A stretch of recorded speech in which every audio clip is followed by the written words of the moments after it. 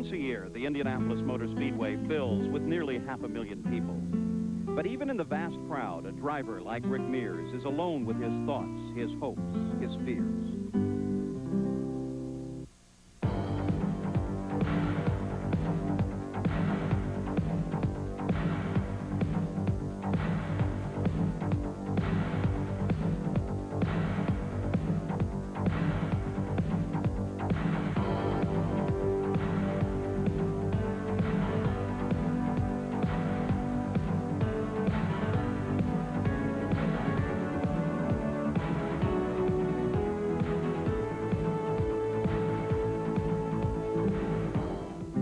At 210 miles an hour, man must be ready for the split-second decisions that determine his destiny.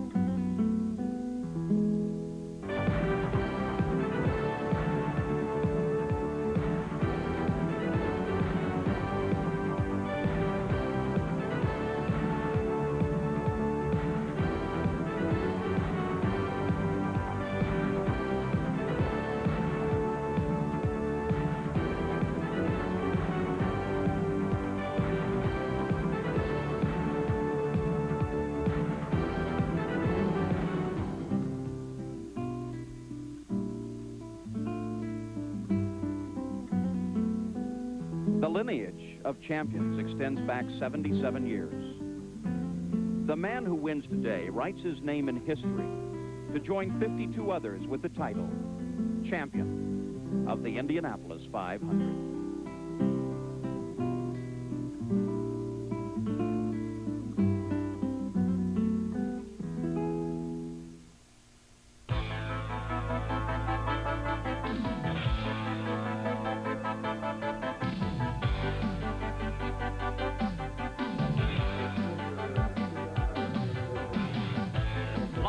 From the world's greatest race course, the Indianapolis Motor Speedway. Today, it's the 72nd running of the Indianapolis 500-mile race.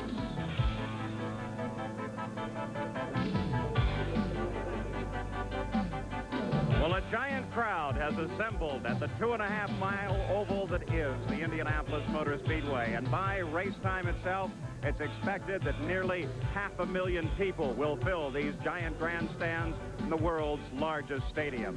Absolutely packed today, all here with the same thought in mind, to watch the 72nd running of the Indianapolis 500. The cars already in position on the straightaway and ready for the start of the 500.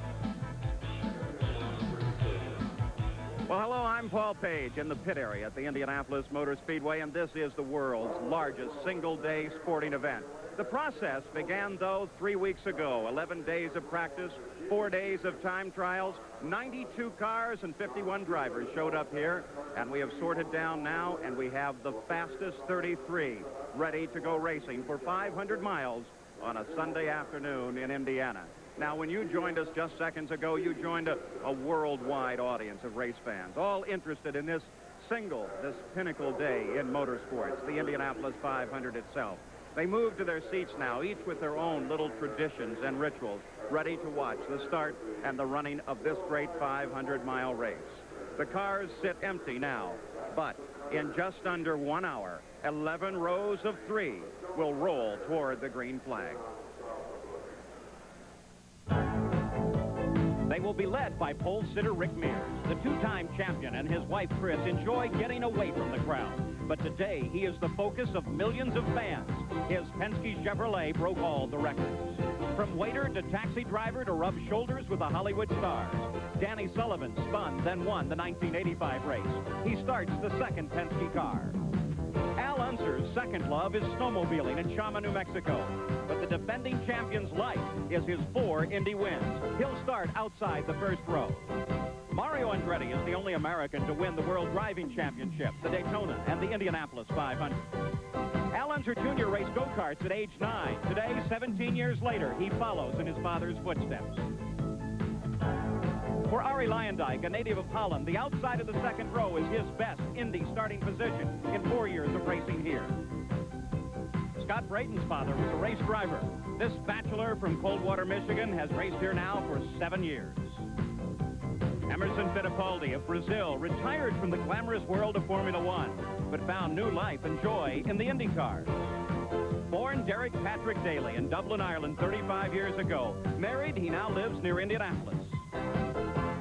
25-year-old Michael Andretti, Mario's son, a reflection of his father's image and skill. Along with his wife, Debbie, Californian Randy Lewis is one of the best salesmen in racing. He holds a degree in marketing from the University of California. Roberto Guerrero, 9 months ago, lay in a coma for 17 days as a result of a crash here in private practice. Kevin Cogan is a newlywed. Tom Sneva, a former high school principal. With little help to finance his team, Phil Kruger works on his own car. At 54, Dick Simon is the oldest driver in the race. Italian Teo Bobby runs his family's mining business. And Jim Crawford and his wife Sheila are expecting their first child. 12 handicap golfer Bobby Rahal, the 86th champion, has never started this far back in the field. Brazilian Raul Boisel is a former show horse jumper. Californian Dominic Dobson is the fastest rookie ever in the 500. Outdoorsman, businessman, grand champion A.J. Foyt starts his 31st 500 at age 53. Billy Vukovich, the first third-generation driver in the 500. And Tony Bentonhausen, the son and namesake of another great 500 driver. Carol Palmroth, the first 500 driver from Finland. Steve Chassie, the only Vietnam veteran in the race. And rookie John Andretti, Mario's nephew. Rocky Moran is also an executive jet pilot. Stan Fox drives one of A.J. Foyt's cars, and Johnny Rutherford in his 24th race looks for a 4th Indy win. Canadian Ludwig Heimrath Jr. starts his second 500. Rich Vogler is the man who bumped 2-time winner Gordon Johncock from the field. And starting last, Howdy Holmes is back for his first race since '85.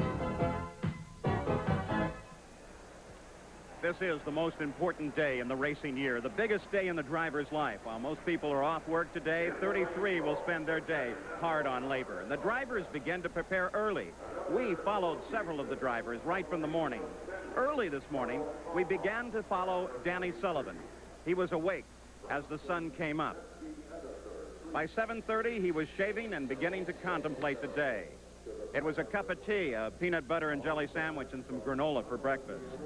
And then, just before 8:30, across to the garage area itself. There he was greeted by his mom, Peggy, who had a bag of cookies for her. And then, Danny Sullivan was alone with his thoughts. But now, live, he's with Brian Hammond. Well, Danny Sullivan is now in his garage, dressed in what today will be his work clothes. Not a suit and tie today, but 3-ply fireproof Nomex. He's going over the game plan in his mind. He's been over it 100 times. And in just a little while, it will be time for Danny Sullivan to put that game plan to task. Paul? Well, right now, we're 38 minutes from the start of engines. In just a moment, we'll visit the winningest team ever at Indy, Penske Racing, holders of the entire front row, and we'll look back on the month of May here at the Indianapolis Motor Speedway.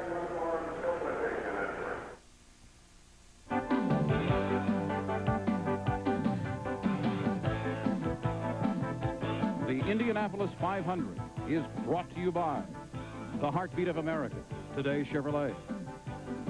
By Micatin, it cures athlete's foot. Step up to the mic. By Miller High Life, brewed to be smooth, never bitter. Takes time to make, time to enjoy. And by Sears, where there's more for your life.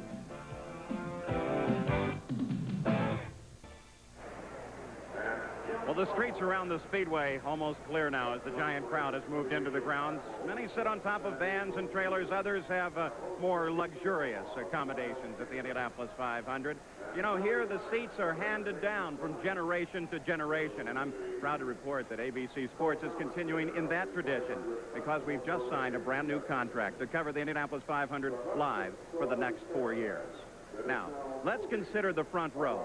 The Penske team. Roger Penske, the car owner on each of those cars in the front row. Consider the positions. Rick Mears on the pole, then Danny Sullivan and Al Unser Jr. Roger Penske is the winningest car owner at the Indianapolis 500. He may win yet today. Earlier, my colleague Sam Posey took a look at this most remarkable man. Winning is a term that I guess manifested itself throughout, our society for a number of years. And it is an indicator. You win or you lose. This was Roger Cyril Penske at the Culver Military Academy. Notice his cap is at just the right angle. The next step was Lehigh University, where he majored in industrial management. His interest in sports cars drew him to racing, and his disciplined, organized approach to the sport made him a winner of major races in the early 1960s. At 28, Roger cut short his budding driving career to enter the business world. He began with a Chevrolet dealership in South Philadelphia. His rise, swift and sure, was built on 18-hour workdays, high mobility via a pair of Lear jets, and a way of looking at things dead in the eye with a total absence of emotion. Today, the Penske Corporation grosses over $1 billion a year. Roger runs the biggest Toyota and Cadillac dealerships in America, the Hertz-Penske Truck Leasing Company, Detroit Diesel, a joint venture with General Motors, the race team, and 2 race tracks. There are other corporate millionaires, of course, and a few of them are involved in racing. But Roger is unique in that he was a racer first and a businessman second. And even today, racing is the thread that runs through everything he does. Well, I think the big thing in racing, they don't wait for you. There's no excuses, and you have to make it happen. If you're at Indianapolis and you're 3 or 4 miles an hour slow in qualifications the next morning, you've got to do something about it. And typically, it's, you don't wait for the phone to ring. You're more proactive, and I think that's kind of the way we feel in racing. There's a lot of follow-up. You're sure that things happen. And typically, those kind of disciplines you don't find in many businesses. If you work hard for something, you're usually successful. The best athletes are the ones that train, that have discipline. The top business managers that I've met throughout the country are the ones that are putting the time in or interfacing, with their people, with their customers. Morning, man. And it works. It's the old-fashioned way, I guess. Hey, nice to see you back in California, huh? Bill at the Hertz-Penske. He leads by example, setting personal standards for effort and commitment which do not go unnoticed by the people, famous or otherwise, that he employs. The amazing thing about Roger is his attention to detail, and it doesn't matter whether it's the race shop, the race cars, the Hertz-Penske, the dealerships, they're all immaculately clean. Everything is perfect. He's, probably as straight a shooter as I've seen in the business. I mean, he's a tough businessman. And, if he's going to make a deal, he's going to make a good deal. But it's usually a good deal for both parties. Even the people that don't have day-to-day contact with him feel his influence. I know Roger's in charge. You can see the difference already in the plant. It was quite pessimistic before Roger took over, and we were all wondering what we're going to do a year from now. But now there's hope for the future. If there's one thing that's essential to his success that Roger himself thinks of as the key, it is Teamwork. Someone said, what'd you think about sitting 3 cars on the front row in Indianapolis? What I felt was how great that was for the 8,000 or 9,000 people that work for us, that it's their cars on that front row, and that would just manifest itself into pulling that whole team together. It's a common thread through our organization. I'm setting standards and goals every day for our people, and this is high profile, and to go out there and fall on your face, I fall a lot harder than most people think when we're not successful. As far as Indianapolis, if we don't go there to win, and we shouldn't go.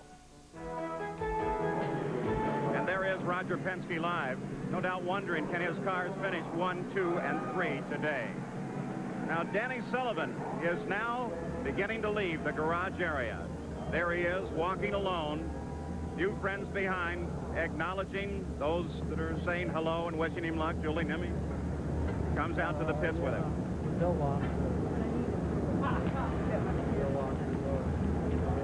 Yeah, how about you? You going out? I came out to see if you need somebody to walk out with. And the other Penske driver, the pole sitter, Rick Mears, still in the garage area and with Jack Arute. And Rick Mears will be following his teammate Danny Sullivan out in that long walk very shortly, as Chris Mears there in the background getting ready to make the walk out with her husband. But for Rick Mears, the countdown continues, Rick, and what is the greatest day in your life, I suppose? Your last-minute thoughts. Well, basically, we're just trying to relax a little bit and stay in out of the heat as much as possible. It's going to be a warm day today and very slippery, so just basically trying to relax, and once we get out there to the car, then we'll start thinking about what's going to happen on the start.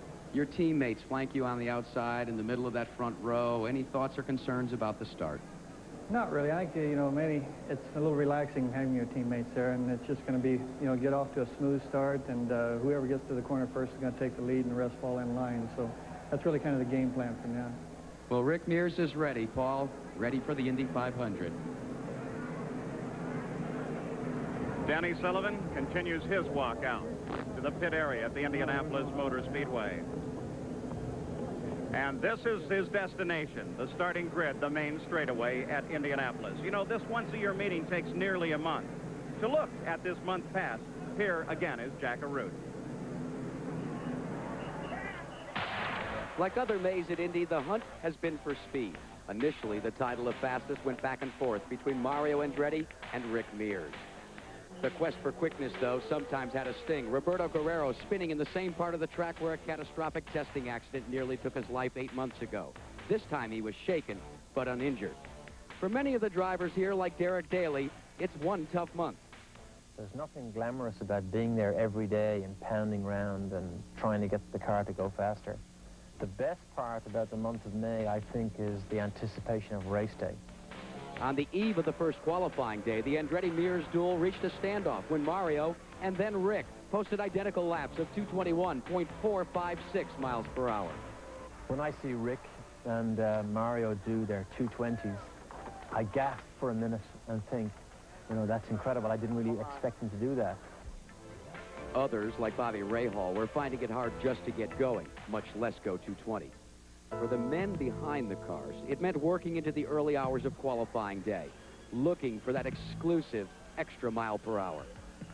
Pole day is a time for huge crowds to bake in the sun and for race teams to make final preparations and hope.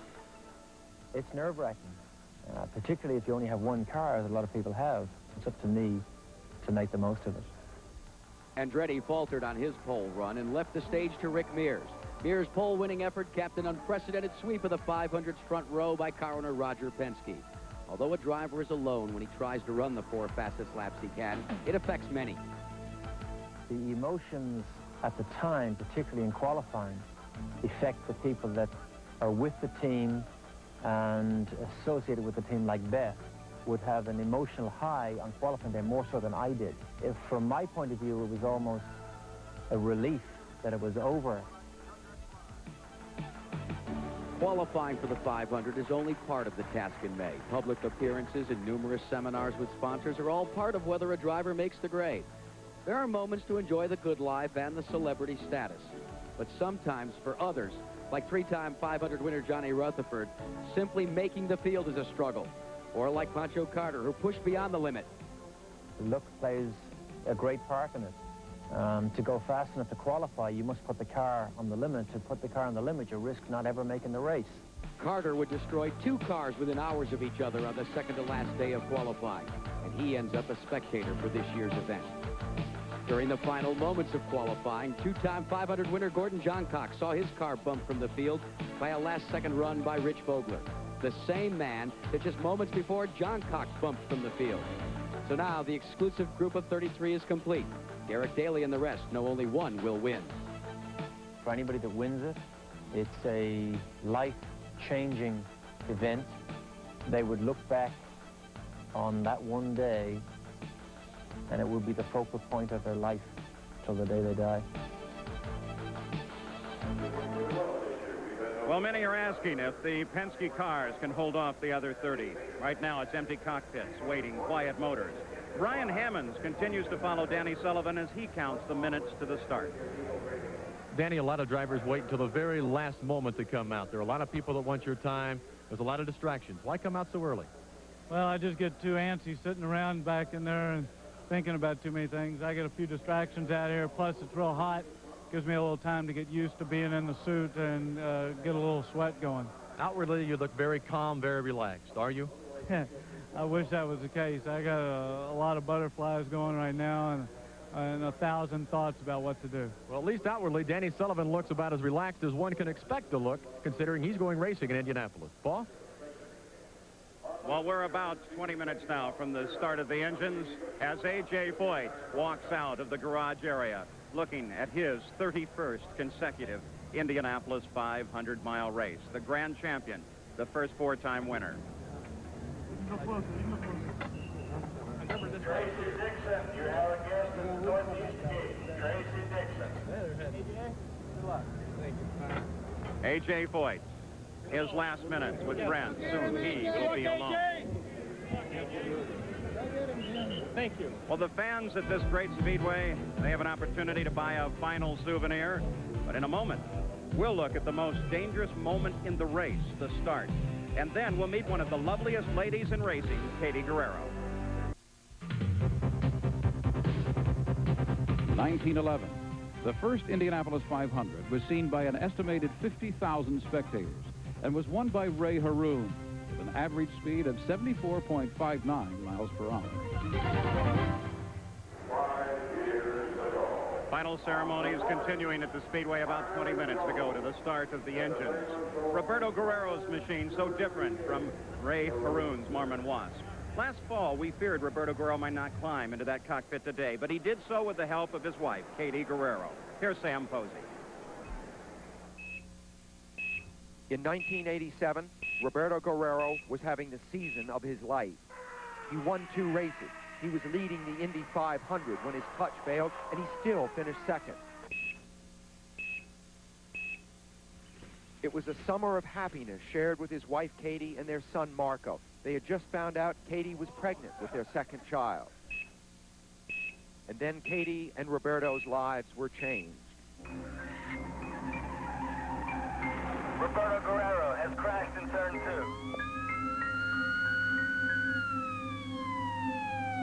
He remains unconscious, still in critical condition. His vital signs remain stable. Best thing that we have to report today is that he began to respond to simple commands. Roberto, I know you can hear me, but don't get frustrated. You'll be fine with time. Roberto Guerrero had crashed during testing at Indianapolis. He would be in a coma for 17 days. It was almost beyond comprehension for me to think that he was there laying there fighting for his life. When Roberto awoke, he learned that Katie had rarely left his side. Doctors credit her presence with helping bring him around. She credits their son Marco. He didn't have a lot of expression at first, but he had the very most expression that he had of all when he saw Marco, which was really neat. Back at home in California, Roberto worked 5 hours a day on a computer to retrain his responses, always looking to the day when he would climb back in a racing car, because for Katie and Roberto, there was never a thought of his quitting. Racing is something that's meant so much to me all my life that I think I would be a miserable person if I didn't race anymore. I just wouldn't be very happy at all. I don't know what I would do. So, you know, for the moment, I guess I'll keep doing it. It's something that he loves so much, and it's something that makes him so happy that I wouldn't take that away from him.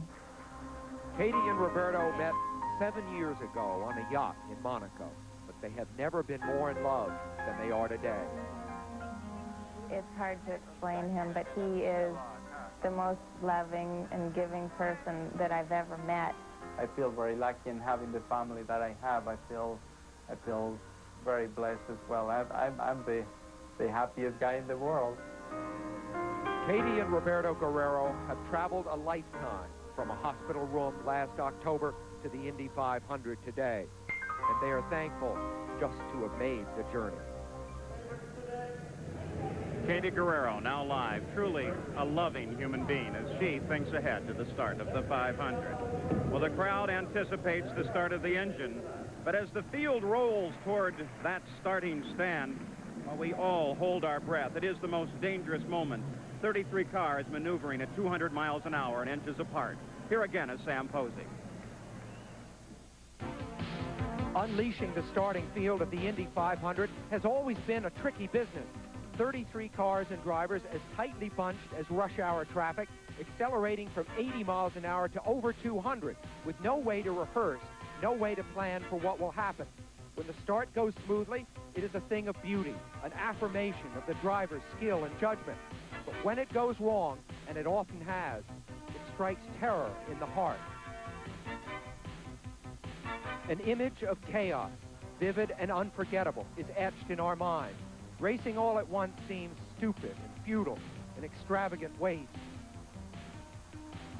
It is not surprising, therefore, that the officials of the Indy 500 have, through the years, done their best to develop a starting procedure that minimizes the risks. Chief Steward Tom Binford described it. I listen to my pace car steward tell me how they're doing. I watch the monitor on TV.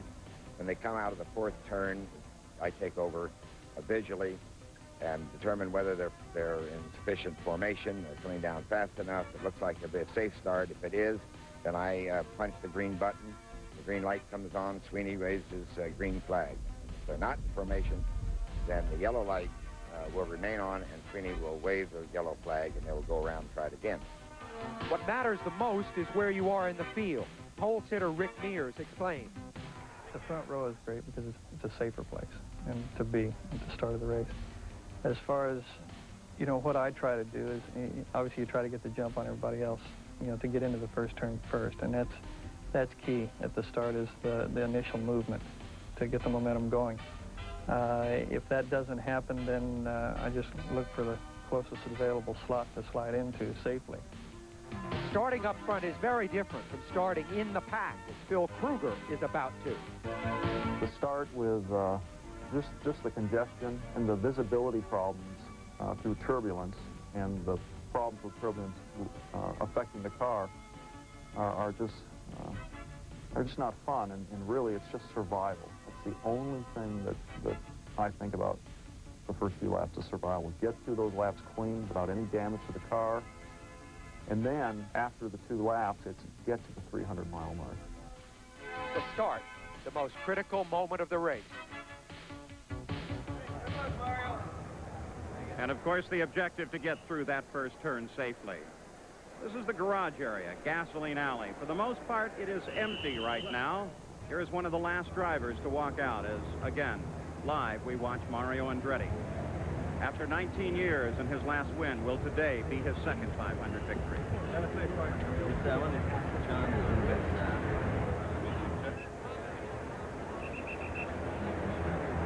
Gasoline alley, leading out to the track itself. Mario hesitates for just a moment. It's astounding how truly calm they appear as they walk toward their cars.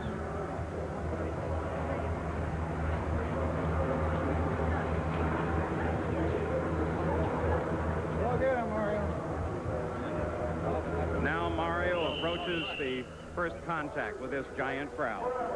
Minutes to go to the green flag as the clock continues to count.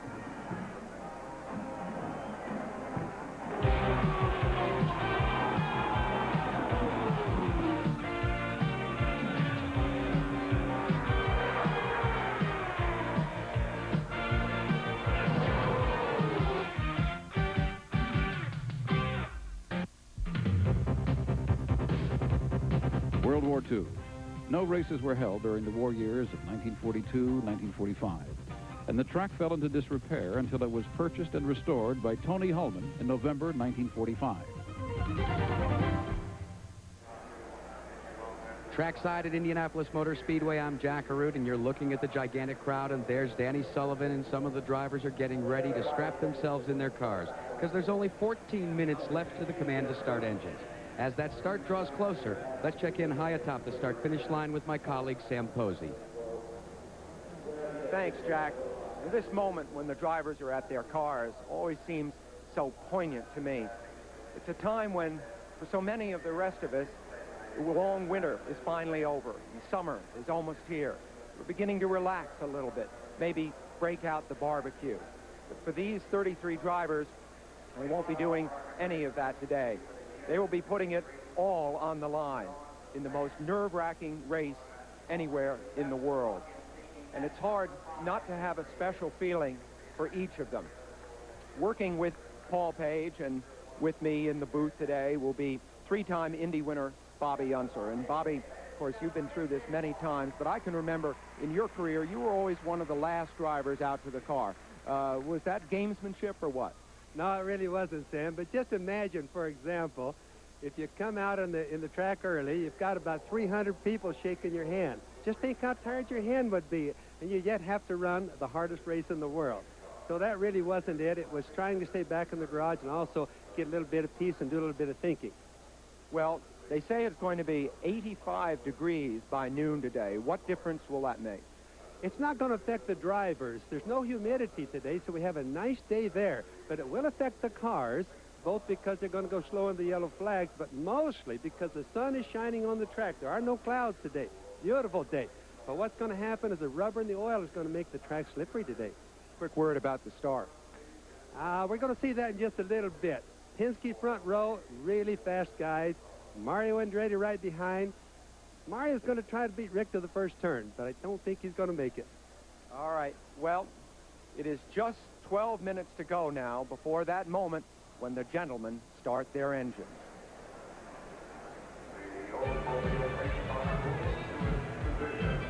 The formal ceremonies leading up to the start of the 500 are virtually unchanged throughout the history of the race. They are part of the great tradition, and they are coming up next.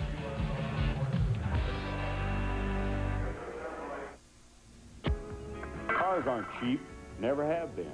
That's why I never take shortcuts with cheap oil and air filters. Give me AC filters every time. AC filters match the original specs on my cars like a nut on a bolt.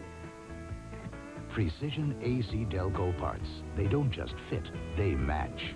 Keep your car running the way it was made to run. Now get up to $780 back on AC filters and plugs. See your retailer for details. Who would you say makes the best personal computers for business? The brand being added by the most major corporations? The one rated highest in performance by computer experts? The one that won the most industry awards? Or the one that's grown the fastest? Hard call, right? Not really. In each case, the answer is compact. It simply works better. Why does Indy 500 winner Rick Mears race on Goodyear Eagles exclusively? Because of the Goodyear Eagle contact patch and how it responds to the track. And why does Oldsmobile choose Goodyear Eagle street radials for the Indianapolis 500 pace car? A major reason is the Goodyear Eagle contact patch, where the car ultimately responds to the road. Goodyear Eagles, because there really is a difference.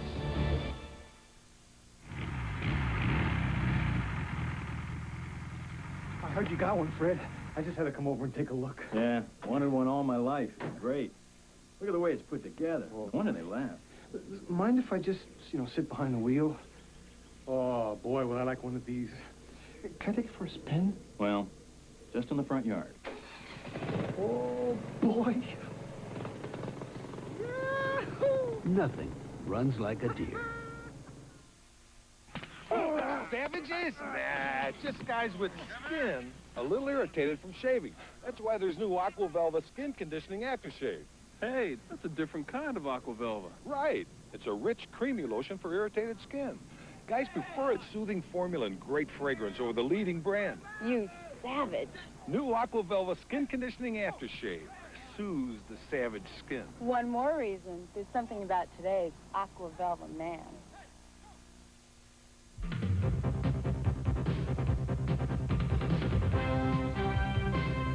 1950. The Speedway entered its fifth decade as post-war crowds streamed into Tony Holman's renovated facility in record numbers.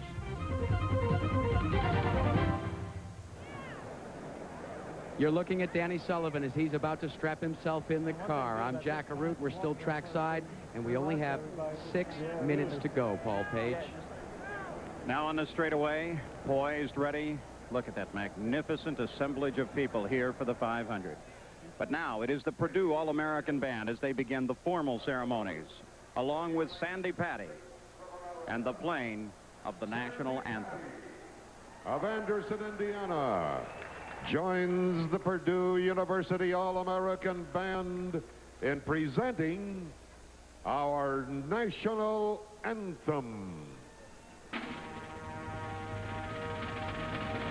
Oh, say, can you see by the dawn's early light what so proudly we hailed at the twilight's last gleaming, whose broad stripes and bright stars through the perilous fight for the ramparts we watched were so gallantly streaming, and the rocket's red glare, the bombs bursting in air, gave proof through the night that our flag was still there. Oh, say does that star-spangled banner yet wave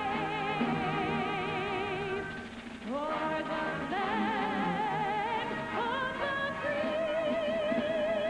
free and the home of the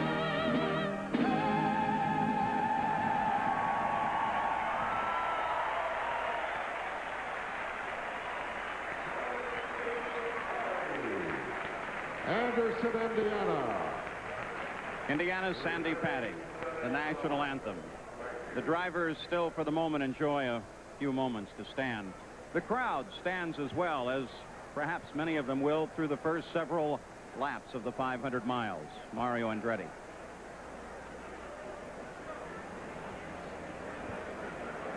Last moments. In just a few seconds, he will strap into the cockpit of his Lola.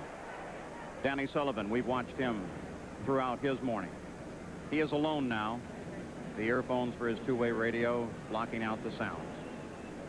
Now back to the straightaway again. The invocation. Now, ladies and gentlemen, if you'll remain standing for the invocation to be delivered today by the Most Reverend Edward T. O'Meara, Archbishop of the Catholic Archdiocese of Indianapolis. Good and gracious God, it is indeed proper that we pause this Memorial Weekend, for it is America's annual remembering time. May we never forget our country's fallen ones. The list of names is long and filled with pain. It includes now sailors who died in the Persian Gulf. Ease the pain of those who survived our country's conflicts. Watch over the men and women of our country's armed forces and make them instruments of peace. And dear my Lord, may we not forget those few Americans who are still so cruelly kept hostages. With their loved ones, we cannot rest till they are free. We ask special guidance for our president and a party first secretary. We long for trust and peace for our two great peoples. More we ask, your protection for these skilled and courageous drivers, their mechanics and their crews, and for ourselves as well. Make us better, because all of us have been together this day. Then see us safe to our homes and continue to bless us with the beautiful weather of this glorious sunshine. Amen. Of course, there is no forgetting that this is the Memorial Day weekend. And now, ladies and it's gentlemen, honored will you here please remain standing? Those who served that America might be free. On this Memorial Day weekend, we pause here in a moment of silence to pay homage to those individuals who have given their lives unselfishly and unafraid to make it possible for us to witness, as free men, the world's greatest sporting event. We also pay homage to those men who have given their lives unselfishly and without fear to make racing the world's most spectacular spectator sport.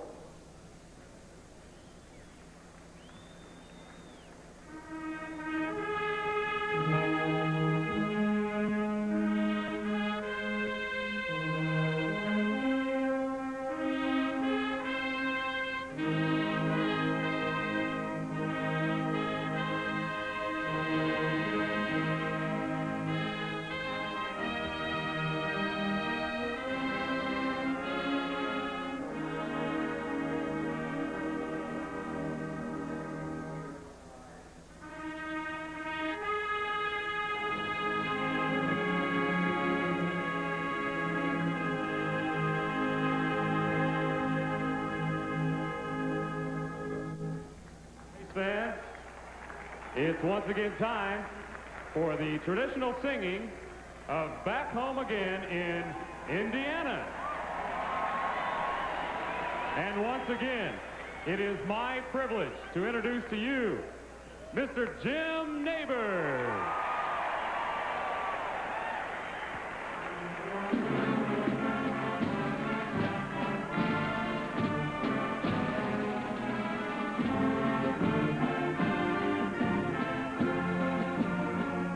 Back home again in Indiana, and it seems that I can see the gleaming candlelight still burning bright through the sycamores for me. The newborn hay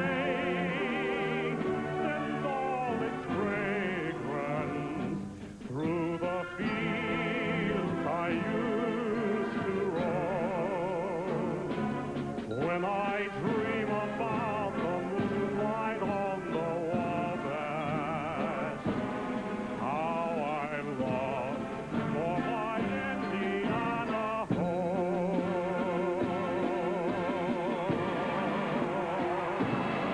As the traditional balloons we switch now to Jim Philippi at the head. And a stream of over 25,000 multicolored balloons drift into the Indiana skies. The final moment is at hand. The crowd remains standing, silent now, anticipating the roar that is about to split the Indiana afternoon. These giant grandstands filled to the brim. The drivers strap in their cockpits now. The crew standing by close and ready, waiting for this last moment.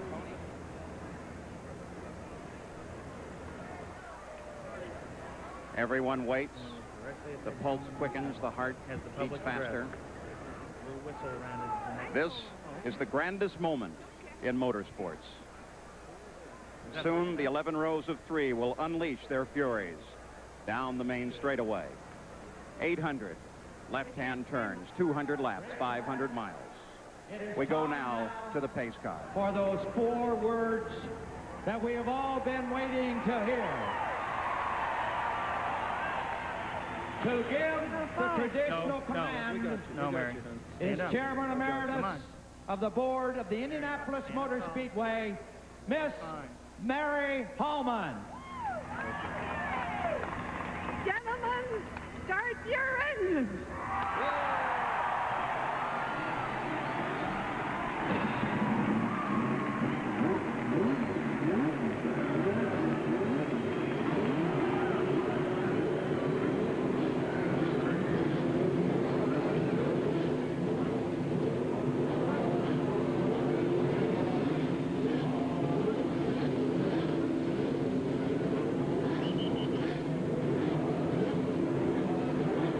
engines are now started on the main stretch at Indianapolis, over 25,000 horsepower. The defending champion, Al Unser, is ready. There's Mario Andretti.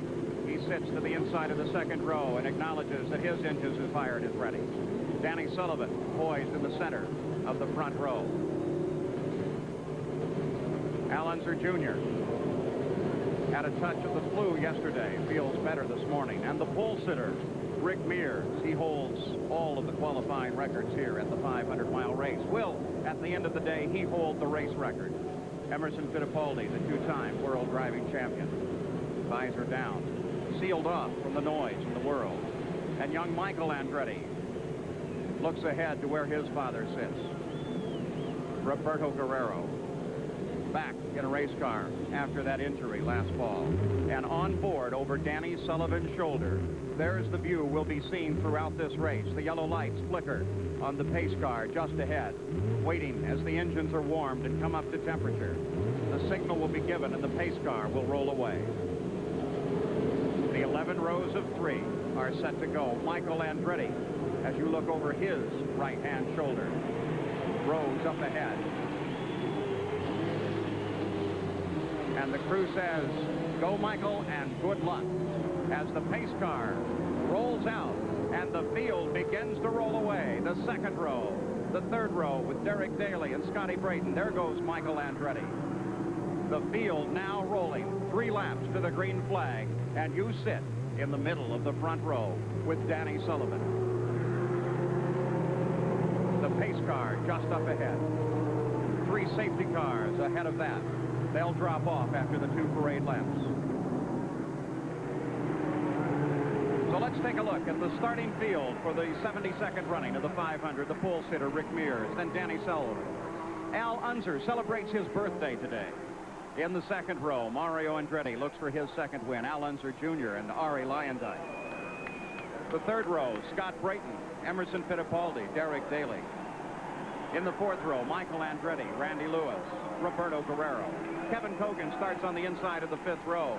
Former winner Tom Sneva and Phil Kruger hopes for a win. In the sixth row, it's Dick Simon, Teo Fabi, and Scotland's Jimmy Crawford. Bobby Rahal, the 86 champion, on the inside of the seventh row. Raul Boisel, and the fastest rookie ever at the 500, Dominic Dobson. The eighth row, starting his 31st race, a 4-time winner, A.J. Foyt. And a rookie, grandson of a 2-time winner, Billy Vukovich, then Tony Bentonhausen. The ninth row, Carol Palmrod, Steve Chassie, and John Andretti. The 10th row is Rocky Moran, a rookie. Stan Fox, 3-time winner Johnny Rutherford. The 11th row, Ludwig Heimrath Jr., Rich Vogler, and Howdy Holmes. The starting field for the Indianapolis 500 as you look backwards from Michael Andretti's car, the camera mounted on the gearbox and underneath the rear wing, looking back to the cars coming up alongside. Randy Lewis and the rest.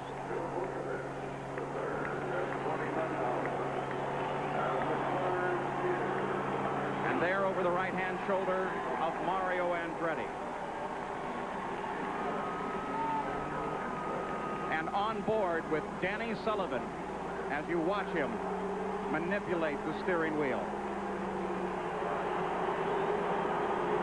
Magnificent onboard cameras here to cover the 500. Let's now go to the pits, Jackaroo. And Roger Penske, you're the only man that has cars on the front row for the first time in history.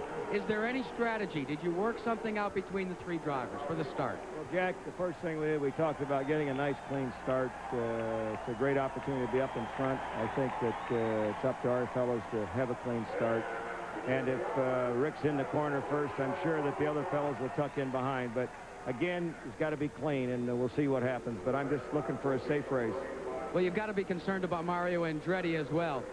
Andretti's going to be real tough today, and he's a great charger. But I think he, even on the start, knows that the consequences that could happen in trying to get in the lead on the first lap are much greater than trying to win the race at the end.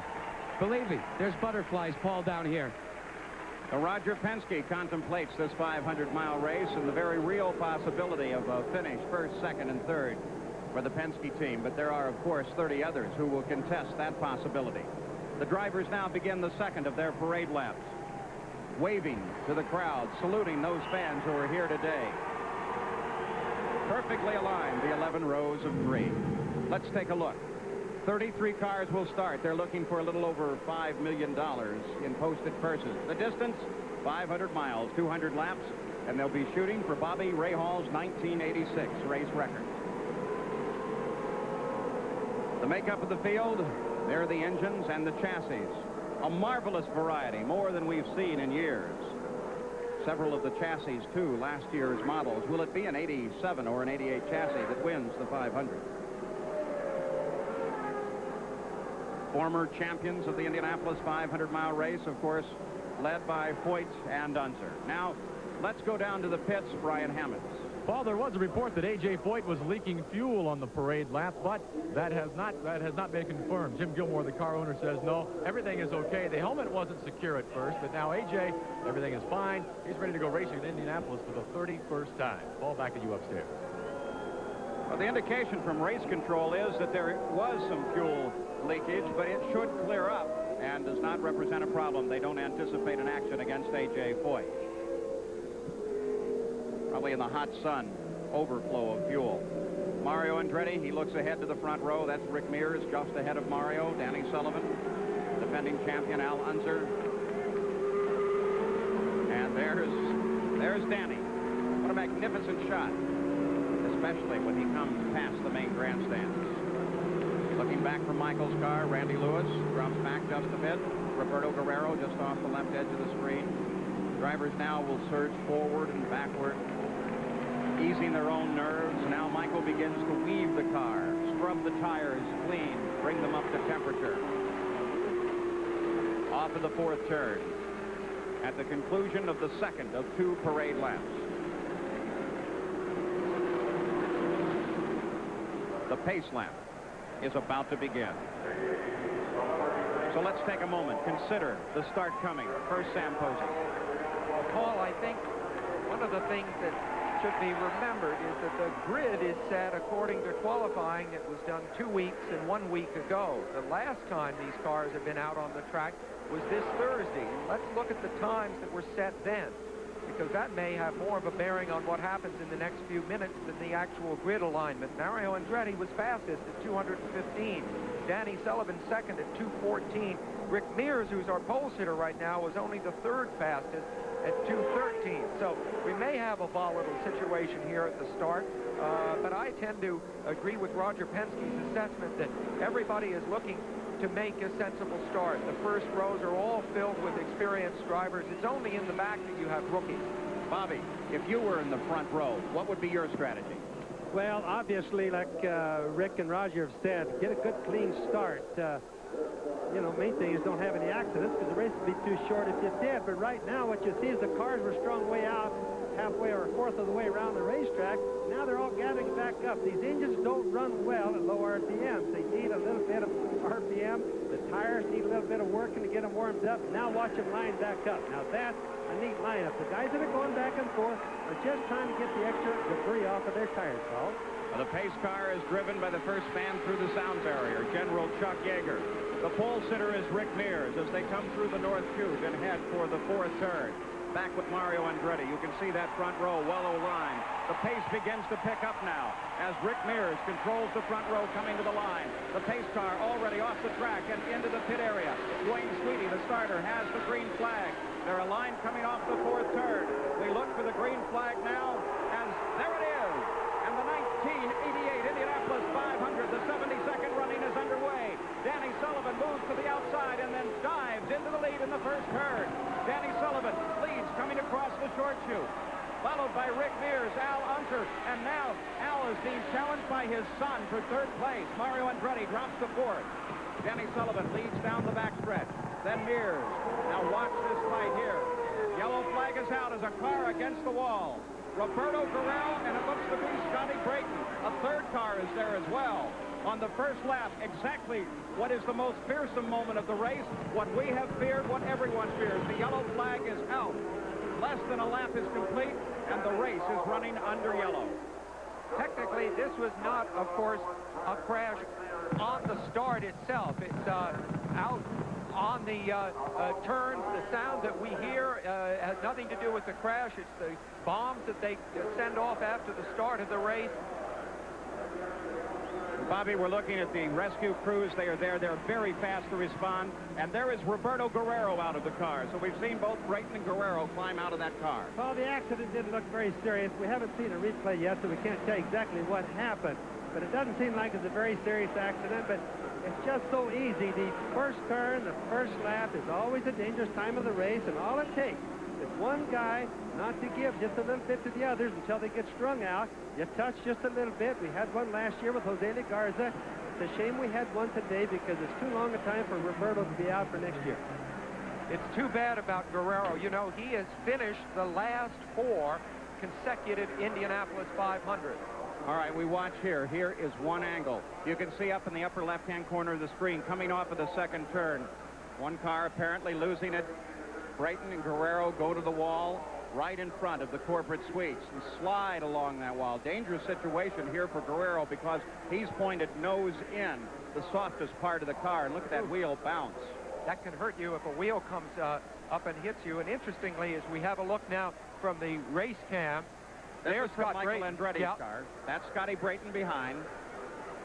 This may be the best coverage. He's already started to lose it. Now he loses it sideways. Guerrero goes high. But that was the wrong direction as Scotty takes Guerrero to the wall. Brayton lost it right on the painted lines, didn't he? Exactly what happened to Danny Sullivan 3 years ago. It's very hard with these cars, especially when the tires are still cold, to go over the paint without losing control. There you see both cars locked up. Not Guerrero's fault at all. He was taken out by Brayton, clear as a bell, wouldn't you say? So perhaps, fortunately, they were not moving at full speed, and that may have kept this from being worse than it actually is. The tire bounces to a stop, and Roberto Guerrero and Scotty Brayton out of the race before one lap is complete. There's his crew. Disappointment is obvious, as the wreckers now at the scene of the accident. We'll be back with more coverage of the Indianapolis 500-mile race after this commercial and a word from our local stations.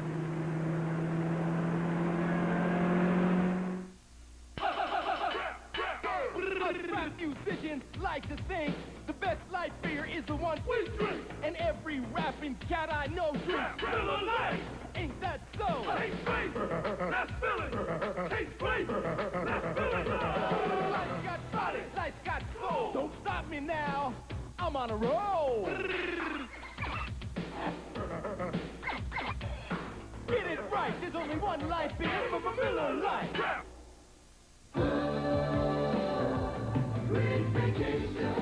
Ah, the joys of getting ready for summer vacation. So much to fit in, so many details to remember. That's why it's nice to know Holiday Inn hotels are always there, with everything you want in a vacation hotel. Now with summer great rates, enjoy it all for only $29, $39, or $49. But get going, rooms are limited. Call now for summer great rates at a great vacation hotel. Friday. An inside look at David Bowie on stage from Sydney, Australia with his 87 World Tour. David Bowie's Glass Spider Concert, Friday. For professional hand striping, visit the experts at Bob Taylor's House of Color. The professional stripers at Bob Taylor's House of Color can give your car a new personality. From simple racing stripes to hot designs, all work is completely guaranteed.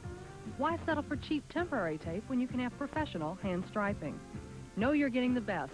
Look for the patented Taylor Star. Bob Taylor thanks you for your business. Call today for an appointment. Bob Taylor's House of Color, 514 Dakota Avenue. Bluegrass Hyundai is out to sell 100 cars this weekend during our Bluegrass Marathon sale. And we're going to stay open until midnight each night to make it happen. Not $99, but $49 a month. You can buy any Bluegrass Hyundai on the lot, regardless of equipment, for only $49 a month. But hurry, the cars with the most equipment will be the first to go. Open till midnight, Friday, Saturday, and Monday. Great fun days. 4520 Shelbyville Road. Join Steve Bergen and Vicki Dortch for Channel 32 News at 6.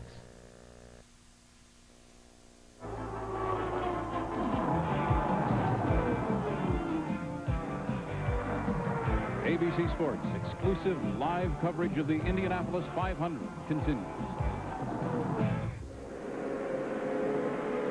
Well, we're we're back at the Indianapolis 500. 3 laps are complete, but they're being run under yellow as a result of an accident that destroyed this car and damaged 2 others. This is Roberto Guerrero's car, and right now his wife Katie is with Jack Arute. Well, Paul, you heard early in our pre-race show that Roberto and Katie Guerrero had traveled a long way to get to Indianapolis, but it's turned out to be a short afternoon with that accident. And I'm with Vince Granatelli right now as we look at Katie Guerrero. And Vince, you've talked to Roberto on the radio, his condition and also what happened.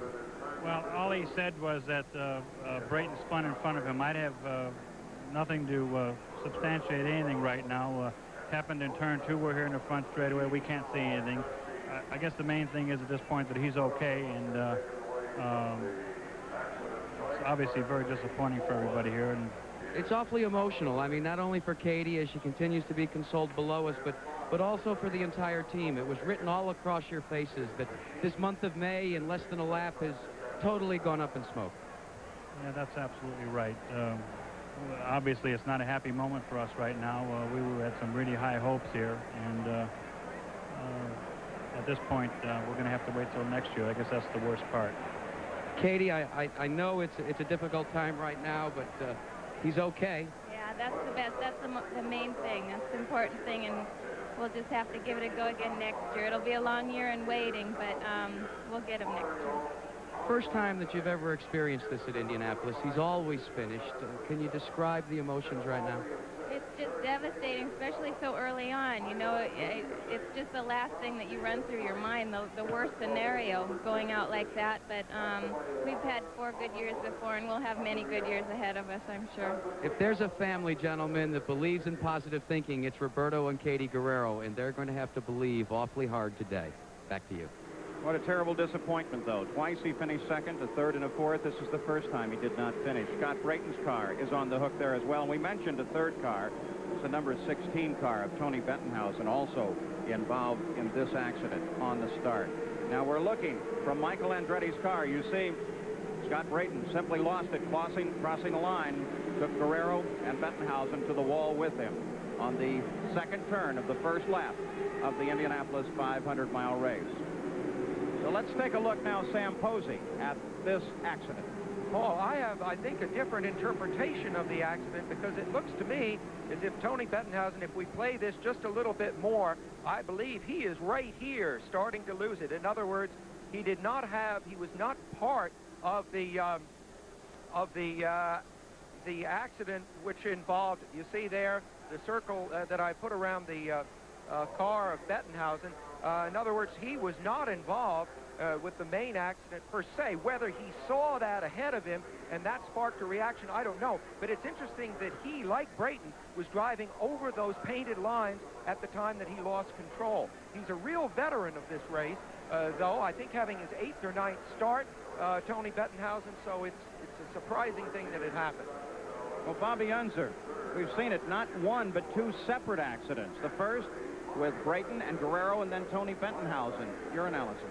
Well, the most likely scenario is there's been some fluids dropped on the pavement, on the racetrack. You can see the other cars, aside from the wreck, you can see the other cars going to the inside of the white line completely, so they're trying to get away from the fluids.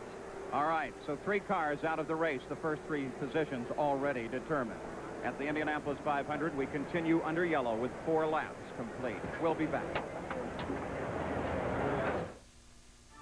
Why does Indy 500 winner Rick Mears race on Goodyear Eagles exclusively? Because of the Goodyear Eagle contact patch and how it responds to the track. And why does Oldsmobile choose Goodyear Eagle street radials for the Indianapolis 500 pace car? A major reason is the Goodyear Eagle contact patch, where the car ultimately responds to the road. Goodyear Eagles, because there really is a difference. I'm pretty good at baseball, but at SLR cameras, I was really green. Then I got Canon EOS, the only autofocus SLR with the green zone. The green zone makes EOS mistake-proof.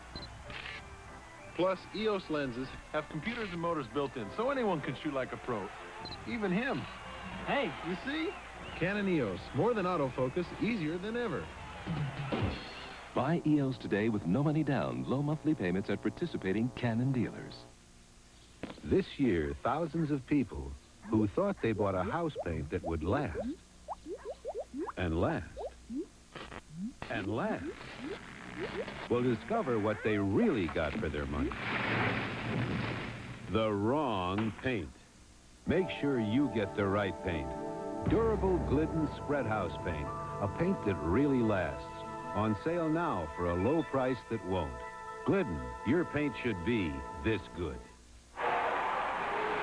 We're back at the Indianapolis 500. Lap number 5, and the green flag comes out once again. The yellow waves at the middle of the first lap, but now we are back racing as Rick Mears challenges his teammate Danny Sullivan going into the first turn. But Sullivan shoots ahead, coming off of turn 1. It is now Sullivan chased by Mears, and then a nice fight developing between the Unser family for third position. Look at Sullivan pull away. Well, everybody always wondered, did Penske have a game plan? If he has a game plan, it's just the opposite of what everybody's thought. Danny Sullivan is racing Rick Mears just as hard as he can, Paul. I'm not so sure. Would part of the game plan, Bobby Unser, be for Sullivan to be the rabbit and try to pull the field away? Well, I really think what happens is they just have zero game plan, and those guys are racing their own race. That's generally the way Roger does it. Danny Sullivan accelerates now. Rick Mears is in pursuit. Down the main stretch at the Indianapolis 500, and you ride in the lead at the Indy 500 on board with Danny Sullivan as he comes through the first turn. What did Sullivan just do? Did he pull one of his tear-offs off his visor to get better vision? Did he wave suddenly to the crowd with a clenched fist like, I'm leading the race? He's given a signal to the pit, Sam, that he understood what they just said. He's just saying, hey, I heard you with his hand. Does that mean that the radios perhaps are not working right? That could be. Radio's not very reliable here, as well as we all know. Here is the battle for third place. The defending champion, Al Unser, his son, Unser Jr., right behind. Well, Al and his dad are really going at it. They have a race just like they were going for the lead. But I think that they're both kind of showing us that they've got 500 miles almost to go yet. Well, we talked about teams and whether or not teams would get together, but what about families? Have these two talked? No, they definitely don't get together. There is no game plan with them at all, or between them. They actually run their own race. And in fact, at times, as we watch their racing, we wonder if they don't run a little bit harder. You're watching the fight for third place. Danny Sullivan leads it, chased by Rick Mears. This is Al Unser, the family Unser. Senior and junior as they fight for third. Now, if you're wondering why Junior doesn't pull up a little bit closer to his dad, one of the reasons is the turbulence that these cars give off makes it very hard to run close up behind another driver. And it isn't until you are determined to make the pass that you close in and really start to struggle in that turbulence. Also, Sam, to add to that, if the car stays up close to the other one, say, for example, 3-5 laps, the engine starts running hot on the car behind because the air is no longer smooth coming back into the radiator. And it's a hot day. I mean, so obviously that is a factor. However, it would seem as if the leaders, at least, are well spaced out, Paul. Right now, nothing volatile here. Everyone content with where they are in the early going. Well, of course, after the yellow flag, they come back to the green flag single file. That gives them an opportunity to string out just a bit, and it gives a definite advantage to the leader, Danny Sullivan. He battled with Rick Mears for just a moment. Now Rick seems to have dropped back. He's about a second and a half behind the leader, Danny Sullivan. Then comes Al Unser as we take a look at a lap here at the Indianapolis Motor Speedway. The guess was they would run at over 205 miles an hour. Let's see if that actually is true, as Danny Sullivan already is on the backstretch of this 2.5-mile oval, 50 feet wide at this point. Sullivan, of course, is celebrating the fact that he has an open track ahead of him, and you see this fabulous view of it and also of the crowd, because he knows that within 3 to 4 laps, we may even see other cars on that main straight looking ahead of him, and he's going to start lapping the slower car. And then this glorious run, leading the Indy 500 out all by himself, will be over and he'll be into traffic. 42.7 seconds. 210 Sullivan. 210-mile-an-hour lap.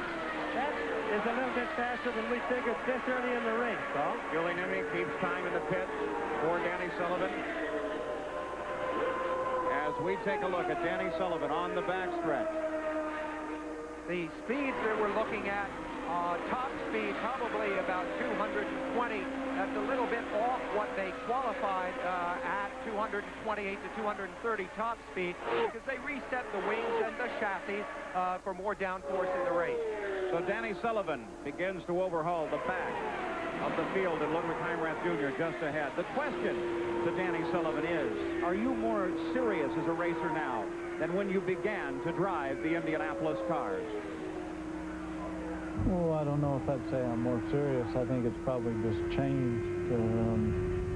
Obviously, at that stage, when you're hungry and you're trying to get to that level where you're trying to gain everybody's respect and win some races and get established, and after you've won some races and won Indianapolis, your hunger is a different kind. You realize what that success means, what it's all about, how great it feels, and you want more of it. But I don't know if I'd say that I'm really trying to establish or become more serious at that level.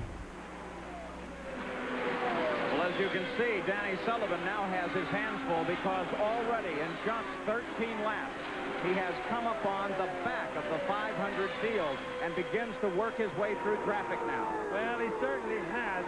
The race, for one thing, is a little bit faster than we expected, Paul, and there's been a little bit of mix-up with Mario not being as aggressive at the start as we thought he might be. Let's go to the pits now, Jackaroo. Paul, a couple of laps ago, you were speculating as to whether there was a problem with Danny Sullivan's radios. We've checked with Derek Walker behind me. He says no. The reason for that clenched fist, it seemed from inside of Sullivan's car, Indianapolis 500 emotion. Back to you.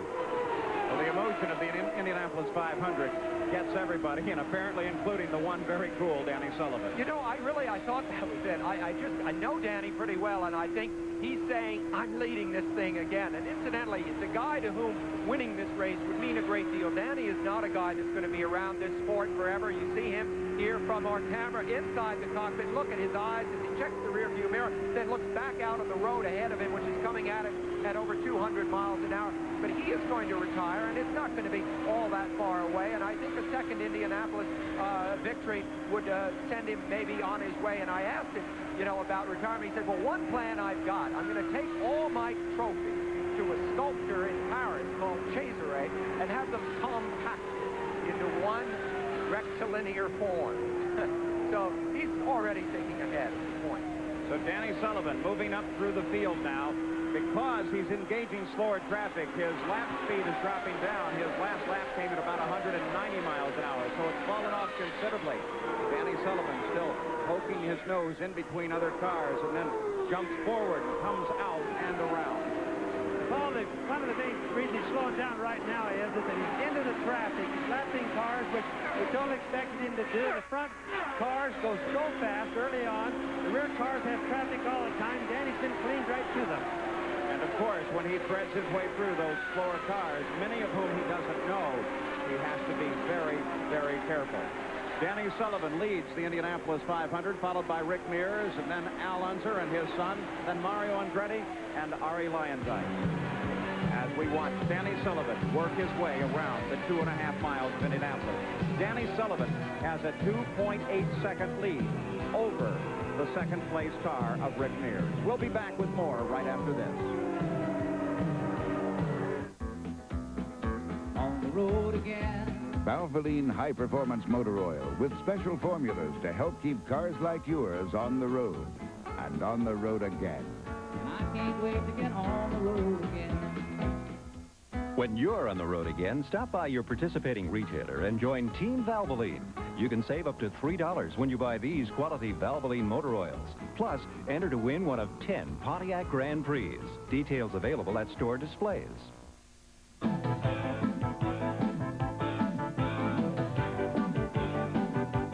The Indianapolis 500 is being brought to you by Goodyear Eagle Tires.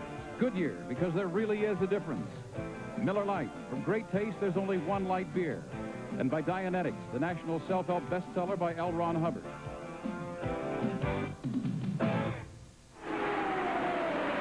We're back at the Indianapolis 500. The fight is for second place. Rick Mears, the first yellow car, then Al Unser, and then his son, as little Al tries to get Dad as they come onto the main stretch now. Slower traffic just ahead, and three drivers who are brilliant at holding on to that traffic just ahead. Little Al drops back just a bit. Big Al closes in on Rick Mears. A tremendous fight for second. Boy, that is a fight. And here's Mario coming up behind. We're having a better race early in the race than I've seen in a long time, Paul. So we're watching second, third, fourth, and fifth. Mario Andretti just off the edge. That white car off the edge of your screen as the front of the field begins to close down. In second place, and here comes Al trying to come past Rick Mears, and Little Al tries it as well.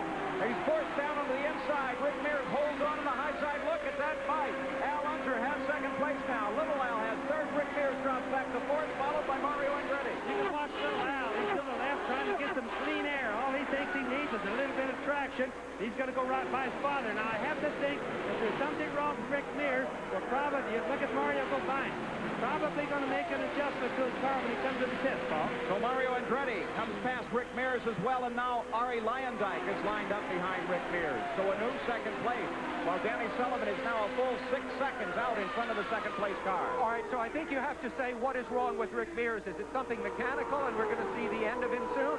Or is it something in the handling? They just didn't guess right for today. And I think if it's that, and you see Roger Penske, he is in communication with Rick. Then when the first pit stops come up and they're not far away, then we'll see the first of the changes to Rick Mears' car. And if there's anybody out here today that's good at knowing what's wrong and what to do about it, it's Rick Mears. All right, what could possibly be wrong with Rick's car? Let's go to the Penske pits and Jack. Well, there's a lot of activity here in the Roger Penske-led pit for Rick Mears. What they are going to do is they are going to adjust the handling on the car, and they may very well bring him in the next 5 laps. There are what is called a wicker bill that goes on the wings. Well, they'll make some adjustments to that, possibly replace one to try and get better handling. Things are going to get hectic here in just a moment as you change 4 tires, add 40 gallons of fuel, and try to do it in 18 seconds, as well as readjust the handling on the car. Let's go back to you. We watch Mario Andretti as he chases down Rick Mears. Now, the wicker bill, Bobby. You actually helped develop it. Let's explain it. Yes, that's a little tab. It goes on the back of the wings, either the rear or the front wing. And what it does is it generates about a third more energy by having them on, but it does hurt straightaway speed. So what they do is a trade-off. Sometimes they make them as small as they can go to have a little bit more straightaway speed. So Rick Mears, for a moment there, bobbled the car coming through the first turn. Mario caught up behind traffic now as he continues his pursuit. And you know, all month it was Penske this, Penske that. People thinking that the Penske team would just pull out all 3 cars almost abreast of each other and pull away from the field. My point has always been, this is the Indy 500, where the unexpected has to be counted on. And as you can see now, the Penske team is already in bad trouble with their lead driver, Rick Mears. Carry it further, the Indianapolis 500, where the unexpected is commonplace. Now, let's go down to the pits. Brian Hammonds is back at the hospital. Brian? Paul, the news is good back here at the infield hospital. All 3 drivers, Scott Brayton, Tony Bettenhausen, and Roberto Guerrero, all have been checked out here at the hospital. All 3 are okay and will be released from the infield hospital here shortly. Paul, back to you. Well, there couldn't be better news. There you see it, the Hanna Emergency Medical Center. Dr. Henry Bach and his staff keeping track of these drivers. It is mandatory that whenever there is an accident, they go to the hospital despite how good they say they feel. A footnote. As we watch Mario Andretti as he makes the challenge now, but Rick slaps the door shut. A footnote, of course, to Guerrero's crash is that it happened within about 150 feet of that crash last September, which put him in the hospital unconscious for 17 days. So there's a part of this racetrack that Roberto Guerrero is not having much luck with. So Mario Andretti now begins to move in a battle for 6th place. He comes around Rick Mears and picks up the 6th position. Fights all at the front of the field right now as Mario Andretti begins to make his move. You're on board now, looking over Mario Andretti's right-hand shoulder through the second turn. Slower traffic just ahead. He should be able to handle that rather quickly, and right behind, Rick Mears continues to try and keep up. So at the Indianapolis 500, it is Danny Sullivan that leads. And Mario Andretti has begun his move, but Danny leads by 11 seconds. We'll be back. Me mind on fire, me soul on fire, feeling hot, hot, hot. Yes, sir! Hot, hot, hot. The temperature's rising, and nothing beats the heat better than an ice-cold, great-tasting Miller High Life, Miller Lite, or Miller Genuine Draft. So make sure you stock up now, because it's getting awfully warm out there. And look for Miller's Triple Take offer. We've got a deal on a cooler that's... All right, where's Joey? He should be back by now. Here he is. Let me explain something, kid. The winner here can take home $500,000. I know. You win with one battery. That's not it. Since 1971, more Indy winners have started with the same Sears Die Hard you can buy for your car than with any other battery in the world.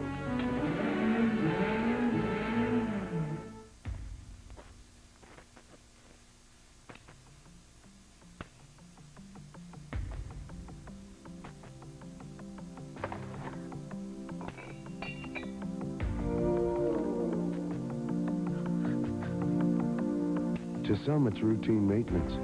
To others, it's an act of love. If you truly appreciate fine machinery, you protect it with Purolator filters.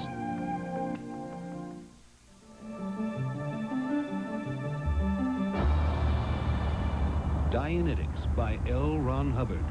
A fresh look at today's problems. Buy your copy wherever paperbacks are sold.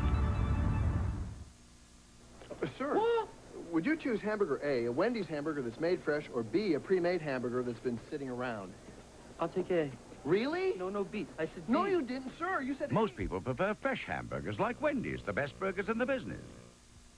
Saturday on ABC Sports. Roll into action with the Showboat PBA Doubles Classic. Bowling's best team up for the finale of the Pro Bowlers Spring Tour. Then on ABC's Wide World of Sports, it's non-stop excitement. Olympic medalists Brian Boitano, Debbie Thomas, Katerina Witt, Brian Orser, and Bestyamanova and Bukin cut loose. The pressure's off and they're on for a spectacular night of Olympic champions. Plus the mini marathon from New York City. All Saturday on ABC Sports.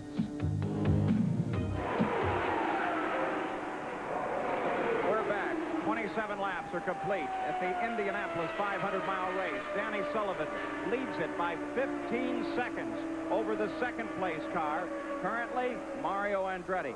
As Danny Sullivan streaks down the main stretch in the pits, Rick Mears heads for the Penske team and some Penske service. Now, will they be going for a change in the aerodynamics on the car? There's Rick Mears. The crew goes to work, led by Peter Parrott. No movement at the back of the car yet that I see, Bobby Unser. Maybe they're not going to. They're going to change the front wing. What they're doing, Paul, is changing the stagger on the rear tires. That will have a lot to do with the way it handles, and they made an adjustment to the front wing. So an adjustment to change the aerodynamics on Rick's car. Now, this car, number 6, Mario Andretti, they have displayed the black flag to him, and you can see the reason. He's spewing some vapor at the back of the car. That's oil, Paul. Anytime it comes out blue, that's definitely oil. We just can't tell right now whether it's a transmission or the engine. Bobby Posey, what a devastating blow. Oh, absolutely. But I just want to quickly make the point that Mario Andretti is running a Chevrolet engine, as are all the leaders in this race right now. Chevrolet engines have only once completed a 500-mile race. That one, a less demanding race on the engine than this one. So there's a big question mark. All the Penske cars run Chevrolets, Mario, Little Al, and if it's a problem that might strike the rest of them, this race could be turned upside down in a hurry. Okay, Sam, but just one quick note on that. The smoke is coming out awfully low. That's normally where the transmission, so it may be the transmission instead of the engine. Usually it comes out of the turbocharger, the engine, but not always. Let's see. So Mario Andretti stays out. The smoke gets worse. Al Unser Jr. But look at this. As he comes along, Little Al, he accelerates strongly. So either Mario is not aware. Here comes Danny Sullivan, the leader of the race, as he rolls into the pits. Second place. Will go down, take over the lead, and that's Mario. Let's go to Jack. Well, Danny Sullivan comes to service with the Penske team, and they go to work, adding 42 gallons of methanol fuel. Sullivan looks over to Derek Walker, his crew chief, for any hand signals as to how the work is going. They've checked everything over, and it's a very quick stop. He's off and away. Back up to you.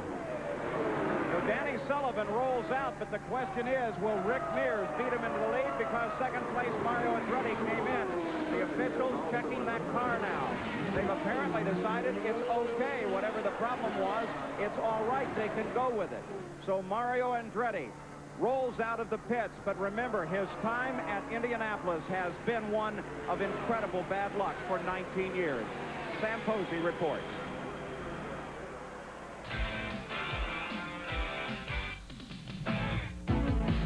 This is a tale of frustration and dashed hopes that begins, strangely enough, with victory in the world's biggest race.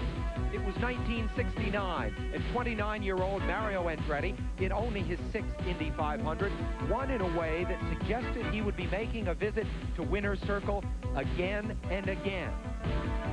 But he never has. Listen to some of the reasons he's broken down.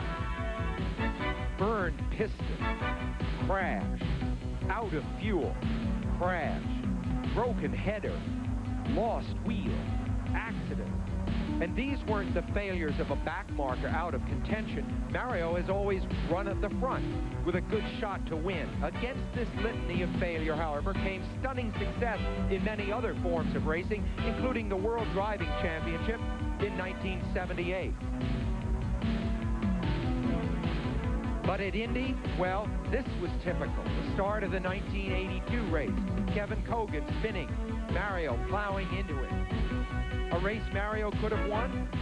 His teammate Gordon Johncock did, and Mario had been faster than Gordy all month.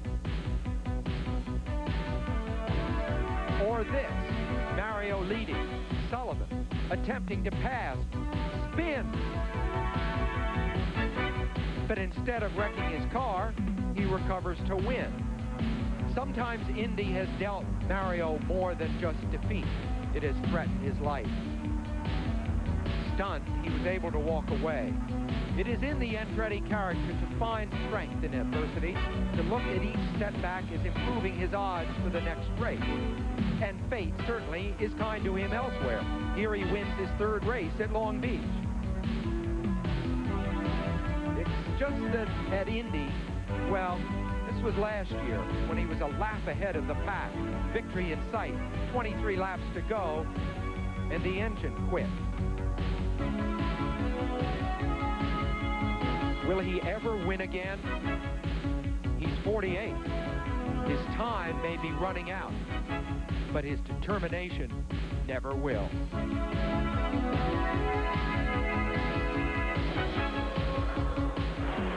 Mario Andretti back on the track. Al Unser, who was the leader for the moment, and a car with a problem on the pits as the yellow flag comes out. Looks the yellow like flag Sneva. comes out. Looks like Tom Sneva. Tom Sneva, the former Indianapolis champion. And what a terrible situation this is. Sneva started 14th. He moved up to 1st place, was coming for the pits, and smacked into the wall.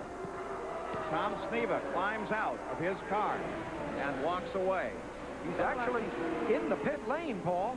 He certainly is. Bobby Unser. Well, that's most likely, you know, it's very rough coming into the pits here, and he most likely came in just a little bit fast. And we haven't seen the replay yet, but the cars have a tendency. We've seen Foyt spin coming into the pits, so it isn't that it's hard to do. You know, part of the problem is that the pit road is very rough, and also they're so accustomed to running fast. Now watch. Perhaps we can see here what happened to Tom Sneva. He actually lost it coming off of the 4th turn, tapped the outside wall, and spun down into the pit area. Look how lucky he was not to hit the end of the pit wall on the right there. He was very lucky on that, Sam. He almost hit that, but he clipped the outside wall, came in, hit the inside wall, almost hit the pit wall there. So Mario Andretti in the pits. They continue to work on his machine, so obviously that situation a little more serious than originally reported, but we can get an update from Brian Hamlin.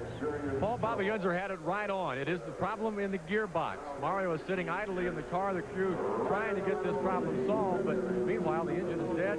Mario is just waiting helplessly in his pit, so it's a serious problem. Paul?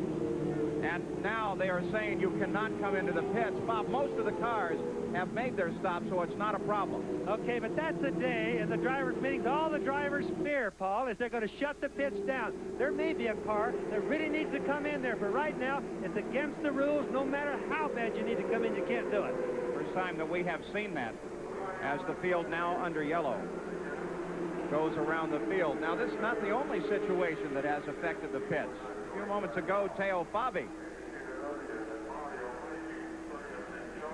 Fabi in the Porsche engine car, of course. Oh, look at that. A wheel. Dangerous situation here. That wheel carries a great deal of inertia. Fortunately, it stopped right there. But what I don't understand is the new rules require that all these wheels are locked on the cars. Now, that was coming right off the pit stop itself. Perhaps the lock just didn't engage. Well, we haven't seen that yet. Most likely it wasn't just that the wheel nut was left loose. It's probably going to be that something broke right on the outside part and the whole hub came off. So the Porsche-powered machine of Teo Fabi, it is a march. They push it back to the pits, and perhaps they can get it back into the competition. We are under yellow once again at the Indianapolis 500. Listen to the heartbeat of America. It's the rhythm of the moon. It's the pulse of the street. You don't have to spend $1 million to look like you did. Just catch the brand new beat, the all-new Chevy Cavalier. The heartbeat of America. But today, Chevrolet. Quaker State. The big Q stands for quality. The engine in the new Quaker State Porsche IndyCar develops 750 horsepower, so it takes an oil this good to protect it. At 11,000 RPM, engine temperatures soar to 800 degrees. Quaker State's advanced QSX formula is proven to run clean for unbeatable protection. And the Quaker State that protects this engine on the track is the same Quaker State you buy right off the shelf. Quaker State. The big Q stands for quality. Always has, always will. There's no office politics here. Now, when something opens up, I know I'll get a fair shot. Union, yes. I'm taking time off for my baby. And it's good to know my job will be safe. Say union, yes. Imagine the questions our kids will have when they start to work. The world is changing, and our unions give us a voice in how things change. America works best when we say union, yes. Who makes the best personal computers for business? When you rank different models, a startling pattern emerges. The most powerful PC in the world, the most powerful portable in the world, and the most powerful mid-range PCs in the world all have one thing in common. They come from the company whose annual sales reached $1 billion faster than any other in history. Compaq. It simply works better. Saturday, Olympic greats including Brian Boitano, Debbie Thomas, Katarina Witt, Brian Orser, and Elizabeth Manley dazzle on their sold-out tour. Be in the audience for standing ovations at a night of Olympic champions, plus the mini marathon from New York City. All on ABC's Wide World of Sports, Saturday. We're back under the yellow flag at the Indianapolis 500. 37 laps are complete. Danny Sullivan, through a series of pit stops, is once again our leader. And Ari Lyondike being recorded now in second place. We mentioned he was moving up through the field. Great deal of confusion out there for the teams as the several incidents have slowed this race down, brought the average speed down to 144 miles an hour and under the yellow flag at the moment. That is a result of Tom Sneva's incident coming off of the fourth turn and hitting the outside wall than the inside pit wall. Here's the order at the moment. Danny Sullivan leads under the yellow, followed by Lyondike, and then the Unser family, junior and senior. Jim Crawford, that Buick-powered machine, moving up into the top of the order. At the Indianapolis 500 under beautiful blue skies today. Temperature expected to go to 85 degrees. Tomorrow night, it's the season premiere of ABC's Monday Night Baseball. 4 of baseball's top teams square off when the Los Angeles Dodgers battle the first-place New York Mets, or the New York Yankees take on the front-running Oakland A's. Check your local listing for the game in your area. Action begins live at 8 Eastern tomorrow night and only on ABC Sports. So as we take a look at the first 37 laps of the Indianapolis 500, leadership has changed twice here, though Tom Sneva came very close, about 500 yards away from being scored as the third leader, and then hit the wall. 3 lead changes as that battle is seesawed in the front. And so far we've had 2 yellows. We're still under yellow, completing our 10th lap of yellow flag. Average speed way down right now owing to those yellow flags. Out of the race, that first lap accident, Guerrero, Brayton, Bentonhausen, Stan Fox is out of the race, and of course you saw the accident of Tom Sneva. No cause given for Stan Fox's retirement at the 500. Interesting point. You see 4 out of the 5 guys that are out of the race are out because of crashes, and yet no one has been hurt. Good point about the strength of the car. Let's go to the pits, Jack. Paul, you're looking at a transmission very similar to the one that put out Mario Andretti out of this race. Well, this transmission has put out the gentleman that we were traveling with all month, Derek Daly. Derek, a tough way to end a month, is it not? Mechanical problems? It's such a shame because our plan was perfect. Emerson was actually holding me up for a while, but I was content to sit there because I was still as quick as Mario and Lyondike. And then out of the blue, we had a transmission break, and it's just, that's life in the fast lane. You talk about the scope of the Indianapolis 500. We understand you had a family reunion back in Dublin watching this show live today. I had 18 people in the front room at my home, and I'm fine. The next good day is on the way. Let's talk about track conditions very quickly. They seem to be unbelievably bad. They are more slippery now than we've had all month here. Obviously, not just because of the heat, because of the humidity. Several times I was on the brakes just to balance the car because the understeer was so bad going in, but it's the same for everybody. Everybody's going to have to cope. And yet it doesn't seem as if it's affecting Danny Sullivan as badly as some of the others. I think Danny's running in clean air, and when Sneva ran behind me by himself, he was very fast. When he got up behind me, he wasn't anywhere near as fast because of the dirty air. So Danny's got an advantage running at the front. Well, Paul, it looks like we're going to get back to some action. Let's go back up to you. And let's ride with Danny Sullivan as you look over his right-hand shoulder, coming to the 4th and final turn, leading onto that long straightaway. Again, the green flag from Dwayne Sweeney. And again, we are racing at the Indianapolis 500-mile race. Rick Mears, right behind him, is being scored at the moment as 1 lap behind the leader. So Danny Sullivan well out in front. Bobby Unser. Well, they're having really a go at it. Rick, if he is in fact a lap behind, which he apparently is, Paul, is trying to get by Danny so he can make up that lap, and then on another yellow he could. And there's our second place, Harry Lyondike. Now, he's really been going good today. Nobody's seen him much, but he's really been hauling. Harry Lyondike from the Netherlands never won a race in the Indy cars, never at Indianapolis, but this could be his day. He certainly is due. The reason Rick Mears is a lap back, he made a second pit stop, presumably to try to correct the handling. And it's interesting now with, well, only one of the Penske cars out front, that the strategy of sheer numbers, which is the Penske organization philosophy, the idea of basing their approach on scale, is paying off at this point because they need all the cars that they have got. And it's interesting. A lot of people say, well, Roger can do this because he has so much money and he has such a big organization. But it's really the other way around. He spends this much and he approaches it in this way because he knows that the nature of racing at Indianapolis is exactly like what we've been seeing, which is unexpected things. You need a lot of guys out there. So Ari Lyondike running in second place right now, and look at how good that machine handles as he battles with Bobby Rahal. Yes, and Bobby Rahal. Normally we look at Bobby Rahal as leading these races, but now you see Ari Lyondike just really working on him hard, and there he goes by. Rahal has not been quite as good so far this year. You're on board with Bobby Rahal. Looking ahead, his strap is what you see flapping around at the edge of that cockpit. That's the bottom of the helmet, the little strap that goes up and holds his helmet. It's not a factor. It's a very light piece of material, Paul. Yeah, the point is his helmet is held on. This isn't danger for him. Well, here is a fight for third place right now. The family Unser continues their battle. Al Unser Jr. and his dad. It is Al Unser that is in front at the moment. Battle for third place. Everybody's finding it difficult to get by Bobby Rahal, so he must be a little bit. There's a shot of Little Al and Big Al in the back of Rahal. That's a beautiful shot, Paul.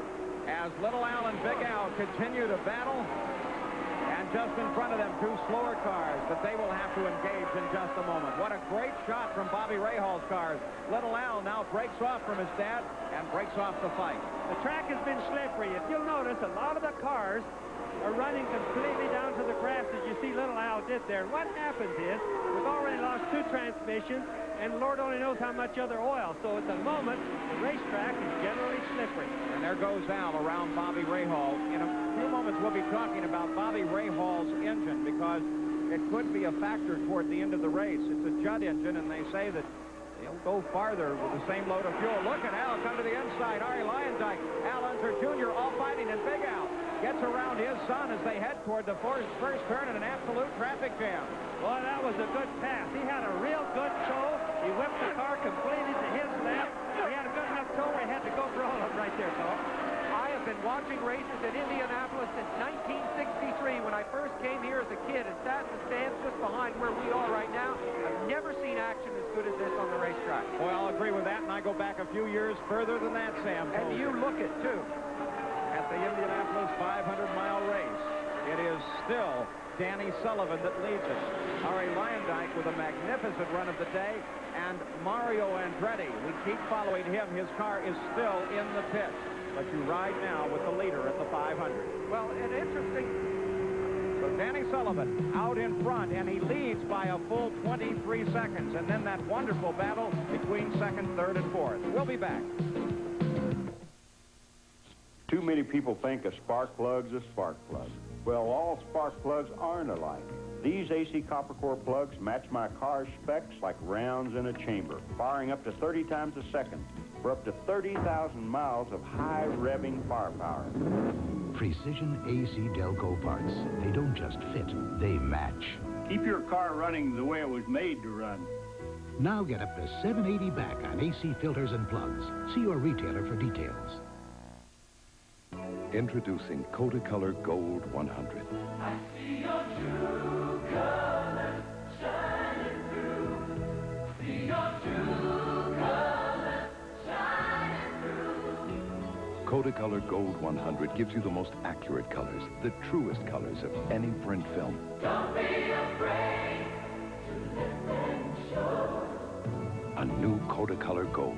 Your true colors. Where's Charlie? So how's your new lawnmower? Great. I've wanted a John Deere all my life. Out there first thing this morning.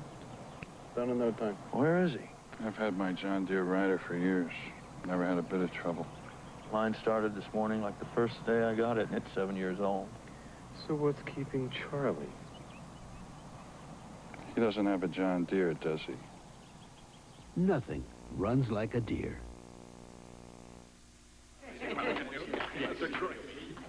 Somehow there's got to be a cure for athlete's foot. Hey, step up to the mic. Mike? Micah, this cures athlete's foot. It's got something the others don't. Myconazole. There's nothing more powerful.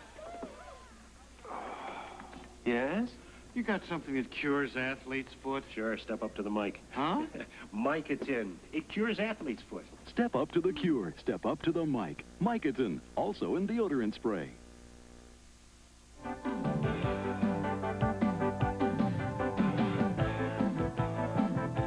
The Indianapolis 500 is being brought to you by the Heartbeat of America, Today Chevrolet. By Quaker State Motor Oil. The big Q stands for quality. Always has, always will. By Miller Lite. For great taste, there's only one light beer. And by AC Delco. Automotive parts that don't just fit, they match.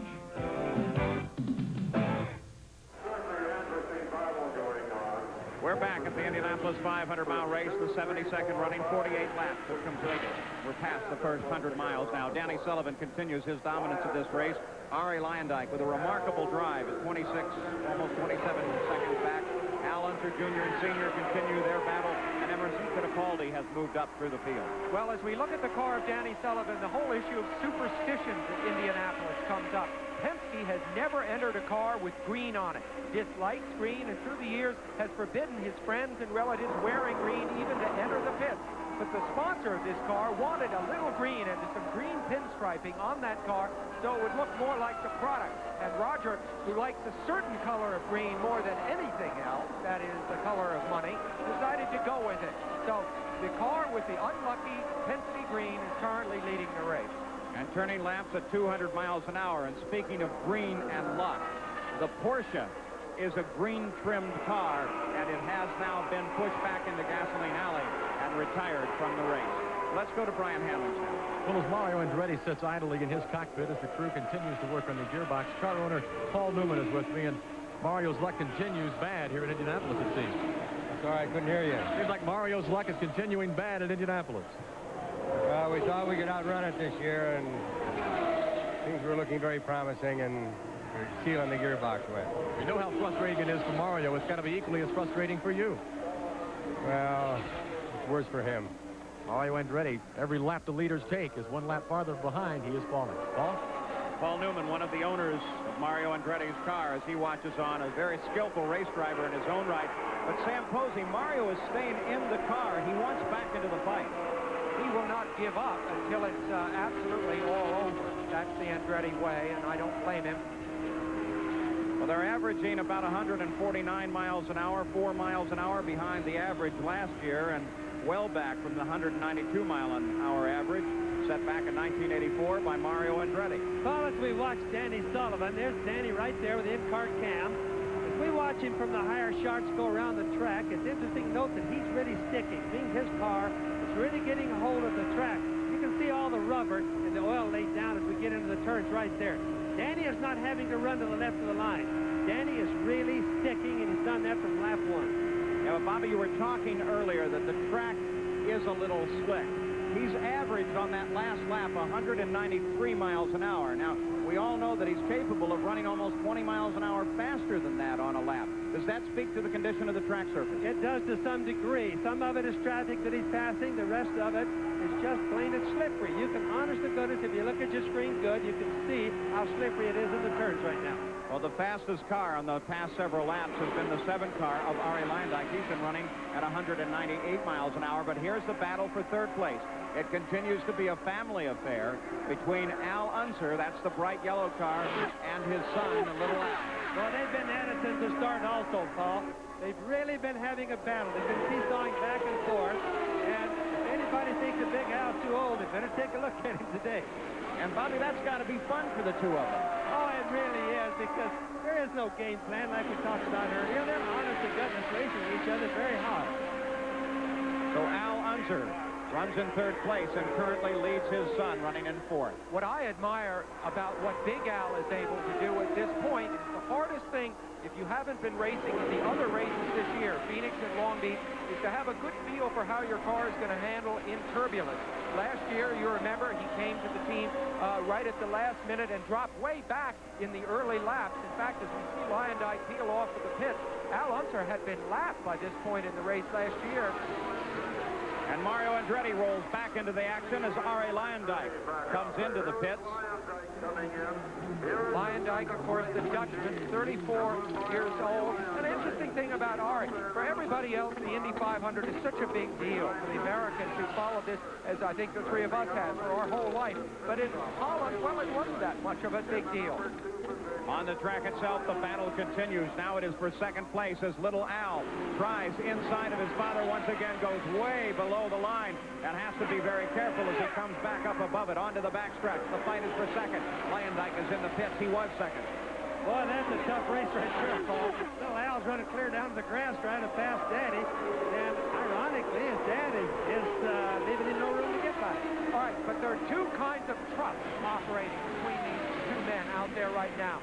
One is the trust that exists between two great racing drivers. As we see Luyendyk coming back out of the pits. The other kind of trust, and this is the best racing we've seen, little Al, is the trust between father and son. You almost couldn't have a more ideal situation for a battle. I guess Uncle Bobby'd have to say that was a little too close. Well, I'll tell you, they came as close to the inside wall on this track as I've ever seen them run. Bobby, just as a friend of the family, I think that was a little too tough. So little Al Unser Jr. moves into second place behind the leader, Danny Sullivan, and this fight has carried second place a bit forward. Danny Sullivan now only has a 15-second advantage over Al Unser Jr. Third place is now Al Unser Sr. But 15 seconds is a cushion, though, that is almost a third of the track.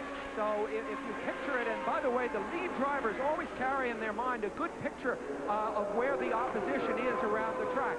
And for Danny right now, he knows that the battle for second, and he will be being kept up to date. You see his cockpit there is fully a third of the track behind him. So he's really running on his own. On board with Danny Sullivan now, the leader of the Indianapolis 500. He's dominated the early going, and now he's picked the pace up back to 202 miles an hour. We'll be back with more.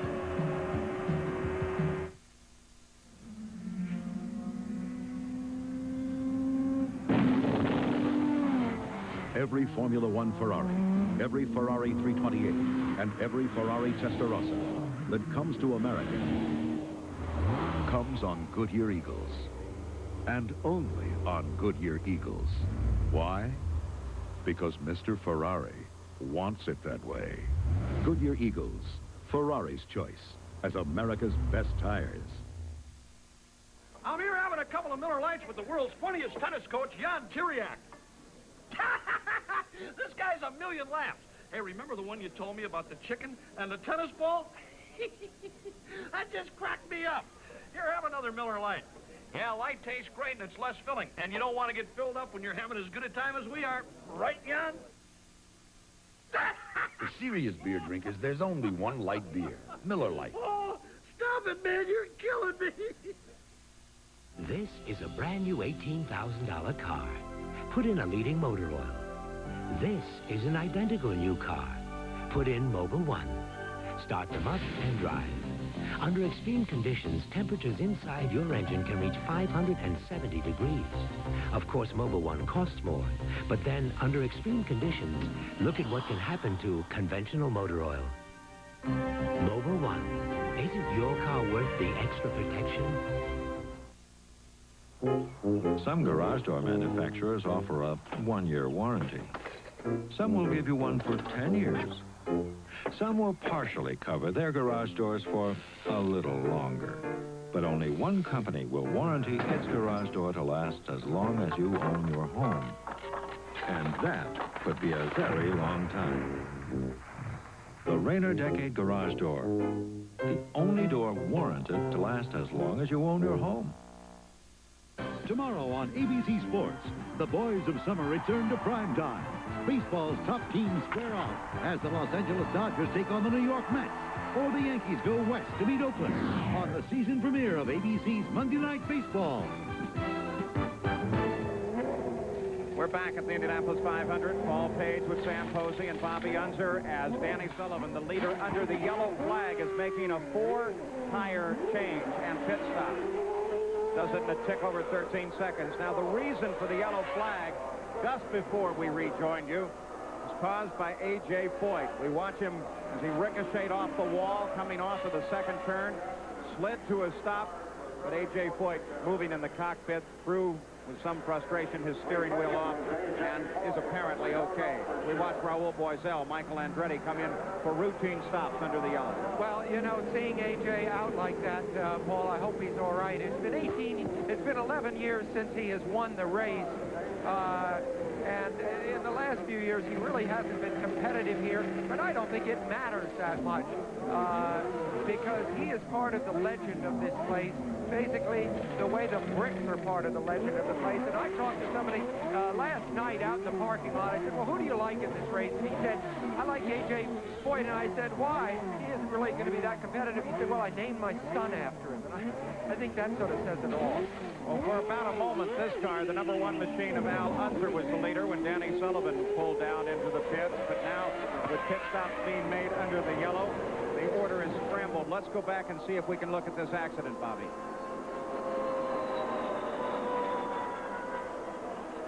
Foyt ricochets off the wall. Hard to tell what got him up there, though, Bob. Yes, I can't tell. Well, the tire seems to have been off in advance of his impact, you think? I don't know. Paul, he hit the fence losing the tire, and we saw the replay just a stitch too late to make a decision on it, but his left front tire came out. He's also got the rear wing bent up. But look in the foreground, either Rick Mears or Al Unser narrowly avoiding upper right of the screen there. That was a close call. Darted his way right through. A.J. Foyt did climb out of the cockpit. Yes, we saw him climbing out, so it doesn't look like he's hurt. There's our in-car cam of Bobby Rahal. Been a little bit off the tape. An interesting thing to note, Paul, for everybody, may change things a little bit, as Rick Mears came in under the green. All of the other cars that are running really fast right now came in under the yellow. So let's go down in the pits. Brian Hammonds is with A.J.'s car owner, Jim Gilmore.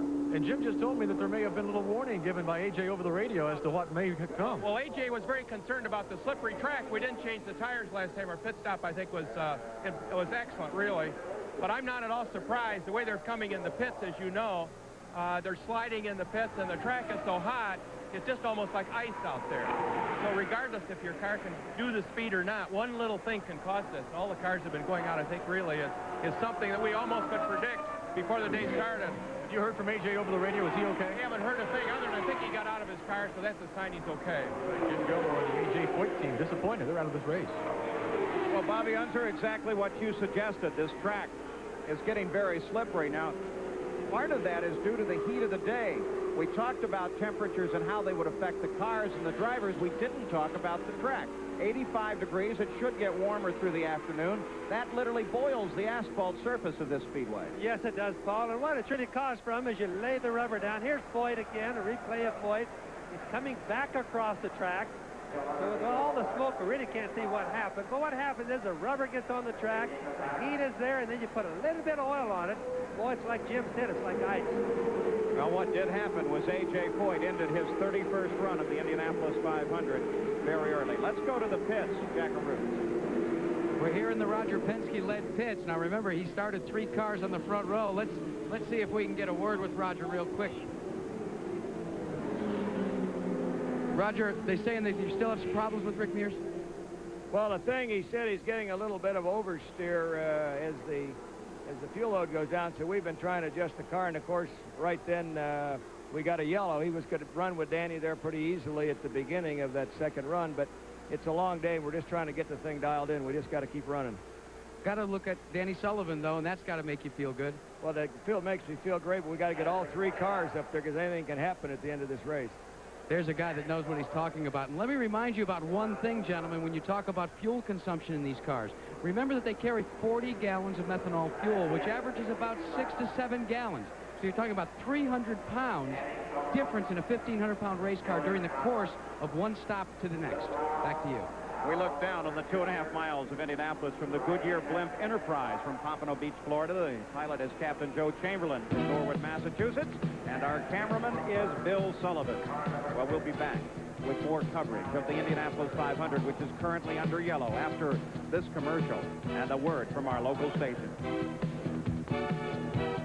Where can you find America's best-selling camcorder outfit with a free $149 telephoto lens? The case, camcorder, and accessories are all yours for just $26 a month. Where? Only at Sears.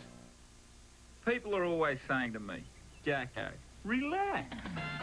But tell me this, if yours really was the longest-lasting battery you could buy and nobody knew it, would you be calm? I think not.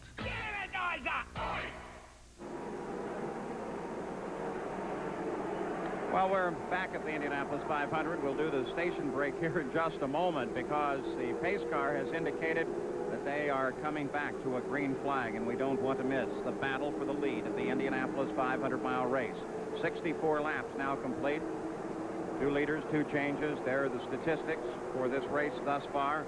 Some interesting names out of the 500. A.J. Foyt, Roberto Guerrero, very early in the going. Mario Andretti still fighting to stay in the 500, but fighting a very unwieldy thoroughbred. Well, and if Roger seemed calm in that interview with Jack a few moments ago, just remember that at this point in the race last year, the car that was going to win the race, Al Unser Sr., was a lap behind. So Mears is still in real good shape. Pace car rolls into the pit area, and Ludwig Heimreich cracks the wall coming off of the 4th turn. Everybody follows up behind him. Will everyone miss him? That's the question. He continues to spin. Danny Sullivan right there and part of it. Ludwig Heimreich Jr., as they come back to the green flag, in trouble off of the 4th turn. What other problems will this accident have caused? Oh, it's in that same slippery place. We've had some problems there before. Very slippery, but obviously Danny got to it. Looks like it's okay. Might have lost some ground, but he at least missed the wreck. Well, if Danny Sullivan's heart wasn't pounding before, I promise it's pounding now. The lead of the 500 almost taken away from him as they were coming back to the green flag. Ludwig Heimreich Jr. out of that car. He's all right. But, Bobby, that's the second time we've seen an accident, a very similar accident right there. Here is Heimrath, but let's look at the accident. He slips coming off of the fourth turn. Well, I think it's just plain slippery up there, and he lost the car. We see no other car involved or any other reason for it, so I'm pretty sure that's what happened, Paul. Watch for Danny. If this shot runs on, we'll see him come in from the right-hand side right now, down in the foreground. Sullivan just squeaking by. And it looked like he had the brakes locked as hard as they could without slipping because the car was twitching around a little bit. So he Look lost at a it lot of ground from it, but at least he made it. You see, Lindbergh came in there awfully fast, awfully hard. Didn't hit the wall all that hard, though, because his car's not bent that much.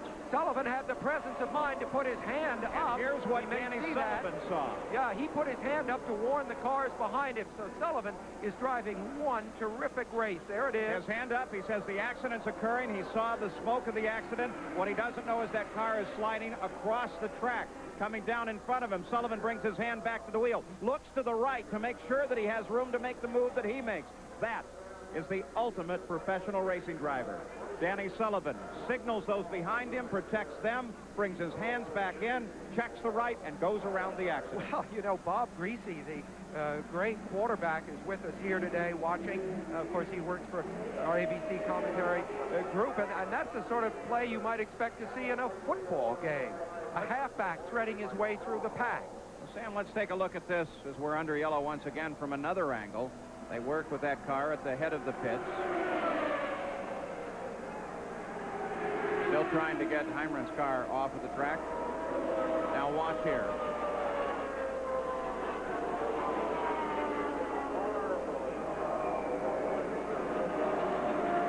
Back in, comes loose right there. Oh, was he touched from behind? I wonder I if think he might have been tapped from behind. Bobby, what do you think? Well, it certainly looks like he had a little bit of help. It's a little hard to see the depth perception from Now, here. Bobby.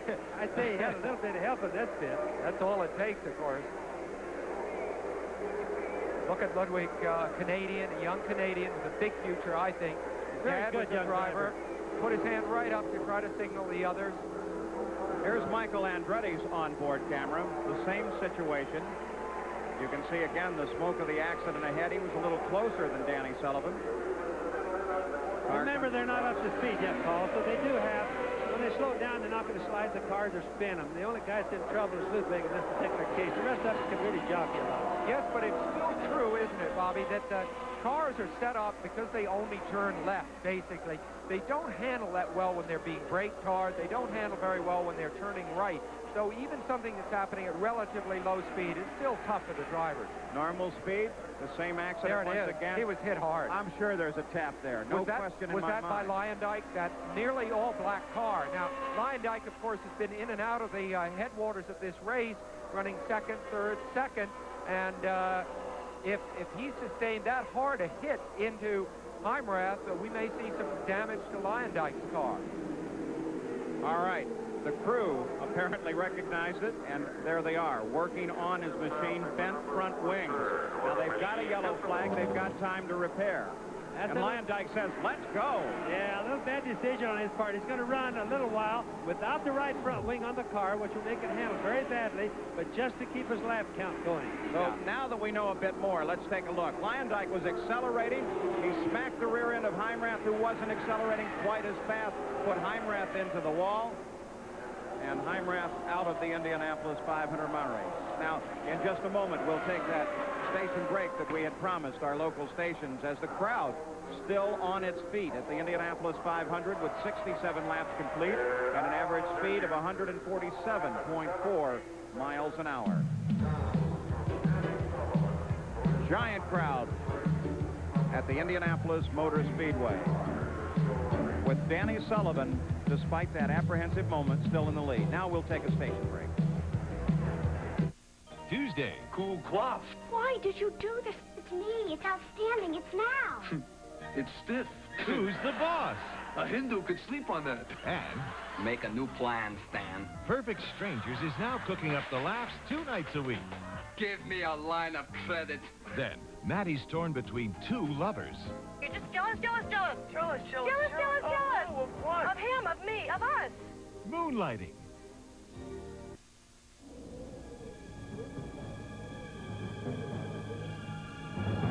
Knocking. And pinging. it can bring out the animal in anyone.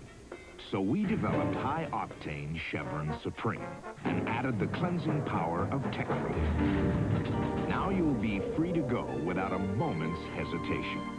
Chevron, we fuel your freedom. The following is a special announcement from Allstate Ford Trucks. Ford Motor Company has just released for public sale a special group of low-cost Ranger pickup trucks. This inventory includes regular cabs, super cabs, two-wheel and four-wheel drives, plus a selection of sporty GT, STX, and XLT models. Ford factory rebates of $500 has been extended on selected models. These Rangers are available for your inspection during normal business hours at Allstate Ford Trucks, Kentucky's only exclusive Ford truck outlet, Gardner Lane between Newburgh and Poplar Level Road. Be a wheel watcher, weeknights at 7 on 32 WLKY.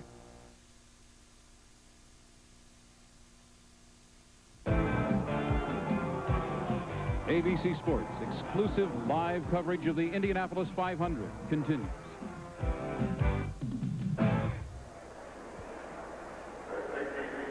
We're back at the 72nd running of the Indianapolis 500. Paul Page, Jack Arute, Brian Hammond, Sam Posey, and Bobby Unser with you. 68 laps complete, 145.9 miles an hour. The average speed, the Goodyear airship floats lazily over this giant oval at the Indianapolis Motor Speedway. Let's go down to the pits now. Brian Hammond. Paul, we are with Ludwig Heinrath Jr., who just spun and hit the wall in turn 4. What happened, Ludwig? I really don't have much of an idea. All I know is we were coming onto the front straight, waiting for a restart. It didn't look like we were going to get one because the pace car was still on the track and all the track lights were still yellow. And I got nailed from behind. The car, we were just starting to make the car work. It was a little bit scary at first. It was real loose, and we were just trying to stay out of trouble for that until we got the car working. And unfortunately, it just didn't work out for us. I'd like to thank Mackenzie, my sponsors, for being here and supporting me. I'm sorry it didn't work out better for them, but we'll be back and we'll get it right. So you were tapped from behind? Absolutely. I was just minding my own business, and I got really drilled from behind. So I don't know who it was yet, but when I find out, I think I'll wring his neck.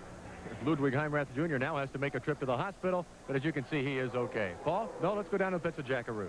Well, Brian, one family that was a little concerned about maybe possibly having to go to the hospital this weekend was Shelley Unser with her husband, Al Jr. We understand that he had a real tough day yesterday, and you almost thought about maybe checking into an emergency room with food poisoning? Well, they don't know if it was just a flu or food poisoning, but he got real sick before the parade and wasn't able to get in the car, and we brought him back here, and Dr. Bach took care of him, took a look at him, and then by last night he was able to finally get some soup down him and felt real good today. So. As any driver will tell you, what's really important is to keep the fluids full here as you get ready to go 500 miles. Take a look at just how hot it is here trackside. It's almost 110 degrees in the sun. Well, a driver will lose an awful lot of fluid, and Shelley, on that last pit stop, we watched him, and he refused to drink. He's a tough guy, and besides that, Uncle Bobby cheered him up. Uncle Bobby said, I've won 3 500 sicker than a dog, so he figured if Uncle Bobby could do it, he could do it. I think that just about says it all from down here, gentlemen. Bobby, anything that you can do, little Al, your nephew, can do better. Well, actually, though, that's the point, that sometimes when you are sick, it takes the tension away from the days leading up to the start. You in your own mind, you say, I can't win this thing. You relax, you go out there, and you do a terrific job, just as he's doing. All right, they continue to struggle with Arie Luyendyk's car. If they work on it a few seconds, then they send him out so he doesn't lose his place in the field. Now, they've run out of black wing, so they're putting a red wing on the front of his car, but he's dropped all the way back to 16th position, and that's a wing off of his teammate and car owner Dick Simon's car, one of their spare wings. He now has a red wing black wing. On the backstretch, the field, led by Danny Sullivan. Let's take one more look, a different angle yet, of this accident that caused this last yellow. And Heinrath, tapped from behind, spins to the outside, slides across the track. But fortunately, you can see how fast the safety crews rolled. The car is still coming up, but the safety crews were already rolling as soon as the yellow flag popped on. By the way, Jim Garner, who's been a pace car driver here and a good friend of racing, has not been well lately and watches from his home in California. We do wish him well as we get ready to come back to the green flag. It will be led by Danny Sullivan. There's Wayne Sweetie. The green flag is out. I'm surprised in second place, Al Unser Jr. I'm surprised they dropped the green flag. Danny anticipated that start. He really jumped it by such a big margin, but it shows you how totally pumped up he is in every way. This recalls the race in 1986. I'm sorry, in 85 when he won the race. He had this kind of super aggressive, pumped up thing, and look at how close he's coming to the wall. He is not going to be denied this 500 if he has anything to say about it. His favorite view, a clear course ahead. Well, he's certainly been the best handling car today, Paul. Above all of them, he's really been sticking to the track. And probably the second best car. Maybe it's been Little Al at this particular time. In second place right now is Little Al Unser Jr., but he is about 7 seconds back from the leader of the race. And the man who started 18th in a Buick-powered machine, Jim Crawford, has now moved up into third.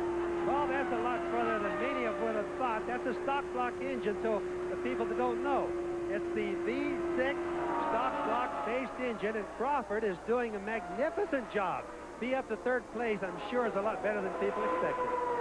Looking back through the field now, we catch the interval back to the second place car. You see Mario Andretti, who has that gearbox apparently fixed and is back running, so that stay in the pits was worth it for Mario Andretti in that bright white car, number 6. It's impossible, Paul, for Mario to gain back the distance that he lost in the pits, so everybody will know. But it's good to stay in the race, because sometimes if you have a lot of cars dropping out, it'll still mean good for the points battle. Also emotionally for a driver, Bobby. I mean, we know it so well. If you can race, you want to race. You can't stand to just stand there by the pit knowing you could get in the car and be out there. The largest race in the world. Everybody wants to finish. So Danny Sullivan, last lap, turned 209 miles an hour. Al Unser Jr. runs in second place, 12.5 seconds back. Look at that immense lead. Each time Danny has had a clear track, he's been able to pull away with exactly the same kind of superiority that Mario Andretti had last year. Al Unser Jr. has now passed through your screen. Car number 3. The car moving slowly in the foreground, incidentally, there, I believe, was Johnny Rutherford in another of the Buick engine cars. The car now coming into the pits, Paul. So at the top of the field, Danny Sullivan, Al Unser Jr. There's Little Al darting out in second place. Jim Crawford runs in third. In fourth place is Al Unser, the defending 500 champion. Little Al, you can notice, is running completely under the white line. Track is still slippery. When it gets down there, they get closer to the grass and closer to grass and try to stay out of the oil, and that's what he's doing. Well, Little Al spent his first 3 years as a sprint car racer, and in sprint car racing, you run on the dirt, and you get used to all sorts of different surfaces, which people coming through on road as road racers do not. And I think that Little Al is probably more comfortable with these changing and slippery conditions than a majority of the drivers out there. The Gallus car, it's really been fast since Long Beach. So Al Unser Jr., car number 3, runs 18 seconds back from the leader. He is in second place at the Indianapolis 500. Is this the day for his first Indianapolis 500-mile race win? Well, Al Unser Jr., car number 3. The question to him is, where, in fact, does your racing style come from? Oh, I don't know. I think most of it just came from Dad. You know, being around Dad, being raised with Dad, and just being around racing, and the fact that I love the sport. I'll do anything to drive race cars and to try to run up front in the IndyCar circuit, and so I go hunting for just about anything that I could see or listen to or whatever to pick up any kind of points that would make the car work better, make it go faster, and make myself go faster. So Little Al Unser Jr., 26 years old, his 5th start here at the Indianapolis 500-mile race. He's certainly looking good. He's really hauling on down the road. There's Shelley, helping keep track of the scoring. She gets very excited, but she's really a dedicated little girl. Really helps Little Al a lot. Shelley watches as her husband maneuvers his way around the Indianapolis 500. With all of the early action, the pace seems to have settled for just a moment. You're on board with Bobby Rahal right now. He runs in 9th place, and I'm sure everyone in Columbus, Ohio, his home, wondering why he's back so far. Well, the indication from the pits is that this car has a slipping clutch that they are trying to keep alive and keep Rahal in the Indianapolis 500. 77 laps are complete. Danny Sullivan flashes across the line and completes 78, 22 seconds ahead of second place, Al Unser Jr. We'll be back.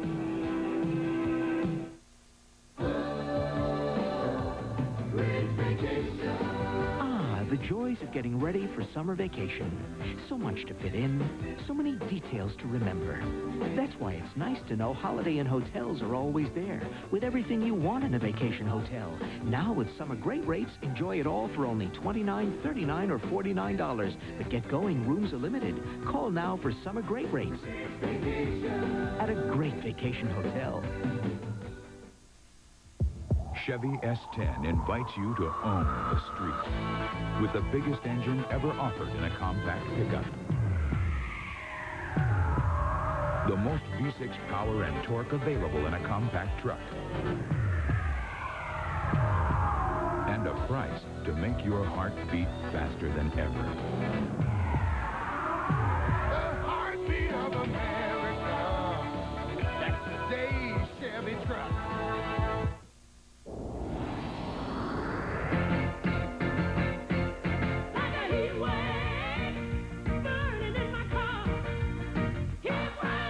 Turbochargers run hot, and when the heat is on, make sure Turbo Formula is in. Valvoline Turbo Formula High Performance Motor Oil.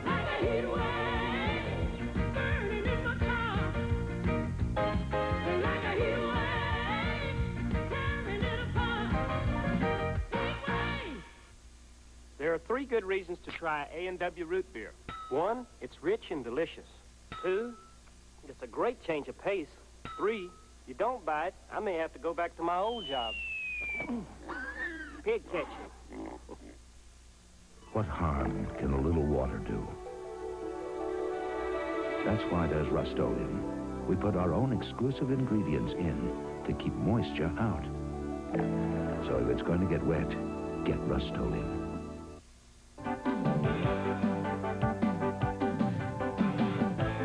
The Indianapolis 500 is being brought to you by Miller Lite. For great taste, there's only one light beer. By Sears, where there's more for your life. By Wendy's Old Fashioned Hamburgers, the best burgers in the business. And by Holiday Inn, great vacations at a great vacation hotel.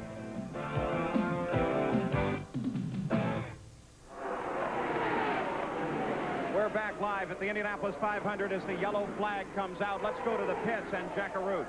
Paul Page, for 31 years, this man has wrestled the Indianapolis Motor Speedway. He's won 4 times, but you lost today, A.J. Foyt.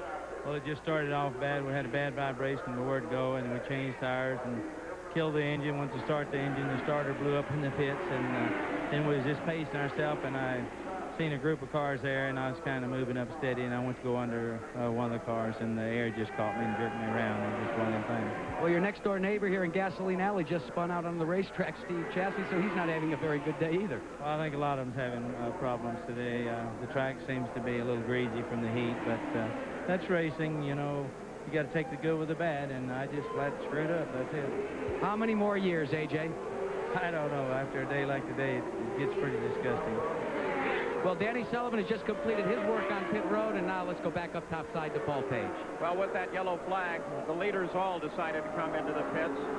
Danny Sullivan was in, and now Al Unser Jr. also making a routine stop under the yellow flag. And we watch to see if Jim Crawford, who was running in 3rd place, will stay out on the racetrack. As Jim Crawford does, streams down the straightaway, we watch Al Unser, who has dropped back at least 1 position as a result of this stop under the yellow flag. And look at this. Al Unser Jr. rolls down to the end of the pit. His car stalled for a moment. He's trying to get it going. It chugs ahead. Bobby Unser, what could be wrong? Oh, fuel pickup. He's probably closed on fuel and it stalled. The only other thing can happen, Paul, would be like the vapor lock. Meaning as hot as it is, remember what we talked about in the yellow flag, sometimes you get too much heat in the engine. Bobby Rahal a little hesitant to pass. You're not supposed to pass on that lane. He wanted to make sure that everybody saw that that car was in trouble. Yes, but seconds before he passed Rich Vogler leaving the pit, Bobby Rahal did pass in in the pits there, leaving. Vogler was running slow. That won't be a rules infraction, Sam, because Al is having problems getting up to speed. No, this was Rich Vogler. This is the car before that. This is the car here of Steve Chassie. And they're bringing over a stretcher. Chassie is still in the car, so apparently there is some injury involved in this accident to the 35 car Steve Chassie. Let's take a look at what happened. Up in the upper right-hand corner of your screen, Bobby Unser. Steve Chassie lost it coming into the corner. No, he didn't lose it. I'm sorry, Bobby, didn't mean to butt in. He touched wheels with another car. That's what triggered that. Well, that was coming back for a restart, and there was another touch in there, Sam, just like you said, and spun Steve out immediately. A wild guess is that might be why Rich Vogler was leaving the pit slowly moments ago when I mentioned that Bobby Rahal got bottled up behind him. It was an orange car like Vogler's that Chassie touched. Under today's rules, it's just not a rules infraction to pass leaving the pit. If a car is disabled, it's a passing. Yeah, Vogler wasn't disabled, though, I don't think. So we look across the second turn now. The rescue crews, the finest in the world, in fact, are there at the car. They have a truly coordinated effort to handle a situation like this. As Al Unser Jr. comes back into the pits, he was just in a moment ago, so perhaps something wrong here. We'll go away. We'll be back with this story as we continue at the Indianapolis 500.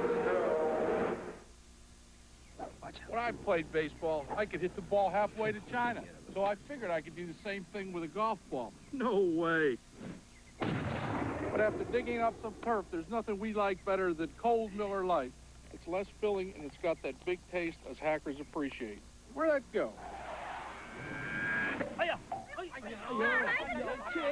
No matter where you play, there's only one light beer, Miller Lite. Next time I'm going to use a driver. Why does Indy 500 winner Rick Mears race on Goodyear Eagles exclusively? Because of the Goodyear Eagle contact patch and how it responds to the track. And why does Oldsmobile choose Goodyear Eagle street radials for the Indianapolis 500 pace car? A major reason is the Goodyear Eagle contact patch, where the car ultimately responds to the road. Goodyear Eagles, because there really is a difference. Now, a revolution in blade shaving from Remington, the new Remington Electro Blade, with vibrating blades for a close, smooth, comfortable shave. Safe, immersible, and cordless. The new Remington Electro Blade vibrating blade system. For a caulking material to stick tight, it has to stay flexible. And Dow Corning silicone sealant has twice the flex of conventional caulks. Dow Corning silicone. It stays put because it stays flexible. Sir, would you choose hamburger A, a Wendy's hamburger that's made fresh, or B, one made earlier so it's dry? B, because it's dry, like Mom used to make. I remember as a boy, she'd make dry roast beef, dry gravy, the driest turkey you ever tasted, and the stuffing dry as a bone. And on birthdays, it would take 8 or 9 glasses of milk just to wash down the cake, you know? But most people don't like dry food. Yeah? Maybe that's why Dad left. Most people like the taste of hot and juicy hamburgers, like Wendy's, the best burgers in the business.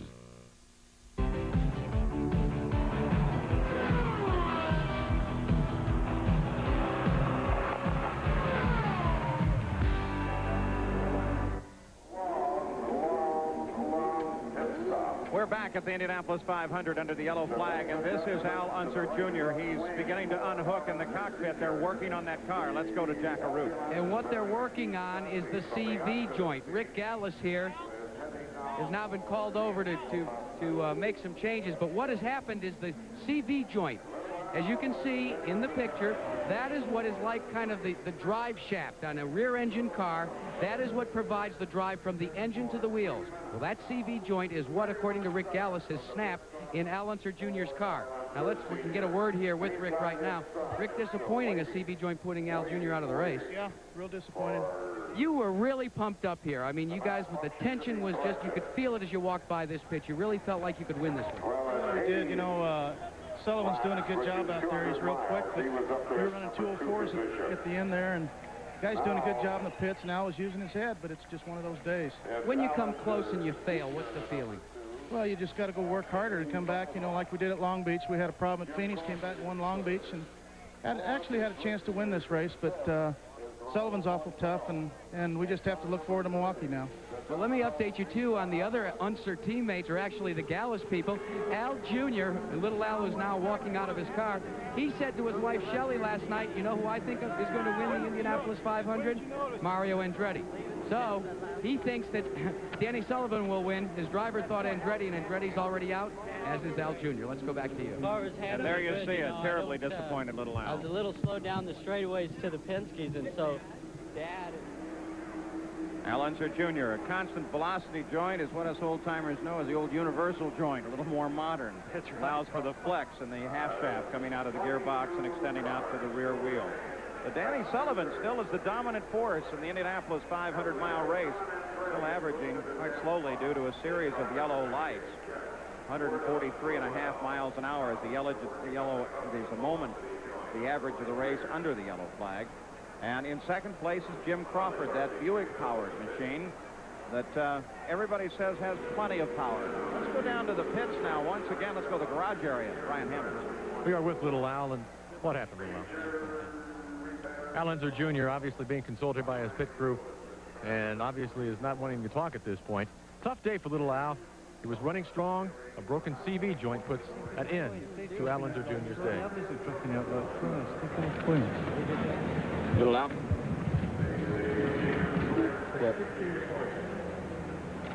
We're not even on 22 laps. We're not even halfway through the race yet, and it's tough. Tough day, little Al. We need to clinch. It seems like this conversation is they're trying to convince him to go back to the race car. It's still in the pits. It's still drivable. Well, sometimes the drivers feel it's worth doing. Sometimes they don't, Paul. Well, he's turning back. Get right back in. He's heading back toward Gasoline Alley. Perhaps he's going back to that car. That was Alan Mertons, the designer of that team, talking to him. So Alan carries a lot of weight. Well, Brian Hammonds is right there. Perhaps he'll find out in just a moment. But the car is still in the pits. Let's go back to Brian Hammonds. Brian, are you there? He's walking his way back toward his car, and you're going to go back in the car. Yeah, we're going to get back in it, you know. They're saying they can fix it, and they said everybody's dropping out like flies, so we'll get back in it and see what happens. You don't look like you agree with that strategy. Well, I want to win the race, but we'll get back in it and run for third, I guess. What does this do to your emotions? You thought you were out of the race, and now you're getting back in the car. Nothing. We are out of the race, and so, but we'll get back in it for some points. But, that's the way we do it, so we'll do it. Little Al's a gamer. Now let's go to Jackaroo. Well, Brian, let's update you as to why a team would decide to do that. Now, Rick Gallus, he checked out how many cars have already dropped out of this event. There's points, and there's a national championship up for grabs beyond winning the Indianapolis 500. They're running very well in that points chase. So he said, if we can fix it, not lose too many laps, we could still finish in the top 10 here, and that would be as strong as a top 10 finish with only one lap down in most 200-mile events. So as Shelley Unser comes behind me, as they're getting ready to strap little Al back in the car, and now instead of the Indy 500 checkered flag, they may be looking for national championship points. Back to you. Well, Jack Maroon, as the entire field circles at 80 miles an hour behind the pace car, and they work on little Al's car, he is dropping with each lap further and further down through the field. He is now down to 15th position as cars have been passing him. And, Bobby, you had a note. Something being done with Al Unser's car, the senior. We have a note that he's changing the nose on my brother's car, Paul, and I don't exactly know why at the moment, but that could mean problems for Al also. So under yellow, we anticipate a green flag momentarily. 88 laps are complete, and Danny Sullivan is still the force. Coming up next, it's live final round coverage of the Memorial Golf Tournament presented by Dean Witter. Hale Irwin was the leader. Coming into today, top golfers competing for over $1 million in prize money on the course that Jack Nicklaus built. It's coming up next, right here on ABC. Indianapolis 500-mile race. We take a look after 88 laps. 2 leaders, still all we have had in the race. Danny Sullivan being predominant among those 2. 3 lead changes and cautions. Well, far too many by my book. 4 for 33 laps already. As we come back to the green flag, the pace car off. Again, the green flag from Dwayne Sweeting. And we are racing. It will be the number 9 car of Danny Sullivan, who is third back in that serial that we keep our focus upon. And Jim Crawford in second place, and Al Unser in third place right now. Rick Mears moves up in fifth place, but he is a lap off of the leader. Well, he is, Paul, but if you watch Danny, he's still sticking as good as he did. Go to the racetrack as he did the first lap of the race. Danny has definitely been the controlling factor here all day. Well, the leaders have run away from the rest of the field. Only 3 are actually running on the leader lap. And Rick Mears leads a contingent from fourth place that runs 1 lap down. It's interesting how backwards things are developing from what people expected. They certainly thought that in the race at this time, with changeable track condition, that Rick Mears, who's the master of that sort of thing, would be way out front. Instead, it's Danny Sullivan, not known to be a great expert on the oval. Danny Sullivan comes around Ari Leyendyk, who was up in the leader serial for a while, but has now dropped back to 13th position and 4 laps behind the leader with all the repairs they've had to do on his car when he touched Ludwig Heimrath a bit earlier. Another one, there's Danny right behind Michael Andretti. Michael's had somewhat of a slow day also. Been trying to play catch up all day. Normally, Michael is just terribly fast at Indianapolis. So approaching now the halfway point in the Indianapolis 500. 90 laps complete as we look down from the blimp as Danny Sullivan, with incredible precision, moves that car around this speedway at 200 miles an hour. His last lap, most of the cars averaging between 197 and 200, and the blimp, of course, is the Enterprise from Pompano Beach, Florida. Cameraman on board is Bill Sullivan. This is the 40th year that a Goodyear blimp has appeared at the Indy 500. Sullivan surprisingly slow there. What is going on here? Danny Sullivan, as his teammate Rick Mears comes past and comes back onto the leader lap. Now, is that a problem with Sullivan, or is that strategy? Is it tactics? Rick has been trying to do this. What I'm going to have to call all day for a long time, Paul. He's been trying to get him back. Now he needs a yellow flag. If he does, he's going to come right back around being the same lap with Danny Sullivan. Then we're going to have another race right on the same team. So Rick Mears comes back onto the leader lap. There are now 4 cars on the leader, and Rogers pretty pleased with that situation. Now you can see Rogers not playing a team deal against each other. He's Rick's man. He's for Rick winning. Even though he owns Danny's car, Roger wants Rick to win the race. Well, the fact that Rick was able to do that, Bobby Unser, does that mean that Rick has been saving his car all along as Danny Sullivan comes around Michael Andretti? Does that mean that he's just been playing it very cagey? I don't believe so, Paul. I think it's just a mere matter that Danny got caught trying to be... He's really mad and control all this race. Yellow flag. A can rolling on the couch. Yeah, a little beer can probably, soda pop can, something like that. That should bring the yellow out.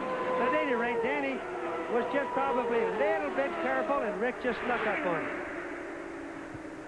So at the Indianapolis 500, because of a can rolling across the 500 track, the yellow is out once again, and we'll be back with more coverage. When you open a Sundance Sparkler.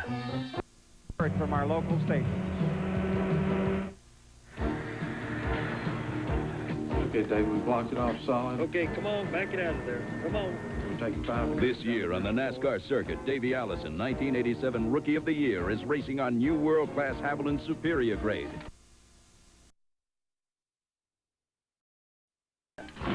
New advanced formula Haviland Superior Grade delivers superior heat stress protection and keeps your engine cleaner. Great time. New Haviland Superior Grade, cool under fire. Sure, I'm street tough, but underneath, I'm a sensitive guy. That's why I wear Hanes. Even us tough guys like a little extra comfort. You tell him, Bruce, it's not just underwear. It's Hanes. Do you want to take a few seconds to make your car look better? Okay, when you finish washing it, do the tires with Armor All Protectant. You can do a tire in about 15 seconds. Go on, try it. Oh, now, if the tires look new, is that okay? Tuesday, Liza Minnelli stars in a unique hour of entertainment. 3 different stories, 3 fabulous leading men. Louis Gossett Jr., John Rubinstein, and Ryan O'Neal. Sam found out. A triple play. The all-new 88 Buick Regal. There's nothing else like it on the American road. And no better time than now to save. Your Better Buy Buick dealers earned a special factory allocation of 200 new Regals, and they're here now to take on the competition with the lowest prices ever. So why pay up to $7,000 more when you can drive the unsurpassed performance and quality of the new Buick Regal during our exclusive Regal allocation sale now at Brinkhouse, Jim Cook, Good, Jones, Suburban, Tom Payette, Dan Sillings, Wilson Brothers, your Kentuckiana Better Buy Buick dealer. Channel 32 Sports Director Fred Cowgill does more than report the scores. He gets involved and has fun doing it. Fred keeps you up to date with traditional sports and tells you how you can have fun with games that are not so traditional. Discipline learned by some as young as 5, learned in as little as 3 years. The strategy is like ice hockey or soccer. The variable is riding 1,000 pounds of horseflesh. The latest sports scores and more. Well, what do you know? Channel 32 Sports Director Fred Cowgill, weeknights at 6 and 11. Join us at 7 for Good Morning America. Here on 32 WLKY. From the Indianapolis Motor Speedway, the 72nd running of the Indianapolis 500 continues. We're back at the Indianapolis 500 where moments ago Danny Sullivan made this pit stop. You can see an adjustment to the right front wing on the car. And Danny Sullivan sits in the pits working on the edge of that right wing. Well, what's happening is the wing adjustment screw is broken. Something is broken in there. Looks like it may be the same thing on Al's car. They're taping the adjustment of the wings down so the wing doesn't move. So they won't have any adjustment. This could impair their speed a little bit. Remember, these are brand new PC-17 cars. There's a small device that allows you to adjust the attack angle of the wing, but it sounds like they're concerned that the wings are slipping out of position. That's exactly what's happened, and it looks like it's happened to both cars. Now, that also means that it may be happening to Rick's car, too. But we are under yellow while the officials check the entire race course. When you have a small piece of debris like a beer can, it can become incredibly dangerous. And they've taken the opportunity with the yellow light out to check the entire surface and make sure. Here is Jim Crawford. He is the new leader of the race. A wonderful story. He started way back in 18th place from Scotland at 40 years old, and he is driving with one of those Buick engines. It's the engine, Paul, that Buick has to be so proud of today, but really a lot of people didn't think that that car would still be in the race, but not only is it in, it's going very fast and has been most of the day. And he will acknowledge the green flag. A year ago, his feet were badly injured in a practice accident here. Today, he is leading the Indianapolis 500-mile race. Chasing him is in second place Rick Mears, who got an incredibly great break with the way that yellow came out just after Rick Mears jumped past Danny Sullivan to get back onto the leader lap. Crawford's story, you alluded to his injury, is an extraordinary one. He had wound up with a big hole, really, the size of a silver dollar in his right foot as a result of a qualifying crash here last year. He did not make the race. He suffered in immense pain for 6-7 months, all through the winter. In fact, he lives here in Indianapolis on the outskirts. He was taken to the hospital every day for 2 hours of therapy. The ride in was so painful, he sat in the back seat with his front legs draped over the front seat with his wife trying to encourage him. And can you imagine, with all that behind him now, what he must be feeling leading the Indianapolis 500? Of all of the people here, maybe it means more to Jim Crawford than almost anyone to see him there. Incredible elation for this smiling man, Jim Crawford. But, Bobby, look how low he's cutting under the yellow. But sooner or later, the official's going to say something about that. No, they won't. They realize the track is slippery, but here we are. Jim Crawford's actually the leader of the race, but way back in the back stereo-wise, so he's got an awful lot of traffic to go through. That's the reason he's running down there. All right, Jim Crawford leads. Rick Mears is in second place. Now let's get an update on the condition of driver Steve Chassie. Here's Brian Hammond. Paul, we saw Steve Chassie being taken from his car on a backboard. Dr. Hank Bach is with us now. What is the condition of Steve Chassie? Steve Chassie is awake and talking and appears not to have any, at least objective signs of injury. However, he had a brief unconscious episode on the racetrack after the incident, and because of that, we're sending him down to Methodist Hospital Emergency and Trauma Center for further evaluation. The backboard was just precautionary? Yes, that's routine when someone is injured on the track. All right, the news seems to be good from here at the infield hospital, Paul. Well, that is, in fact, good news for Steve Chassie. And just as Dr. Bach suggested, whenever they have any question at all, they don't take any chances. They take their time. They strap the driver down to a backboard, make sure he's in good shape. Bobby Rahal right now is behind Jim Crawford. Now, Rahal is running in 8th place. He's well off the pace, a lap behind the leader, but if he could catch up with Crawford, then he could get back on that leader lap. He just got passed by Crawford. Crawford is lapping Bobby Rahal again. I don't know exactly how many times, but Crawford is on the move. He's just got to get through all that traffic right now, and it's holding him up a lot, Paul.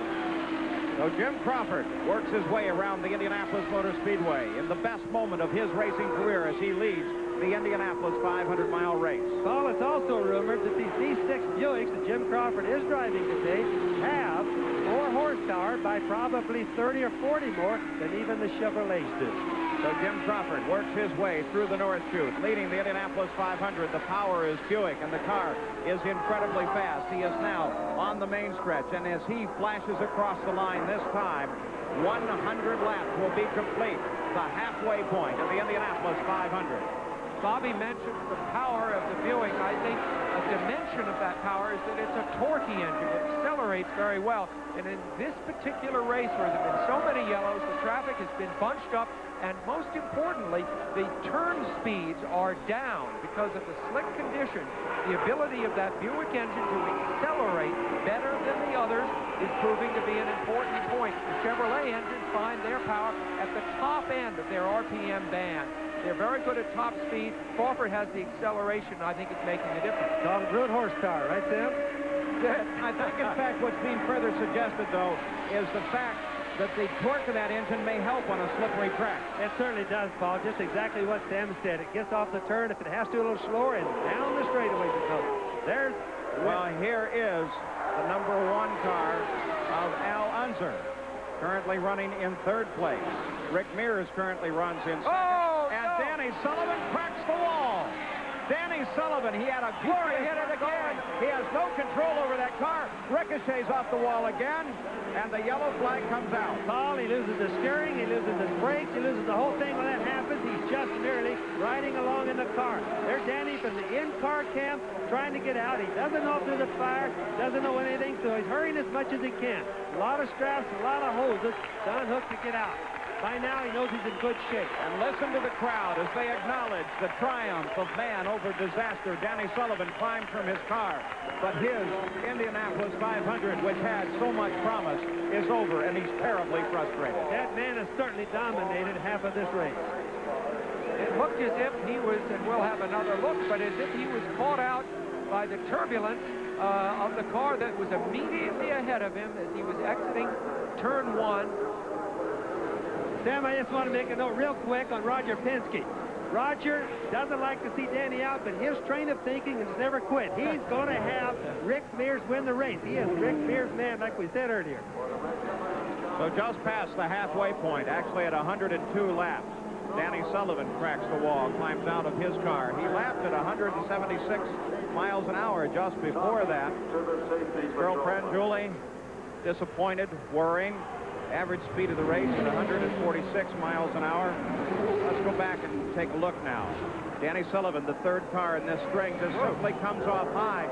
This has been an accident, Bobby, that we've seen in practice. Twice with Pancho Carter, once with Johnny Rutherford. They're just suddenly high and up into the wall. In this particular case, Paul, I have to give you what I think the answer is, and that's that right front wing. Remember when he came in for the last pit stop, the wing adjuster is broken. He's got it taped up, and here comes Rick and Al into the pit. All right, the Penske team has their work at hand because Rick is now leading the race under the yellow, and Al is in 2nd place. All right, there's Rick in the pits now. It's going to be interesting to see. He apparently has no front-end wing problems. No wing problems on the front of his. Al is already out. But they have chosen to change 4 tires on this car as Rick Mears rolls back into the action. But while he was in the pits, Jim Crawford got past, and Jim should have reassumed the lead in doing so.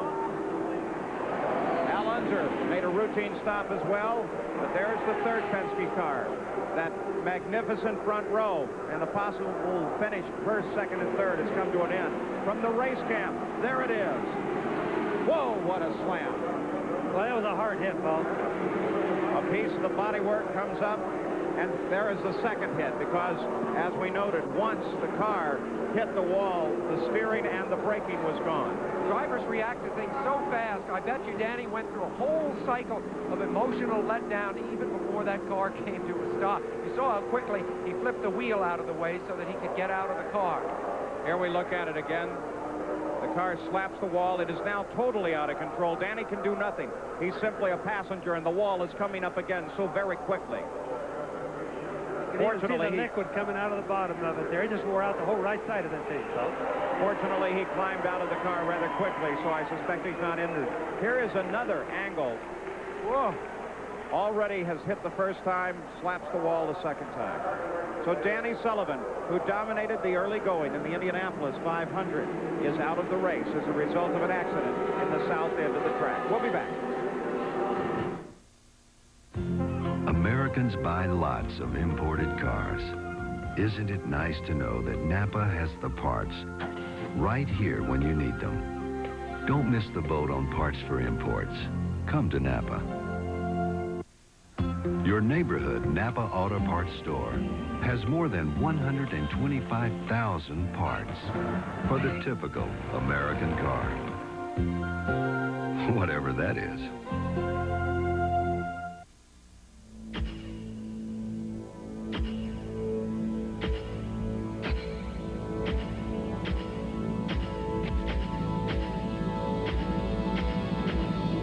Whatever you want to lock in, lock out, lock up, or lock down, remember, Master locks are tough under tough conditions, tough under pressure, tough under fire. And now, Dexter by Master Lock. Door hardware that's as tough as it is beautiful. When you buy a new lawnmower, you want to believe that each one will be the last you'll ever have to buy. But in time, it becomes painfully clear that not all lawnmowers are engineered to last.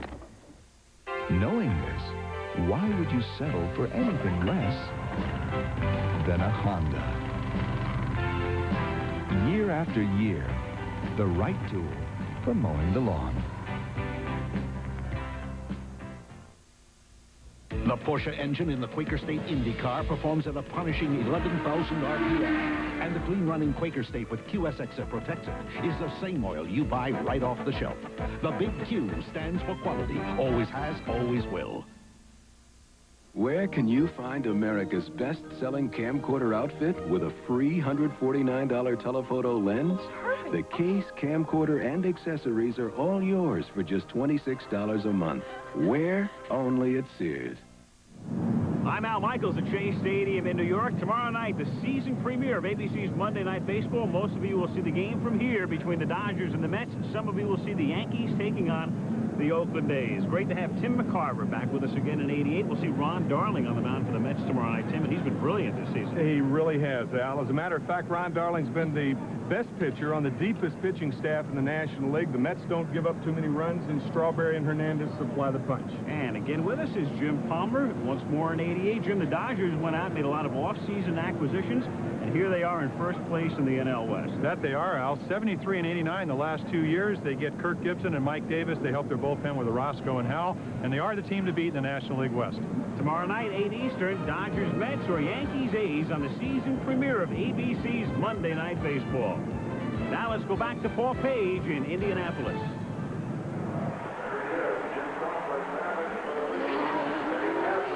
Well, the onboard camera is still working, though Danny Sullivan's car is not, and it is on the hook on a wrecker down in the south end of the Indianapolis Motor Speedway. Danny Sullivan dominated the early going, but at 102 laps brought out our 10th caution period of the Indianapolis 500.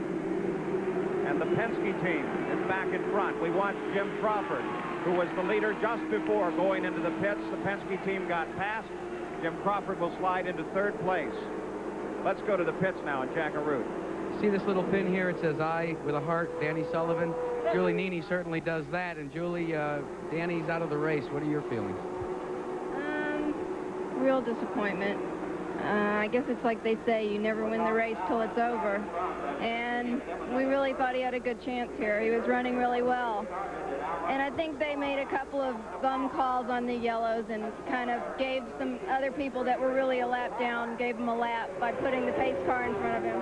How difficult is it for someone like you to sit here and see this race unfold from the perspective of a pit watcher versus maybe being inside the car or sitting up in the grandstands?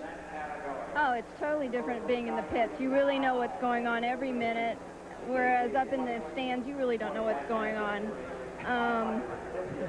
As for being in the pits during this, it's been very exciting up until this moment. I guess without a real super play on words, right now, though, life is the pits for Julie Nini. Back to you. Dwayne Sweetie waves the green flag. The two yellow Penske cars come to the inside, and Al Unser leads. Rick Mears into the first turn as we're back to green flag racing once again. Penske first and second. If Al Unser completes this lap in the lead, he will set a new all-time Indianapolis record for laps led. The current holder as of this second is still Ralph De Palma, who raced in the first Indianapolis back in 1911. But if Big Al hangs on and stays ahead of Rick, he will take by one lap the lead in that age-old contest. Let's keep in mind as we watch these two cars, Sam, Al has a wing problem on the front, and we'll have to see if it's going to affect him now as the race progresses. All right, let's consider the situation with Jim Crawford, who now has fallen back in the field just a little bit with those pit stops. But Jim Crawford, the first race that he's run this year, led for a bit, and we may see it again, the Indianapolis 500-mile race. Last year, he finished 16th. He started 18th today and has come up to challenge the best in the business. Al Unser, the leader of the Indianapolis 500 at a 108 laps complete of the 200 schedule. And he did do the record. He has now completed 614 laps during his career in the lead in the Indianapolis 500. That is more than 3 full races in the lead. Extraordinary achievement. Truly remarkable achievement for Al Unser, this man, the defending Indianapolis 500 champion. You can still see the tape on the left front wing, Paul, but it doesn't seem to be hurting his speed right now. Al's hooked up, going very fast. Bobby, yellow flag. You saw the pace car come out. No indication yet as to why that yellow may have come out. We have an indication from race control that car number 5, that is Rick Mears, hit a rabbit out on the racetrack. So they brought out the yellow, and the question is Rick Mears' car damaged? So once again, we are under yellow at the Indianapolis 500. We'll be back. Hey guys, you work hard. Take a break. You gotta stop, take the high line, take a hard-earned break. Every now and again, you gotta stop and take the high line. Kick back and drink it in. You find the time for everything else, so find the time to be good to yourself. You gotta stop and take the high line, my friend. You gotta stop and take the high line. It's just too good to wanna hurry you through. Then sometimes it's finding out what you're working for, what it's all about. You gotta stop and taste the high life. Miller High Life, brewed to be smooth, never bitter. Takes time to make, time to enjoy. Stop and taste the high life, my friend. Miller High Life.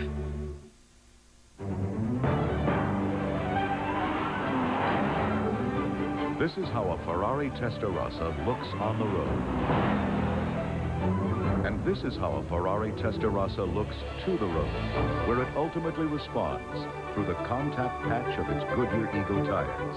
The exclusive tires chosen by Ferrari for every Testarossa sold in America. Goodyear Eagles, because there really is a difference. Is the place.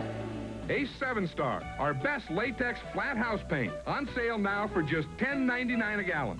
Hey, quality makes a difference. And at Ace, they've got you covered. Hey, let me tell you, Ace is a painting place for me. I wasn't sure where to get my muffler fixed.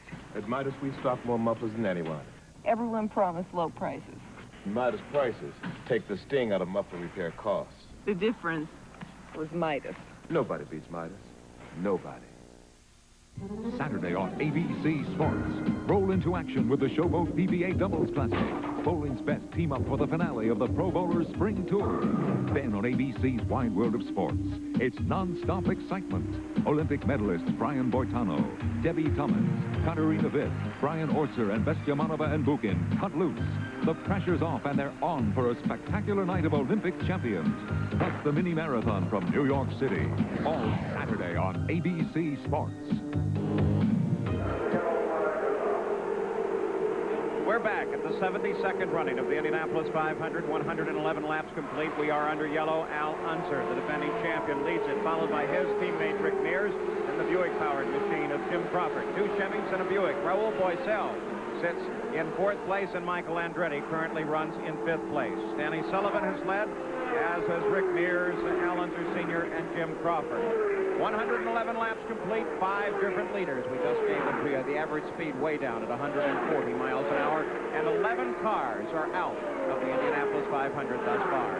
Those out of the race, most of them owing to accidents. Guerrero, Brayton, Bettenhausen, engine problems for Fox and Daly. Teo Fabi with an oil leak, and then several accidents. Now, as we watch the field on the backstretch, behind the pace car and under the yellow flag. Now let's take a look here and see if we can analyze this last yellow flag. Watch the lead car. That's Al Unser. Rick Mears right behind. Now look down to the lower left-hand corner of the screen. You see a rabbit in his last seconds.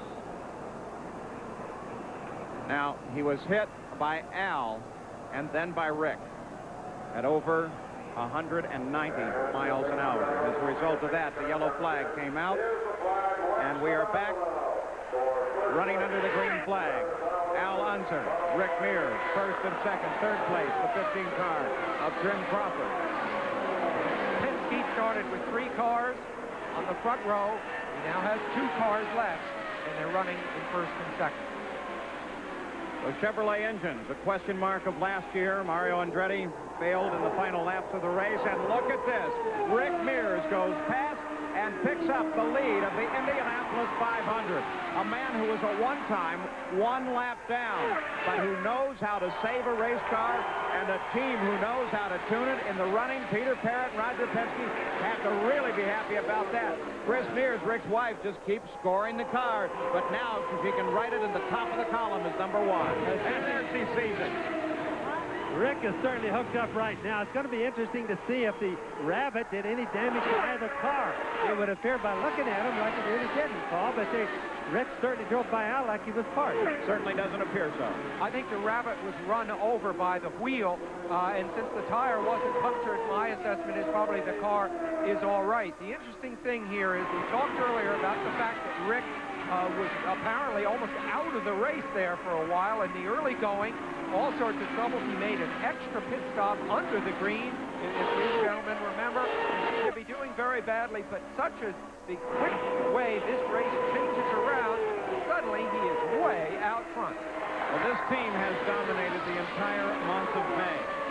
The Penske team, qualified cars, 1st, 2nd, and 3rd on the front row, as Rick Mears and Al Unser work their way around the track. 2 identical cars, Paul, set up a little bit differently, but 2 identical cars, 2 good drivers.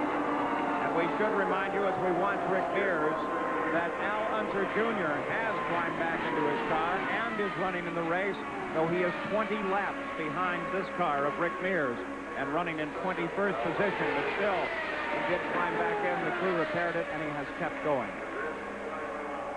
Rick Mears on the main straightaway. Al Unser right behind.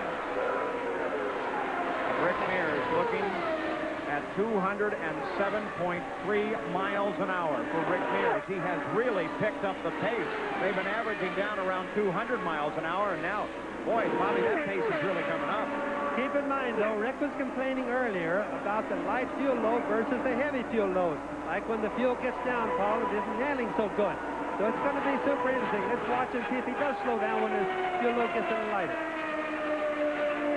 You know, one of the interesting design aspects of these new Penske cars is they've designed the fuel load positioning in such a way that it won't ruin the tires when it's running heavy and keep the front tires able to race when the car is light and finally capable of running fast. Well, Rick is about 2.5 seconds ahead of Al, and the idea of that fuel load going down like that is so the car, like you said, will stay the same. But it still comes down to the track being loose to a degree and to the chassis setup being right or wrong, Paul. Well, also, the point is that this team, the designer, Nigel Bennett, is very sensitive to how the tires work because he used to be himself a tire engineer for Firestone. So Rick Mears turning laps at 205 miles an hour and leading the Indianapolis 500. The question to him, we have a problem. We have a problem on the course as the 17 car of Johnny Rutherford slaps into the wall, and another great champion's day is over. The three-time winner, hoping for his fourth, the teammate of Jim Crawford.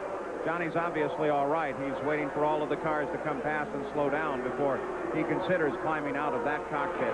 There's his rescuing crew. He had a crash here in practice 2 weeks ago now, and interestingly, because they had to work hard to get Rutherford's car back in shape, it curtailed his teammate Crawford's further testing and development. The Indianapolis 500 punctuated now by its 12th yellow light, and that's keeping the average speed of the race down at 140 miles an hour, though when they're running, Rick Mears has been running very fast indeed. Johnny Rutherford stands up and climbs out of his badly damaged Buick-powered machine and walks away. A wave to the fans. That's a champion. So Johnny Rutherford, let's take a look. Third car. And Rutherford, vastly similar to the Sullivan accident, vastly similar to the accident that he had before in practice. The car just comes off the corner high. Now, Bobby Unser, let's examine this. We keep saying that the track is slippery, but we've seen this same accident on a very, very smooth and good track in practice. Well, it looked to me like something broke in his right front on the wheel. The wheel was crooked when he came out of the turn. And here's the first and second place cars taking advantage of the yellow. The Penske team, with their usual coordination, comes into the pits. Al Unser and Rick Mears. The pits there are side by side. Now you get a good idea of both teams in action. Both cars up on the jacks. We're only on the 118th lap, and already we have had 2 more yellow flags than we had in the entire race last year. Let's go to the pits, Jackaroo. Well, it was incredible to watch these two teams go to work, both of them under the aegis of Roger Penske. What Roger did just moments before both Al Unser Sr. and Rick Mears pitted is he called down to Al Unser Sr.'s crew and said, move those tires so Rick has a clear run in. So he's still calling the shots for both your first and second place man. Back to you. So while they clean up the debris from Johnny Rutherford's accident, the new leader of the race after pit stops by the Penske team is Jim Crawford. 118 laps are complete. We'll be back. On the road again. Valvoline High Performance Motor Oil with special formulas to help keep cars like yours on the road. And on the road again. I can't wait to get on the road again. When you're on the road again, stop by your participating retailer and join Team Valvoline. You can save up to $3 when you buy these quality Valvoline motor oils. Plus, enter to win one of 10 Pontiac Grand Prix. Details available at store displays. Great teams aren't born. They're built, player by player. Introducing new Citrus Cooler Gatorade. It speeds in fluids and minerals. Supplies energy to working muscles. With a cool citrus taste all its own. If you're going to be part of this lineup, lemon lime, orange, fruit punch, lemonade, Citrus Cooler, you'd better bring something to the party. New Citrus Cooler Gatorade. Now, a revolution in blade shaving from Remington, the new Remington Electro Blade, with vibrating blades for a close, smooth, comfortable shave. Safe, immersible, and cordless. The new Remington Electro Blade vibrating blade system. Benoit wants to make your pizza ice cold. But Domino's pizza is hot and fresh. Because they deliver in less than 30 minutes. Sorry, Lloyd. Domino's Pizza delivers hot and fresh. Listen to the heartbeat. Listen to the heartbeat of America. Oh, yeah. Moving into more car doesn't have to be expensive or boring. Today's Chevrolet Celebrity. It's for people who've grown up without growing old. The heartbeat of America. Yesterday, Chevrolet. We're back at the Indianapolis 500 under yellow as a result of Johnny Rutherford's accident. There is his shattered machine. Belongs to car owner Kenny Bernstein, the world reigning champion in funny car in NHRA. His other car, Jim Crawford, still out running in third place and doing rather well today. Now let's consider this accident, Sam Posey. All right, here's Rutherford's car right here. And you see that he has from here to here before he hits the wall. That is probably at least 250 to 300 feet. Now, watch him as he approaches.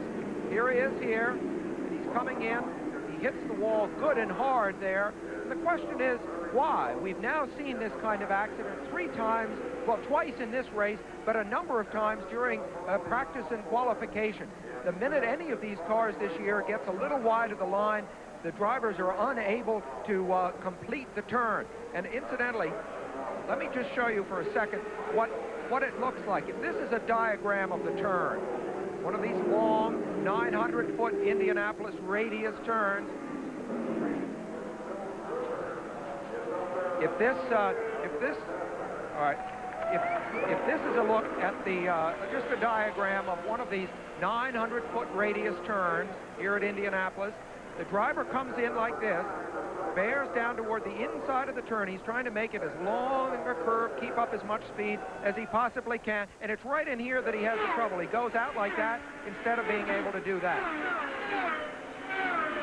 So some sort of pushing condition, driving them up into the wall. Green flag once again. The leader, Rick Mears, followed by Al Unser, and they are well down in this pack owing to the pit stops made during this yellow flag out for Johnny Rutherford. Rick Mears, that number 5 machine, bright yellow, tries to work his way through traffic, and Al Unser is caught back behind Raul Boisel. You're looking for Michael Andretti's car. The camera positioned just over the gearbox, and just back you can see the yellow car of Rick Mears. And very shortly, you'll probably see it a whole lot closer. You know, Michael Andretti all month long has been operating in the shadow of the Penske team and his father, a front runner throughout most of last season. This year, he hasn't had that all-out speed. He has the Cosworth engine instead of the Chevrolet, which has been so fast. And I talked to him the other day, and he said, you know, I really don't mind this. I haven't been in the glare of publicity. He is coming up steadily throughout this race, and we may not have heard the last for Michael Andretti. He's 6th right now. Michael Andretti running in 8th, but here comes Al Unser to challenge Rick Mears for the lead. And Big Al looks like he has the lead back. The battle just back there as they come off the first turn. Now, both of them battle. Slower cars in front of him. Rick takes the lead again. Rick goes down. He has to tiptoe on the inside of Billy Vukovich III. But it is still a fight for the lead. Big Al had it for a moment. Then Rick Mears took it back. Now he darts out into the inside. Big Al follows suit as he comes to the inside again. Both of them pushing the slower car to the higher side, but Al drops in behind. Well, you might say to yourself, Paul, is it foolish for Roger Penske, who owns both these cars, employs both these men, to let them race, to let it be a heightened situation of danger out here? Why not give orders? One of you drop back. Perhaps Al Sr. drop back. But no, Roger feels that he employs professionals, he employs the best, and he thinks the best thing to do is let them race. Looking back from Michael Andretti's car, you have to remember, every time they've come past Roger Penske, they've been fairly normally lined up. All of that action took place out of his view. Maybe they knew it. That's a good point. So it is now Rick Mears, challenged for the moment by Big Al, and a tremendous fight at the front of the Indianapolis 500. Yes, and a nice view from the ABC camera. Rick pulling away a little bit, but it looks like Al has kind of gotten out of the traffic, and it'll be interesting to see if he can pull up on Rick a little bit. Look at Rick work his way in now as he closes down behind Michael. Comes right up behind him, darts to the inside, and flows by. That's the difference between the Chevrolet power and the Cosworth power, at least partly. Michael's car probably not handling quite as well as Rick's either, but the Chevrolet has 30 to 40 horsepower more than the Cosworth, and on this fast track, it makes a big difference. Perhaps more importantly, the Chevy Indy V8 was designed specifically for this track. It was designed to develop 12,500 horsepower down these 5/8 of a mile straightaways. Rick Mears, 12,500 RPM, not horsepower. Exactly. RPM. Just cut that last lap at 203 miles an hour. So Rick, when he wants to, can certainly pick up the pace. There he is. He's behind the lap traffic, Paul. There he's coming up on traffic. He has no problem if he can just get a straightaway or two because See, he's got pinched off there a little bit.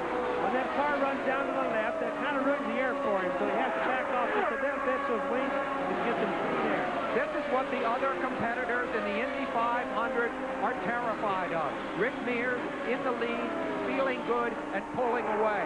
The pole sitter who dominated the speed in qualifying now well after the halfway point in the race, apparently with a healthy car, suddenly pulling away. This could be the beginning of the end for the competition.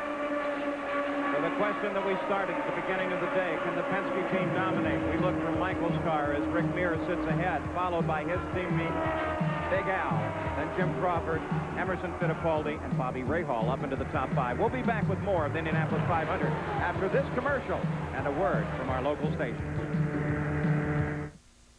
All week long, you've been thinking about today. It's race day. Time to kick back and taste the high life. Now the sun's hot. The Miller High Life's cold. The cars are ready. And so are you. Stop and taste the high. Miller High Life. Wednesday, there's a new kid on the block. That's not Ben, I'm Ben. Not anymore, sport. Rowing bait. Then, I wouldn't do this if I were you. the third number. 5 right. It's a search for the locker of doom on Head of the Class and on Hooperman. You are entitled to have sex with anybody you want. Can she mean what she's saying? You're a girl. What do you think? Then, I think I'm going to move in with you. You gonna move in with me? a new Slap Maxwell. Where can you buy something for nothing these days? Under the tents at your Kentuckiana Toyota dealer's Something for Nothing tent sale. Buy any Toyota car or truck with no money down. Look for the tents now on the lot of your Kentuckiana Toyota dealers. You'll find a great selection available with no money down. Zip, nothing, no money down. Don't miss your Kentuckiana Toyota dealer's Something for Nothing tent sale at Green Tree Toyota, Wade Swope Toyota, Toyota of Louisville, and Swope Toyota of Elizabethtown. Roaches. They could actually be the cause of illness in your family. Because roaches are now proven to carry at least 6 known diseases. Fact, there's only one way to handle a problem like that. Orkin. With over 85 years of proven experience and the only nationwide money-back guarantee in the pest control business. That's why more people in more places call Orkin more than anybody else in the world. Call Orkin today for any pest problem you have. We could be all the protection you'll ever need. Local and national news. Weekday mornings at 6.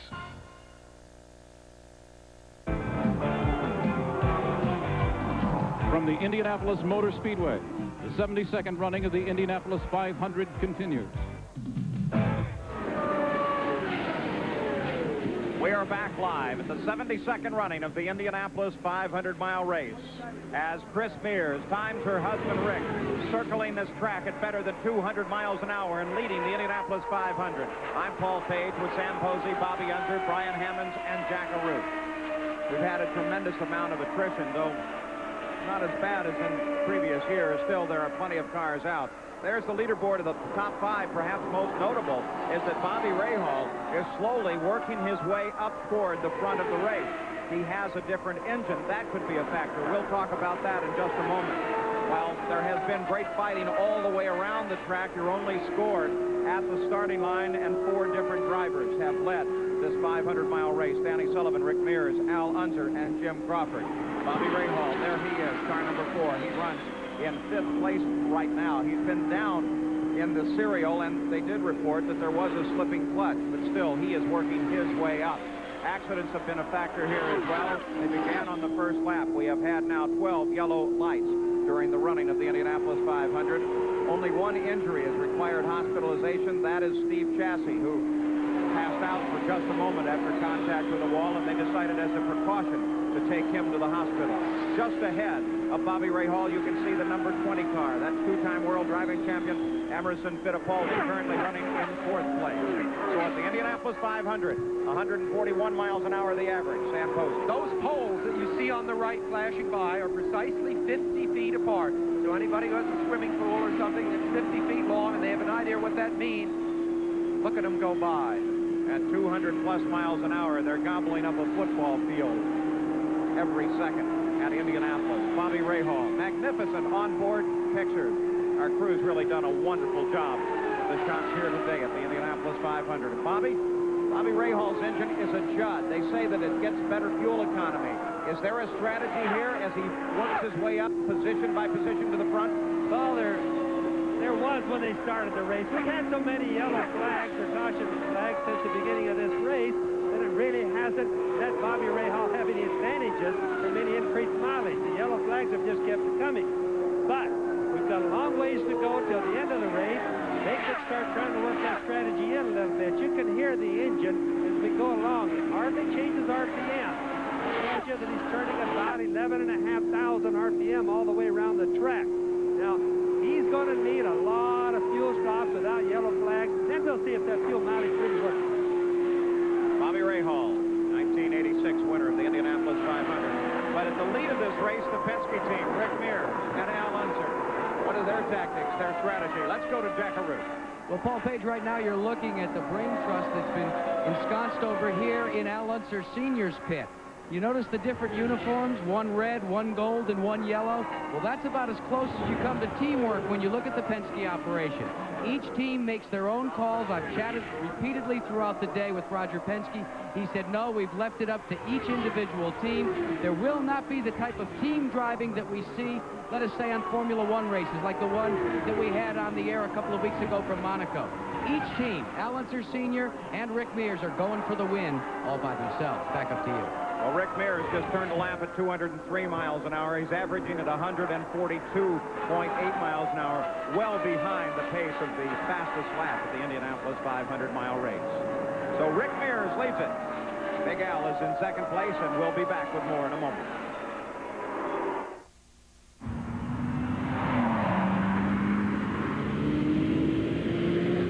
Every Ferrari 328 and every Ferrari Testarossa that comes to America comes on Goodyear Eagles. And only on Goodyear Eagles. Why? Because Mr. Ferrari wants it that way. Goodyear Eagles, Ferrari's choice as America's best tires. If we keep digging in this bloody desert, we'll be changing oil and air filters every month. Calm down, Percy. Now you can receive a $3 rebate every time you buy a Purolator air and oil filter together. It's like getting free oil filters for life. For life? Absolutely. But registration is for a limited time. How can you be free for life? Free for afterlife. Afterlife? For the best filter offer in this life or the next, look for this Purolator display. Jason. Sid, how are you? Good. Gail, how are you? I'm terrific. How about you? Fine. Oh, looks like you're celebrating. We accepted Gail's offer on the Market Street building this morning. Oh, not Market Street in South 18th. Yeah, that's the one. Well, aren't you going to congratulate me? Oh, wait a minute. What's going on here?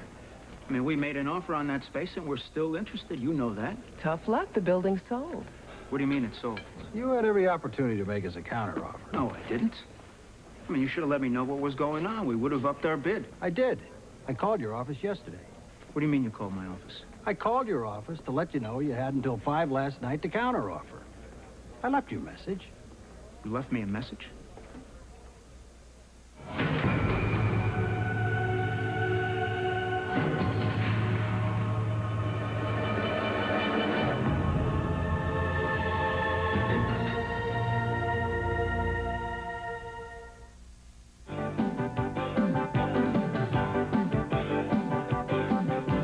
The Indianapolis 500 is being brought to you by Sears, where there's more for your life.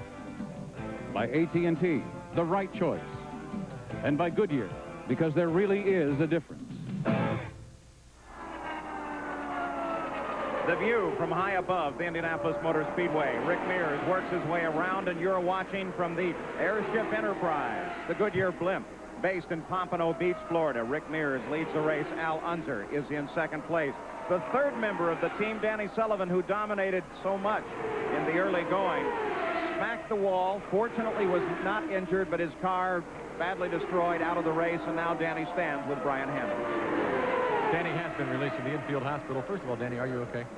Yeah, I'm fine. I've got a quite a big bruise on the inside of my left knee, just where it hit steering column in the car, but other than that, I'm fine. We've got some graphic pictures from the in-car camera, the race cam. From your perspective, what happened? Well, we had a problem with the wing adjuster for the front wings, and I'd been losing some ground because I had too much push. And then all of a sudden, I went into turn one. I had the push, not too big of a problem, and then the front just gave up. Whether the wing collapsed or turned the other way, I don't know. And it just took off and drove right in the wall. Pretty hard hit. Hard enough. Everybody's complaining about the track conditions. How were they for you? Well, we ran a lot of laps at 210 with full tank. I didn't think they were that bad. You know, they're going to get slippery because there's a lot of cars running around. It's a hot day, but I thought they were pretty good. I don't know if it's consolation, but your two teammates are going at it head to tail right now. Who do you like in that battle? Either one of them. I'll take either one, but I think, you know, Rick had some problems early on. I know he sorted them out, so he's got to be pretty strong. You know, Roger's pretty cagey when it comes to running that car. All right, Danny Sullivan is okay. He goes from being a leader to this race to a cheerleader, as his two teammates are running first and second now. Paul? And Mario Andretti, car number 6, rolls to the side of the track. Remember, this was a car with a gearbox problem. They got it back in the race. The yellow flag is out because Mario is sitting up in a dangerous position on the track. But apparently, Mario with newer and further problems. Boy, just another tough day for Mario. Bobby Ray Hall into the pits. And looks like it's a normal stop. Yeah, several of the crews were ready for stops at about this point in the race. In fact, Al Unser's crew laid the tires out ready for a stop, and then the yellow came out for them, and then they stepped back out of the way. So the yellow comes apparently at a very opportune time for a number of individuals. A car with the number 4 on it, incidentally, has never won the Indy 500 except in a year ending in 0. 70, 60. Bobby Ray Hall accelerating very, very fast, though, back out onto the track. These cars do 0 to 100 in less than 5 seconds. All right. Here comes the leader, Rick Mears, rolling down the pit road as he comes up behind Emerson Fittipaldi, and let's go to Jack Arute. And the Penske Brigade is ready to first service Rick Mears. Many people say that he is the lead driver on the team. He comes to a stop, the jacks go up, and it looks as if, yes, they are going to change all 4 tires and take on fuel. Rick continuing to pump the accelerator to keep the revs up on his Chevrolet engine. They have completed their work. They drop the jack, and he puts it in gear. Has a little bit of a problem there, but he is off and away. Meanwhile, further on up pit road, his teammate, the guy that runs in second, Al Unser Sr., their crew is still waiting for Sr. Back to you. So Rick Mears in and out of the pits and may have been able to maintain the lead during that stop. Here comes Al Unser. He is on the pit road and coming into some of that Penske Performance Service. And right behind him, Michael Andretti comes in as well. Michael running in 5th place. Al sits in the cockpit. These seconds tick by so very slowly for the race driver who has been running at 200 miles an hour. And you're so disoriented, Paul, because your world has become that world of 200 miles an hour that we've been seeing from the in-car cameras. It's more awkward, actually, to be stopped than to be at speed. The driver doesn't feel a sense of relief until he's back at speed. We saw Michael Andretti come out of the pits ahead of Al Unser Sr., but now Al rolls back into the action. So Rick Mears leads it at these stops under the yellow because Mario Andretti has pulled off the course. Mears just put a lap on Al right there. I think he just flashed around it. There's Mario under tow, and they'll bring him back into the pits at the Indianapolis 500. Mario Andretti, car number 6, and you can hear the crowd acknowledging his efforts here today. Giant crowd. Now, you take a look at this track. They go around in 43 seconds. That's not so long, but they're traveling so fast it's sometimes very difficult to tell just how big this giant oval is. Jack Arute has this report. Almost 250 acres are contained within Indy's 2.5-mile track, but to visualize its true size, consider another home of fantasy, Mickey's Kingdom in Disneyland. As any parent will tell you, it takes at least a full day to enjoy the Disney Empire. But imagine if you had to do it in 3 days. It would take 3 Disneylands to fill this Indy Speedway infield. Or how about one of the world's tallest structures? The Empire State Building in New York has been viewed by billions and has been scaled by the legendary King Kong in the movies. Now, what if Kong had prevailed and tipped the Empire State Building over? Well, it wouldn't have reached 1/3 of the way from one turn to the other. Or how about the Rose Bowl? With seats of over 100,000, it's one of football's largest facilities. But if you arranged a group of Rose Bowls like a carton of eggs and sat them in the middle of the infield at Indy, you'd end up with a full 15 inside the track.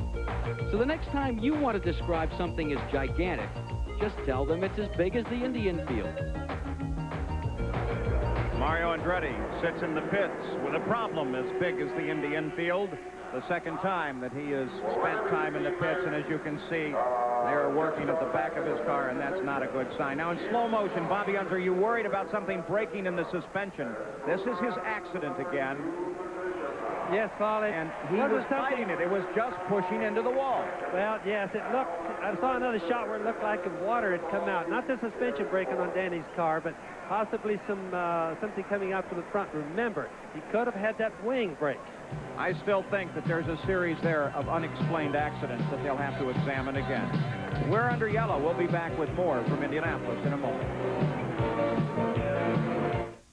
Listen to the heartbeat of America. Now there's a powerful new reason to follow your heart. The new 4.3-liter V6, available in S10 Blazer. 28% more power than before, and 50% more torque. The new 4.3-liter V6, the biggest engine ever offered in Blazer's class. The heartbeat of America. Chevy S10 Blazer. Today's Chevy truck. Cars aren't cheap, never have been. That's why I never take shortcuts with cheap oil and air filters. Give me AC filters every time. AC filters match the original specs on my cars like a nut on a bolt. Precision AC Delco parts. They don't just fit, they match. Keep your car running the way it was made to run. Now get up to $780 back on AC filters and plugs. See your retailer for details. This is the leading edge of racing technology.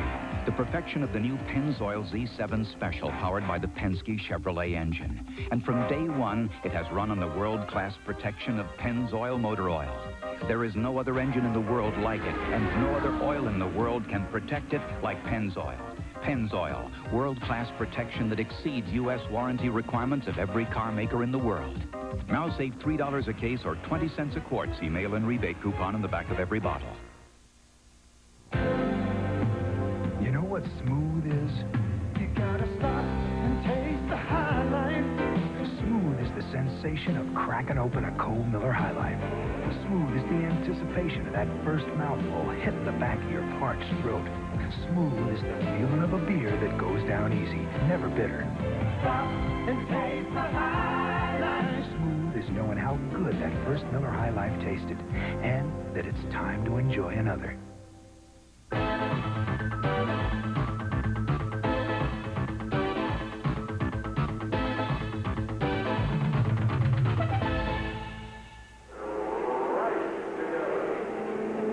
We're back at the Indianapolis 500. I'm Paul Page. We take a look at the leaderboard. Rick Mears now has a full lap on the entire field, reversing his position of being a lap down that he was in just a few minutes ago. Crawford, Big Al, Emerson Fittipaldi, and Bobby Rahal round out the top five. But Al Unser has been having some problems with his car. They've been working on it, trying to get it in proper shape. 144 laps complete, 6 different leaders, and 10 lead changes. Let's go down to Jack Arute now.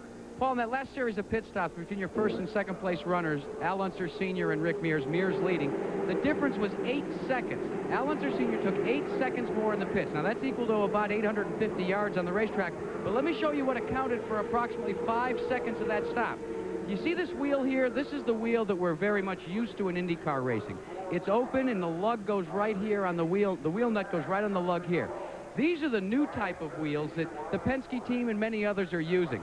It's a more aerodynamic wheel, very similar to what we saw on the Olympic cycling events. You know, that slick, solid wheel? But look, in order to get the wheel nut on, you've got to get into a blind spot here. That's exactly what happened on the right rear tire of Al Unser Sr.'s car. The crewman could not get the wheel nut securely positioned, and it took them all of 5.5 seconds to make the tire exchange. That's almost 550 yards out on the racetrack. Back up to you. Yeah, but get that kind of performance out of your local garage. Well, Bobby Unser, we are under the yellow. An interesting race. Rick Mears comes from behind, starts the front row, drops back a full lap, now goes to a full lap ahead as we're ready to go green. Well, he did, Paul. He was back a lap, and now he's up a lap. Rick is on a hot spell right now. He's really sticking good, too. He's going very fast. Here we come down to the green flag now. The giant crowd cheers Rick Mears on as we're back to racing with 145 laps of the 200 complete. You know, it's interesting when you said a giant crowd cheers Rick Mears on. You would think the Penske team, with all of their power, their money, their dynastic approach to this racing, 5 victories in the last 9 Indy races, might be hated by some the way the New York Yankees were hated. Remember back in the 50s and early 60s when they had that dynasty going? Instead, the Penske team is immensely popular with everybody I talk to. And I really wonder if that isn't partly because you see Roger himself out there winning and losing, the general standing there with his troops. He doesn't make his decisions from the suite and blame somebody else. You see him right there making the decisions that have propelled Rick Mears up into the lead to the point where he was back in 5th and 6th place. And also, I think Rick Mears, Danny Sullivan, Al Sr. are so popular as human beings that I think this whole thing works despite the fact they come in here with what is basically almost an unfair advantage. And Al Unser has moved around Jim Crawford and picked up second place in just those few seconds from the green flag. But remember, this is a battle that is 1 lap behind the leader, Rick Mears, a full 2.5 miles back. I think another reason, Sam Posey, is the 30 or so members of the Penske team may be just about the nicest individuals you'd ever want to meet. They always have time for the fans. They have plenty of time to explain the cars. They're just a group of nice people. Well, what looks like first and second on the racetrack. Again, Al's down a lap. He must pass Rick in order to be competitive. Look at the temperature so he come back to here. his full lap. In the 95 degrees. That's hot. Well, that's down in the pits. Everybody's not seeing the same thing. The main problem today is the sun's been beating on that pavement, and it's really hot on the pavement. Makes the tires slippery. Bobby, when you made your pre-race estimate of the slipperiness of the track, that was predicated on the idea it was going to be 85 degrees at this point. It's more than 10 degrees hotter, and I think that extra slipperiness has really been the story of this race. Roger Penske working over the tactics with his crew as Rick Mears comes off the 4th turn. A full lap in front of the rest of the Indianapolis 500 field. You know, so many people say Rick Mears is the best. He's the best oval driver in the world. Now, why? What does it really mean? It's in the prize fight. It's as if you were in a prize fight and you were the guy with the better reach, the better reflexes, more experience than your opponent. When Rick is out there on this racetrack, he has a sense of the track all around it, what the other men are doing out there, how his car is performing, what his options are. His relationship with Roger Penske on the radio, of course, goes back for 10 years. So the two of them have worked through these situations before. And so really, Rick Mears is the man who's calmer, whose mind is more open to possibilities. To add to that, he used to be a desert racer in the Baja competition. That's how he got started in all this. And he has what the desert people call desert eyes, that ability, and Paul, you and I were in the Baja last fall, to see things in that desert, or in this case, on the racetrack, that others don't see. Currents of air, a changing way the track is. Rick Mears right now very much in control of the situation. And at 205 miles an hour, he has just completed 3/4 of the Indianapolis 500-mile race. 150 laps are now complete.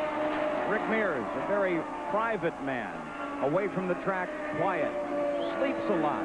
Let's take an opportunity with Jack Arute to look at Rick Mears.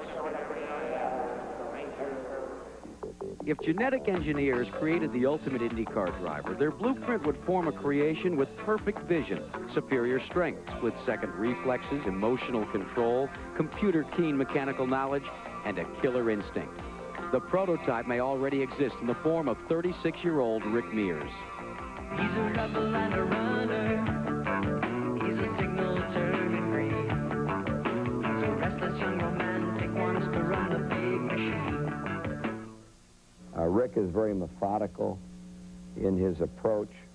Technically, I would have to say, understanding the cars of today, aerodynamically, mechanically, understanding how to drive them. Because of that knowledge, he probably is one of the best. But Rick Mears is human, and besides the functions that make him skillful, human qualities follow him into the cockpit. Kind of like, I think, with actors, you know, in acting. They get to, when they get on the screen, they get to play a part that's not them.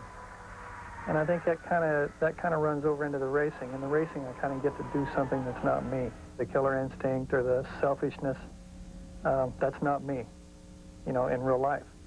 But in a race car, I kind of get to do that a little bit and get away with it. Real life includes time away from the world of speed. Great shot. Private moments that are known only to those who share the man in total, like Rick's wife, Chris. Rick's very quiet. He's very, very, very private. What you see in an interview with Rick Mears is exactly the way he is at home. He's exactly like that. Just quiet, low-key, and as normal can get.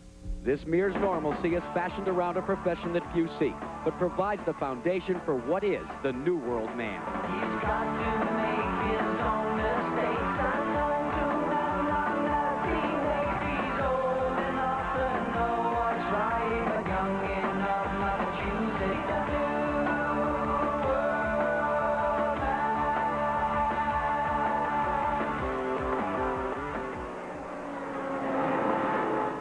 Well, interestingly, you know, you saw Rick Mears playing golf there with his wife, Chris, and you can often tell a lot about somebody by how he tries to teach someone else the game of golf. And when Rick is trying to teach Chris golf, he says, Chris, just hit it straight down the fairway. Don't worry about power. Don't worry about technique. Just hit it straight down the fairway. And that's basically the way he lives his life. Nothing flashy, no technique, just do it straight.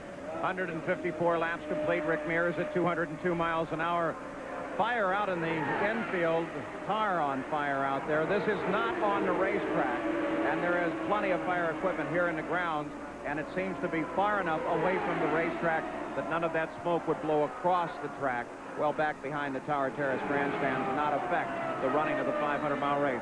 The top positions on the track have remained static, but Jim Crawford is now moving up and getting in a position to challenge Al Unser for second place. But I'll tell you, a plume of smoke is going to be entirely visible to the drivers, and they're going to wonder where on earth is it coming from. They're going to assume, naturally, you don't have much peripheral vision out there, that it's from somewhere around the track, and it's going to take a lap of some confusion to figure out it isn't from the track. Sam, they won't see that smoke, not unless it comes across the track. They really are only interested in what's on the track at the moment. So far, we have no wind, and the smoke is going straight up. Now, that's really good. You can see drifting slightly to the north and away from the track itself as we look down from the blimp once again. Rick Mears out in front of the 500-mile race.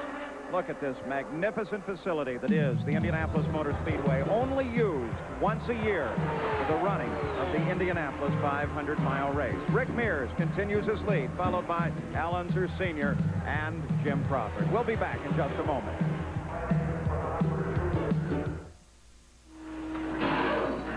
All right, where's Joey? He should be back by now. Here he is. Let me explain something, kid. The winner here can take home $500,000. I know. You win with one battery. That's not it. Since 1971, more Indy winners have started with the same Sears Die Hard you can buy for your car than with any other battery in the world.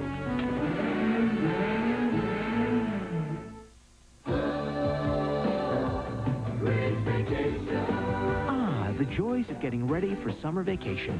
So much to fit in, so many details to remember.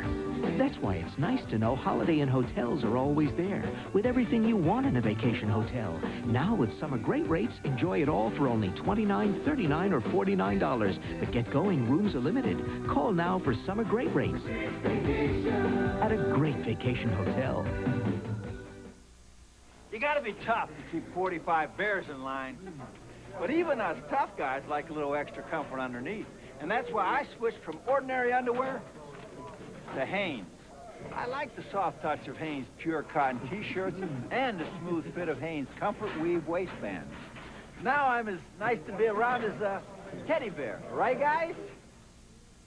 I said, right, guys? Right, Coach. It's not just underwear. It's Hanes. Imagine doing this to your car. It's unthinkable. Yet some car waxes and polishes contain abrasives that can scratch your car.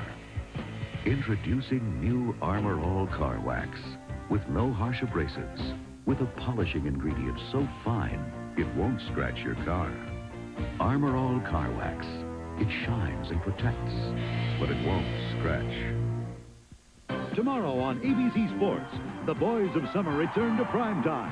Baseball's top teams square off as the Los Angeles Dodgers take on the New York Mets, or the Yankees go west to meet Oakland on the season premiere of ABC's Monday Night Baseball.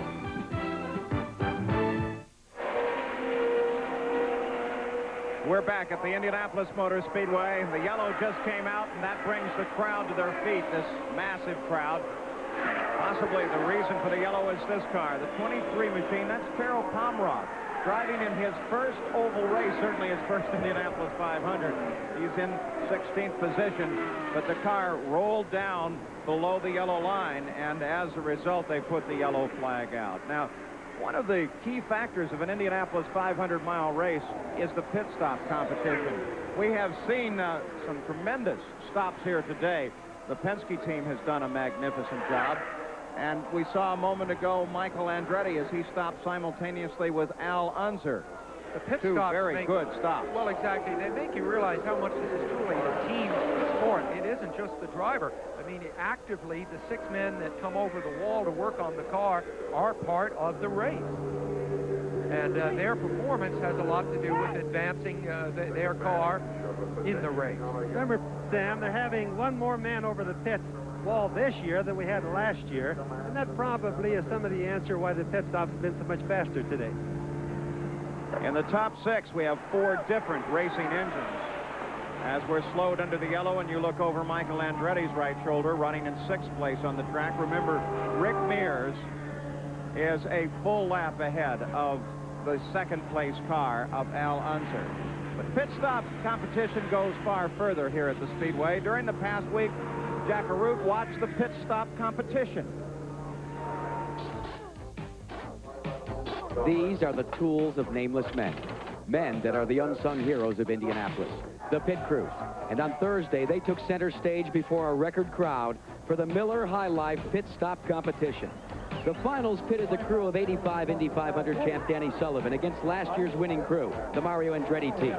The objective is to have the quickest pit stop in an area bordered by 2 timing lights. And at the drop of the green flag, Andretti roared into the timing box first as Sullivan's car stalled. Andretti's team, led by Colin Duff, went about their work in methodical fashion, changing 4 tires and simulating a refueling. The Sullivan team managed to refire their car and headed to the box as the Andretti team fired away in 15.151 seconds. Because Sullivan did not break the timing light beam earlier, they were still in the hunt. With the pressure of having witnessed Andretti's flawless stop, the Roger Penske-led brigade showed that from adversity can come triumph as they completed their stop in 14.405 seconds.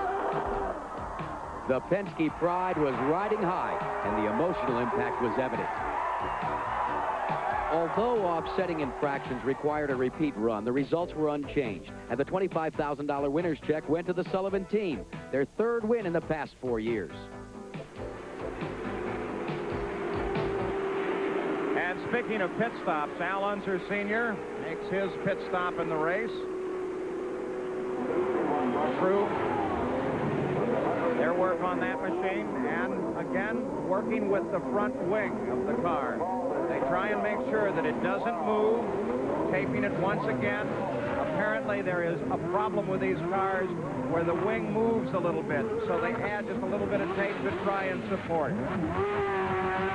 And during that stop, Jim Crawford got past Al Unser Sr. So everybody appreciates the significance of what would happen if the wing suddenly changed its angle. If it happened in the turn, it would probably mean a crash immediately. So this is not a casual business. In the first stop, Sam, we noticed that the left front one had problems. Now we notice that he's having problems with the right front. So it looks like he's broken both wing adjusters on Al's car. So still under the yellow flag at the Indianapolis 500-mile race, and Rick Mears well out in front of the second-place car, which is now Emerson Fittipaldi, and Bobby Rahal has moved up to third. We'll be back.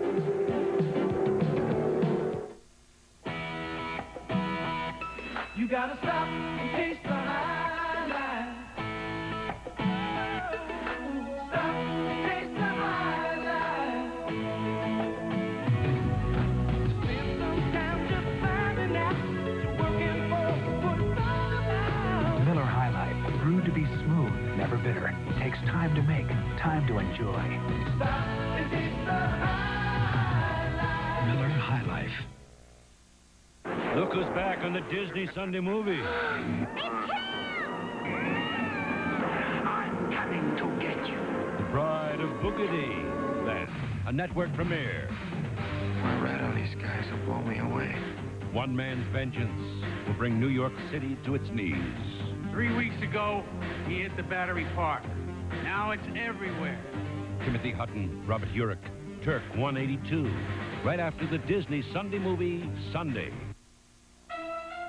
Black Rock, Nevada and Old Milwaukee both mean something great to these guys. Black Rock means land sailing, riding the wind across dry desert lakes. And Old Milwaukee means a great beer, cold, crisp Old Milwaukee beer, and smooth, golden Old Milwaukee Light. There's nothing like the flavor of a special place, an Old Milwaukee beer. Old Milwaukee and Old Milwaukee Light. You know, guys, it doesn't get any better than this. $99 down delivers now through May 31st at Carriage Ford. Get a brand new Escort, just $99 down and just $135 a month. Or a rugged Ford Ranger, $99 down and just $159 a month. Plus, get big savings on every car and truck in stock. $99 delivers. But hurry, offer ends May 31st. Only at Earl Books Carriage Ford. Best Buy Country Mile. Across from the Green Tree Mall in Clarksville. Jeopardy, weeknights at 7:30 on 32 WLKY.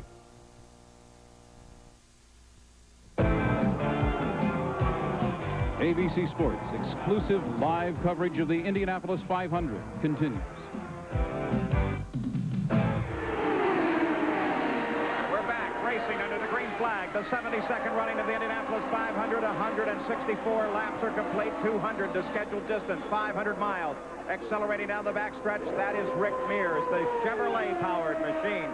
In second place now is Emerson Fittipaldi, another Chevy, and then a Buick of Jim Crawford. You mentioned the Chevrolet engine in Rick Mears' car. Remember, there was a car at this same stage in the race last year, Mario Andretti's, with a Chevrolet engine in its engine bay. And that car broke down on lap 177. We are on lap 164 right now.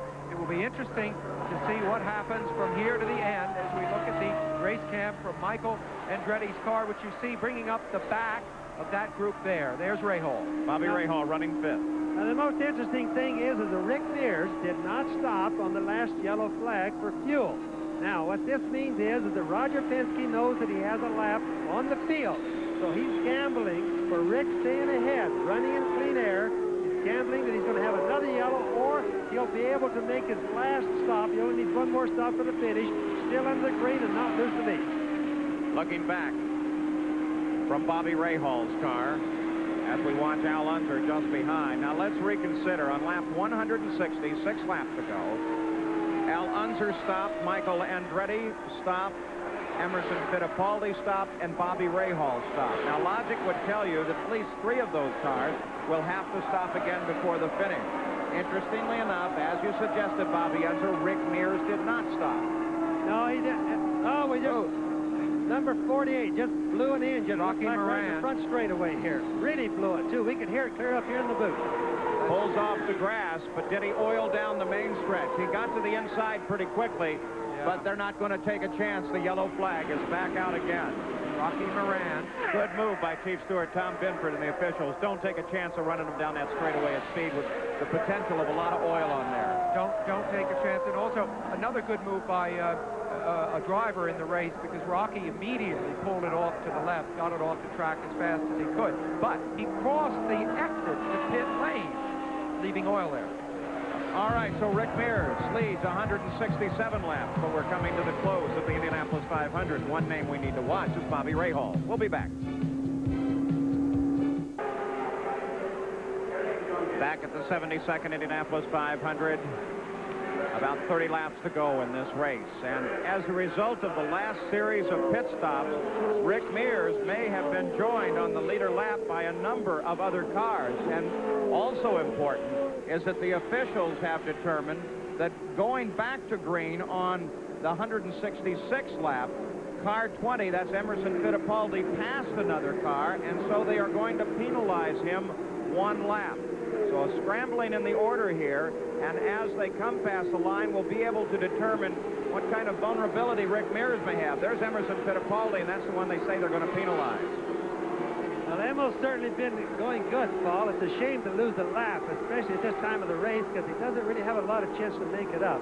It's a very bad decision on Embo's part, it would appear. He was up briefly to second place in this car, which he didn't really want to run in the race. It's a March car. He wanted to run a Lola car, which the team owned, but could not, or felt they could not prepare quickly enough for the race. So Emerson started this somewhat at odds with his own crew, which is unusual for this very nice man. So there's Emerson Fittipaldi. Let's go down to the pits and Jackaroo. Well, Paul, it was a great move, a gambler's move on Roger Penske to keep Rick Mears out there. How quickly it turned out to be one that was going to pay dividends for them. They were calculating right behind me just how far they could run the string in that tank of fuel so that he would only have to make one final pit stop. They gambled, as Roger said he would, to see if maybe a caution would come out shortly and they could go the distance. They've been looking at Bobby Rahal's situation all day. They know that there's a problem there in as much as being able to go for fuel consumption. But they gambled, and it looks like they may come out a winner. Let's go back to you. And the green flag flies. That's Rick Mears over to the far right of your screen as he comes down, and inside Michael Andretti. Rick Mears leads the Indianapolis 500. In second place is Jim Crawford and Michael Andretti. Well, you're on board with Michael Andretti, who runs in third place right now. Now, the result of attrition during the pit stops, and Michael and his team have been able to move up, and they're now joined the fight at the front, but Rick Mears is leading the race. But every time he passes somebody right now, Paul, he's putting a lap on him, because Rick was almost a full lap ahead. He made that last pit stop, put him back in the same lap. Now he's gained his lap back again. He's definitely the one leading the race. Roger Penske has a saying, which he uses all the time. A foot has 12 inches. Don't go 11 inches and not go that last inch. That must be what he's thinking right now. They are starting to close in on victory at Indianapolis, and there's very little left here to go, and you know what's going through Roger's mind. So Rick Mears leads it. Before that series of yellows and pit stops, Rick Mears was a full lap ahead of everyone. But with the stop, Jim Crawford has managed to move back up onto the leader lap, though he is 42 seconds behind Rick Mears. You ride with Michael Andretti. Started 10th, he's currently third. And watch this ride, too. He was trying to slipstream the car in front of him, Bosell, and he built up speed. Now watch this. This is a classic move. He's made a good exit. He will start to close in as he comes down the straight because he doesn't have as much wind resistance as the car in front. But look, he just does not have enough speed. He waved by Rick Mears on the inside. That presence of mind. It just doesn't have enough power, does he, Bobby? The interesting thing you can see right there is how loose Raul Bosell is. His car just dancing around. The rear is very light. In other words, got a lot of oversteer. Michael is very mad, as you can see, because Raul's holding him up. He's just not competitive right now, and he thinks that Michael thinks that Raul's holding him up right now. Yeah, and he is. He takes him all the way down onto the grass and still can't get by him. And Michael is not a happy man. He has to hope the officials will wave a blue flag, a passing flag, at Bosell. At this time of the day, I don't think so either. Paying attention to that passing flag. They're looking at they're holding the passing flag. If this goes on for more than a couple more laps, maybe. And you got to remember that blue flag with the yellow diagonal is really only an advisory. It tells you a competitor is following closely. It's not an order to move over and give way. Yellow flag flies. No indication as to why. We don't have a report of an accident on the track itself. Pace car out. So that's the good news. Interesting thing right here. Bosell and Michael Andretti both have Cosworth engines, so Michael doesn't really have an advantage for passing down the straightaway. The indication is that one of the cars tapped the wall and kept going, the 29 car of Rich Vogler. We'll look for confirmation of that. As the yellow flies again, the field now begins to close. And Mario Andretti, finally, after a very long day and 2 incredibly long pit stops, is out of the Indianapolis 500-mile race. Well, there are very few people who I think have had to put up with as much disappointment in sport as Mario Andretti. He has been competitive in this event ever since he came here as a rookie in 1965. And yet, after time, and you see his son still in contention, Michael here, time after time, he has come close and only once won it. You know, I think if he'd won it more toward the middle of his career, it wouldn't have been so brutal, but he won it so early, suggesting he was going to win many more, and ever since it's been disappointment after disappointment. Here's a great story. Jim Crawford, the number 15 car. He's not driven a race this season. He was injured here a year ago, went through a long period of therapy. And he's now running in second place on the same lap with the leader. Let's go down into Crawford's pits. Brian Hammonds is there. Well, Jim may have caught a break with this yellow flag. He needs to make one more fuel stop, and they don't think Rick Mears needs to. He went by once. Now they gave him the sign to come in, so he should be coming in for his final fuel stop plus 3 tires the next time around. Paul? Jim Crawford, the crew there, Bobby. Well, the reason... And another car into the wall. That's Vogler, isn't it? Well, it certainly looks like By process of elimination, I think that, yes, it is Vogler. Rich Yeah. Vogler. Boy, has he had a physical day. Well, I made that prize fighter analogy. 2 times in a row. He obviously is having some bad problems there. So it's yellow as Rich Vogler into the wall at the Indianapolis 500, and Rick Mears is still the leader, but now Jim Crawford has a chance to close up. We'll be back. We're back at the Indianapolis 500. This is Paul Page. You're looking at Roger Penske. He talks with Ken Anderson, one of his tacticians in the team, and wondering whether or not their car will win this Indianapolis 500. It is out in front at the moment. Now, we're under yellow once again as a result of an accident, this time involving Rich Vogler. And we'd mentioned, well, let's take a look at this accident first. There is Rich Vogler, and he is leading Jim Crawford here. Sam? All right, but it's when we see the car from behind that we get a clue as to what might have happened to Rich Vogler, because we see a little smoke coming out of the back of the car. Right, focus on that. Now let the picture go, and you see that smoke in there. You can see how desperately he's turning the car at this point. But Sam, you're looking at front wheels going 2 different directions. It looks like a tie rod may have broken in the front. Yes, we are. Yep, we are. Now, the smoke coming out of the back, Paul, he's obviously got some problems there. The engine looks like it just exploded, either the engine or the transmission. No, Bobby, I think Paul's assessment was good. The front tires were not pointed in the same direction seconds prior to impact. I think the smoke we may have been seeing was coming from the tires underneath the car, possibly. He did not have proper alignment. Something broke in the front suspension. That, by the way, is the most terrifying thing that can happen to a racing driver, when the steering or anything in the front end goes, because you are absolutely helpless. Look at the left front wheel, which is turning the proper direction on Rich Vogler's car, that car in the upper right-hand corner. But the right front is just continuing on. So something has broken in the steering mechanism on the car. See, the right front tries to turn out while the left front turns in, and he has no control whatsoever. Rich Vogler goes into the wall. That's very obvious. But that other car was Jim Crawford, second place. How very close he came during that activity. Now, we'd mentioned that officially they had decided to penalize Emerson Fittipaldi, the number 20 car, 1 lap. Apparently now the officials of the race are reassessing that penalty. More evidence coming forward. They're talking it over again. They may give him the lap back. It would be the first time a penalty like that had ever been assessed to Emerson, who tends not to be the kind of driver to push, to try to push an advantage unfairly. Here's the Jim Crawford pits. Brian Hammonds is there. Things are not going real well down here in the Jim Crawford pits. First of all, the scoring monitor is now gone out. Jim Crawford's radio to his crew is not working. If that's not hectic enough for poor Jim, his wife is very, very pregnant. She's due on Tuesday. She's watching this race up in the suites with her doctor. So pretty interesting day for the Jim Crawford crew. Paul? Well, it has the potential of being a great week for the Jim Crawford family.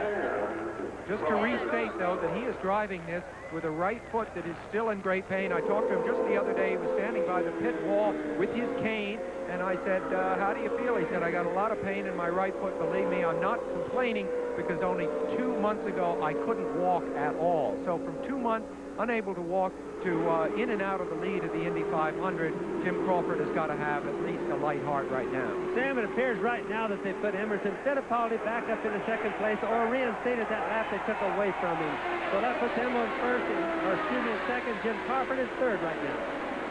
Well, here comes Rick Mears as the green flag flies again, and by reinstating that lap, that puts Emerson Fittipaldi in second place on the leader lap, and just 10 seconds back as they come to the green from Rick Mears. Jim Crawford moves down to third. There's that white and red machine. That is the 20 car of Emerson Fittipaldi.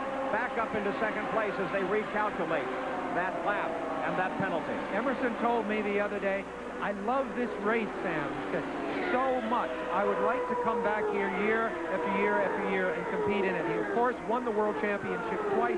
He has won IndyCar races, but never Indy. This may be the best moment in his life, the last 8 to 10 years since he withdrew from Grand Prix racing. Important to remember is while he has not won Indy, he won a 500-mile race at the Michigan 500. So he very definitely is capable of winning one of these races. He has the savvy, and the Pat Patrick team, which has backed him up, of course, was the architect of that great victory by Gordon Johncock over Rick Mears back in 1982. So once again, it's the Pat Patrick team represented by Emerson Fittipaldi here versus the Roger Penske team represented by Rick Mears. An age-old rivalry between two car owners that really put a lot into the sport. Yes, and remember, Sam, most people don't think Emil's an oval track driver. Some days he has good days, and this certainly looks like one of them. I'll tell you what he is. He's very definitely a savvy driver. He knows how to win races. He knows how to save the car to the end of the race. And we have come up on 18 laps from the finish of the Indianapolis 500. And this is a crucial time now. They are all running just as fast as they can. I'll tell you, Emerson is having the kind of day your brother Al had this time last year, Bobby. Well back in the early going, but he kept coming at it, and now he's suddenly a front runner. He's been in traffic all day. It's been hard for him to get out and get some of that nice clean air like some of the rest of them. Rick Mears, for one, has had all day, but it's showing up now at the end of the race for him. All right, down in the Patrick pit, here's Jackaroo. This is Pat Patrick, who's the car owner of Emerson Fittipaldi's car. Pat, great news that the USAC has decided to put you back in second position. Well, we talked to Emerson, Jack, and he says he didn't pass the car on the yellow. He went by, and the guy went back behind him, so we feel we're very comfortable. Now, the question, though, is, as I understand it, USAC has also informed you, though, that after the race, they will take a look at the scoring tapes. Is that correct? Well, that's what they say, but it doesn't mean much after the race, does it? That's the story from the Pat Patrick pit. Gentlemen? Emerson Fittipaldi, his driver, runs in second place right now, 10 seconds behind Rick Mears. All right, the engine story. Chevrolet engines are currently running first and second. But what does that mean? Will that have an instant effect, you suppose, on Chevrolet sales? I rather doubt it. I think that people out there realize these are highly specialized cars and don't have all that much connection with passenger cars. But what I think will happen is much further down the road, Chevrolet became involved with this for engineering reasons rather than PR goals. They knew there were things about fuel economy and lightness that could eventually trickle down to their production engines. And I think what is going on today will bear fruit 5, 6, 7 years from now. Rick Mears, the leader of the race. Chevy powered, a Penske PC-17. Yes, that's Rick. Getting along really nice. He should, without any problems, be able to cruise home to a nice victory today. Behind him, a heck of a battle going on. Emo's changing around. We've got Big Al, we've got Jim Crawford. There's an interval coming between Rick Mears. Emerson Fittipaldi, we watch for Fittipaldi approaching the line now. There, 14 seconds back. Emerson Fittipaldi lies back from Rick Mears. Huge lead. You know, Penske has won 5 of the last 9 Indy 500, but only twice has he done so with his own cars, and the last time was back in 1981. There's a lot of car-building pride on the line if Penske is able to win this race. His cars, manufactured in Poole, England, have not done well in the past 4 years, and this year, well, Rick Mears probably would have been a hands-down winner at Phoenix had it not been for an early accident. And now here at the Indianapolis 500, Rick Mears may in fact be looking at his 3rd Indianapolis 500-mile race crown. Well, he certainly is, and here comes Fittipaldi. He isn't gaining on Mears. He just would need some sort of problem from Rick Mears for him to pass him. But he's there, he's competitive. That Patrick is not going to give up. Emerson Fittipaldi is certainly not giving up. There's Chris Mears. He's worried, Paul. Fittipaldi maintaining an approximately the same interval that he has the past several laps behind Rick Mears. 14.8 seconds back now. And 19 seconds behind that is the 15 car of Jim Crawford. There is Greg Penske giving the board to their leader. That's Roger Penske Jr. actually handling the board. Telling Rick he's 15 seconds out in front of the Indianapolis 500. And he's turning laps at nearly 201 miles an hour. Well, what we're seeing right now, the difference between owning and building your own cars, as Penske does, and buying them, as Pat Patrick does, for Emerson Fittipaldi is making himself clear. When you buy a car from the manufacturer, your car is only as good as what they can sell you, and that design tends to be frozen months before the season begins so that a production run of cars can be made. In the case of a car, when you build it yourself, you can keep making those changes right up to the last minute, which is precisely what the Penske team, under the direction of Nigel Bennett, their designer, has been doing all month. There's Chris Mears with his wife, starting, I would say, to tense up a little bit. We have alluded to times and speeds and penalties throughout the running of this race. We all should be reminded that they are all unofficial until they have time overnight. As soon as they're done with the race, the scoring team, timing and scoring crew under the direction of Art Graham, go to work and audit the race. They actually run the race on paper with all the replication of timing slips that they have. You can see now they're showing Rick Mears, and he is beginning to pull away from second place. With 11 laps to go at the Indianapolis 500 the next time he comes around. Let's tell Rick that he's got 17 seconds on the nearest place behind him. The closest one, second place, and he's only got 15 laps left. And you can see by the worried look on Chris Mears' face that it's as hard towards the end of the race, or even harder, than it is early in the race. From worry about your driver going to finish. The driver sees, as we see the relationship back to Emerson Fittipaldi, beautiful shot as he comes down the pit straight. That shot from inside the track, of course, looking out.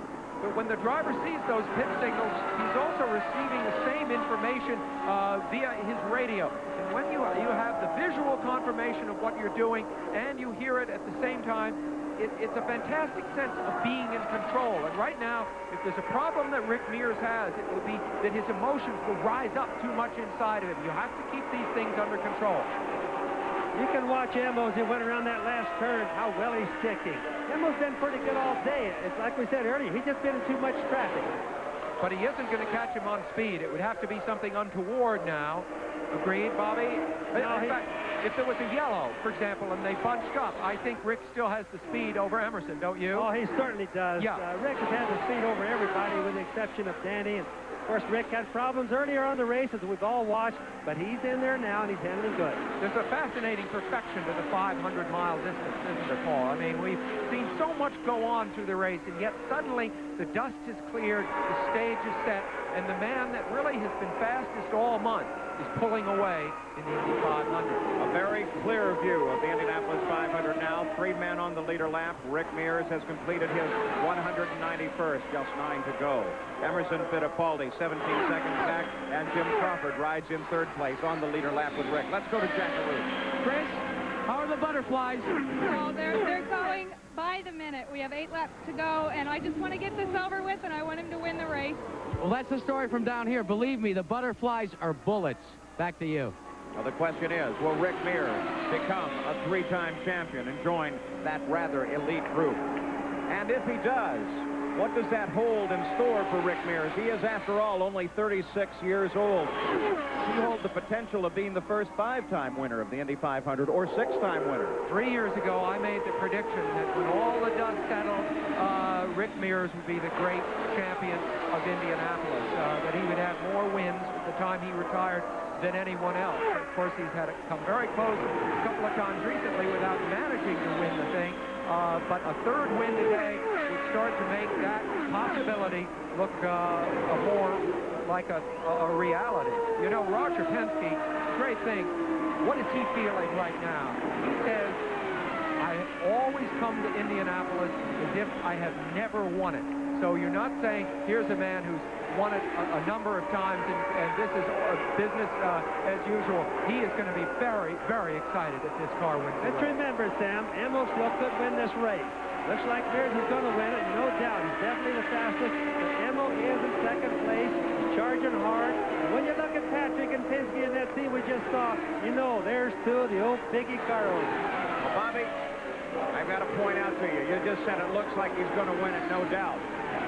More times than not, the man who leads at lap 180 does not win the Indianapolis 500. Statistics will bear that out. Rick Mears leads at the moment. Is it a 50th victory for the Penske crew? A third Indianapolis win for Rick Mears and for his chief mechanic, Peter Parrott. Already they've begun to assemble the area that the winner will pull into. But who will it be? Emerson Fittipaldi is in pursuit. Let's go to his pits now, and Brian Hammond. So, Fittipaldi, what's going through your mind right now? Your husband's in second place. I can't tell you how nervous I am right now, you know. I hope he finished really good. Can he catch Rick Mears? Yeah, I think so. She's confident she can, Paul Page. Well, now we're getting an entirely different piece of information coming from the officials of the race. They are telling us that they are going to assess the penalty that we have discussed against Emerson Fittipaldi. After reviewing some information on that particular situation, coming to the yellow, there's Pat Patrick, the car owner. I'm not sure that he knows yet, but this car will suddenly, with a flick of the switch on a computer, be transferred 1 lap back. That's bad for Emerson Fittipaldi, but will be good for Jim Crawford, who with that Buick-powered machine will move up into second place with just 5 laps to go for Rick Mears. We started the race with 3 Penskes on the front row of the grid. One was eliminated when Sullivan crashed. Al Unser Sr. has dropped back and is not in contention. 1 car is left. Did you see it right there? All right, let's go down to Pat Patrick's pit. Paul, we are with Pat Patrick, and he just found out that he has been, the penalty will stand, Mr. Patrick. What do you think? Well, I don't believe it. It's a typical USAC sanctioning body. It's screwed up. We'll protest it. I'm not concerned about it. You think you can overturn it? Beg your pardon? You think you can overturn it? Oh, sure, because he didn't pass on the second place car. Jim Crawford is in the pits now. Second place as a result of them moving Emerson Fittipaldi 1 lap down and back into 7th. So Jim Crawford is in the pits, and Al Unser Sr. comes by and picks up second place as they work on the left front of the car. Al Unser has moved into second place. It's now the Penske cars 1 and 2 at Indianapolis. Penske has won this race in 1972, in 79, in 81, in 84, in 85, in 87. And look, on board Michael Andretti's car, the upper cover of the right side pod is blowing and trying to rip off of the car. Michael Andretti runs in 3rd place right now. Here comes Jim Crawford roaring out of the pits. Bobby, I told you, it's not over until the checkered flag flies. And this race, while being dominated by Rick Mears, is still very active. Not only that, now that will cause a yellow flag. Yep. And they'll bunch up, and it'll be a trophy dash. Yellow flag. Yep. We saw it. We anticipated. The pace came up on the main straightaway. The yellow flag comes out, and it's going to be a sprint to the finish of the Indianapolis 500. We are on lap number 197, just 3 to go. The Indianapolis 7.5 miles left to run. And it looks like if they can control the field properly, we may come back for a single lap run to the green flag. We've seen a 2-lap run when Bobby Rahal passed with just 5 miles to go Kevin Cogan in 1986. Now, what will we see today? They're going to be awfully hard. There's 2 laps left, Paul. It's going to be awfully hard to pick up that piece, organize the pace car, get rid of all the equipment on the racetrack, and go green. So I have to guess at the moment the race may finish under the yellow. 2 laps to go. Another part falls off the back of one of the trucks coming out to service. This problem on the main straightaway. So right now, Rick Mears in that cockpit. He's hovering between the emotion of thinking that he may be able to win this without really having to push anymore. He'll win it under the yellow, and realizing that if they can get the track clean fast enough, he's going to have to drive it all out for his life for 1 lap. Rick Mears, right behind the pace car, right behind Rick, is Jim Crawford. But Rick Mears is well out in front.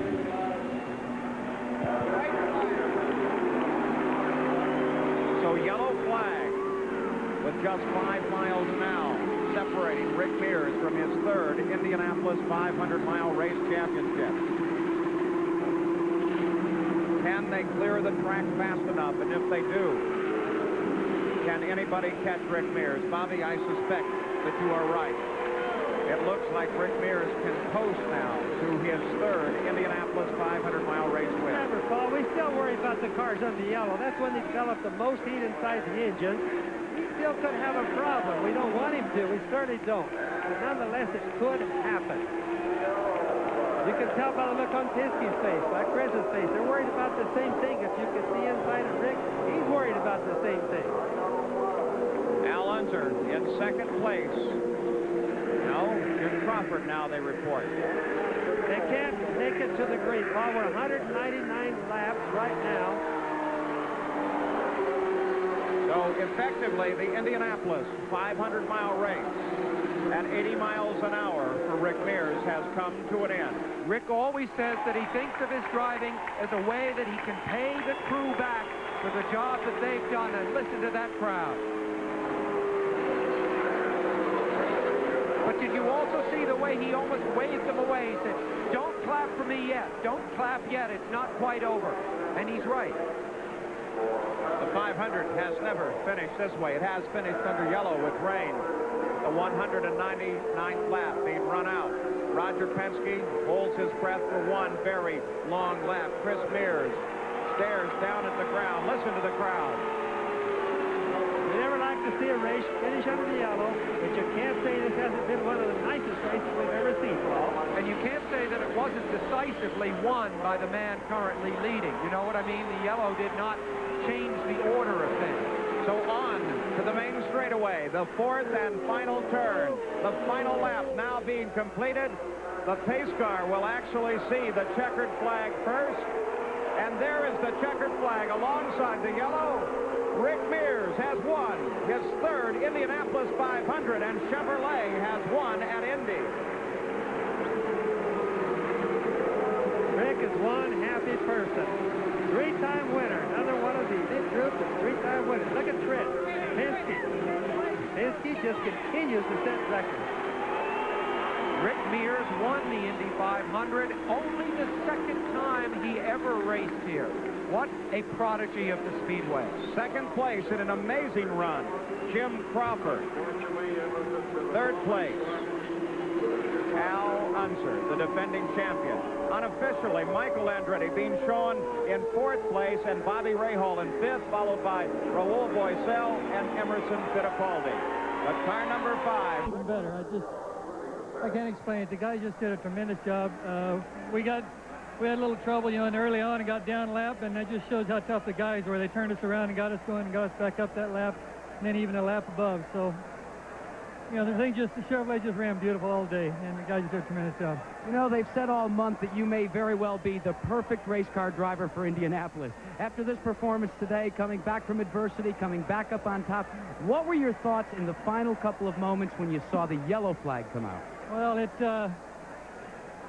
I knew that unless there was really something, we were so close to the end that, even if they went green, we could go pretty good and pretty easy and get it across. It was just a matter, when something like that happens, you hate to change your pace. You got to set rhythm going, and you even hate to start backing off when you've got a lead there at the end, because you hate to change anything that's the way you've been doing all day long. So it gets a little bit nerve-wracking, and then when you see that yellow like that, you think, oh no, you know, now here's another change. But you're just hoping that, you know, it doesn't change anything on the car, and it did, and everything worked great. Hey, you've been so laid back, kick back California style all month here. Now, when are you going to finally let loose? Well, I'd say probably tonight.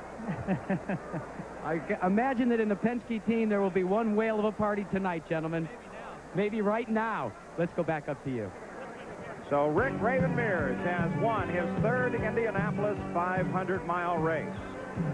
Rick Mears wins the Indianapolis 500, and for those of you tuned in for the golf, well, it'll be coming up next. But for the moment, the celebration in Victory Lane as Rick Mears in an average 4.8 miles an hour. It's unofficial. We look at the order of finish of the race. Let's go down to the pits again, Brian Hammond. Paul Page, you just can't say enough about the drive of this man, Jim Crawford. This man's feet are literally, the crowd is going crazy. The man's feet is literally held together by pins and screws after a terrible accident here last May. This is his first race back, second place. Congratulations. Thanks very much. I'm happy for the Buick people that have, well, A, we've done all those miles of testing, and B, they stuck with me while I was injured, so I feel very happy for them. They deserve it. What about your feet? Did you feel any pain out there? They probably hurt like hell, but I won't notice it for an hour or so now, I don't think. Were you ever competitive with Rick Mears? Do you think you could have caught it? No, he came past me early on in the race, and there was nothing I could do. I was using all the road end of it, and that was all I could do. That was as fast as I could go, so, you know, my hat's off to him. He did a great job. One bad thing about it, your car owner, Kenny Bernstein, can't be here to enjoy it. He's racing himself down in Baton Rouge. Yeah, I hope he does better than me. That's going to be awfully hard to do. Jim Crawford, a second-place finish in today's Indianapolis 500. Paul? Well, Brian, this was the scene just moments ago as Rick Mears, for the third time, pulled into Victory Lane at the Indianapolis 500 to receive the Ford Warner Trophy. And now he wins once again as Rick Mears proves that he is a dominant race driver in the Indy cars. Giant crowd, well, many of them will stay for another hour or two. Others already have headed for the exits. They can report that they watched Rick Mears win his third Indianapolis 500-mile race. You can see many staying in the grandstands. Now we have an opportunity to look back over the month of May for the Penske team through the eyes of electronic artist Joni Carter. We'll take a look at that. And as we do, we'll also take a look at the unofficial results of the 72nd running of the 500.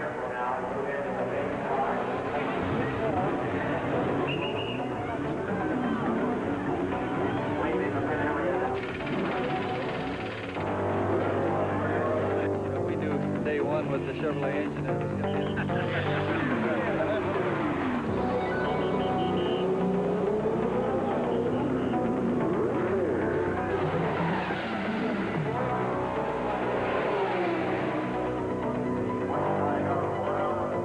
Your attention, please. The track is open for qualification. Remember, none of these are official until 8:30 tomorrow morning when they are posted. You've already heard there is some controversy. Great finish for Phil Kruger. He has to be complimented. Kept with it all day. Ari Lyons-Ike and Dick Simon, oldest man in the race, rounds out the top 10. So the engines are quiet. The race is done. The Indianapolis 500 is over, and Rick Mears is the winner.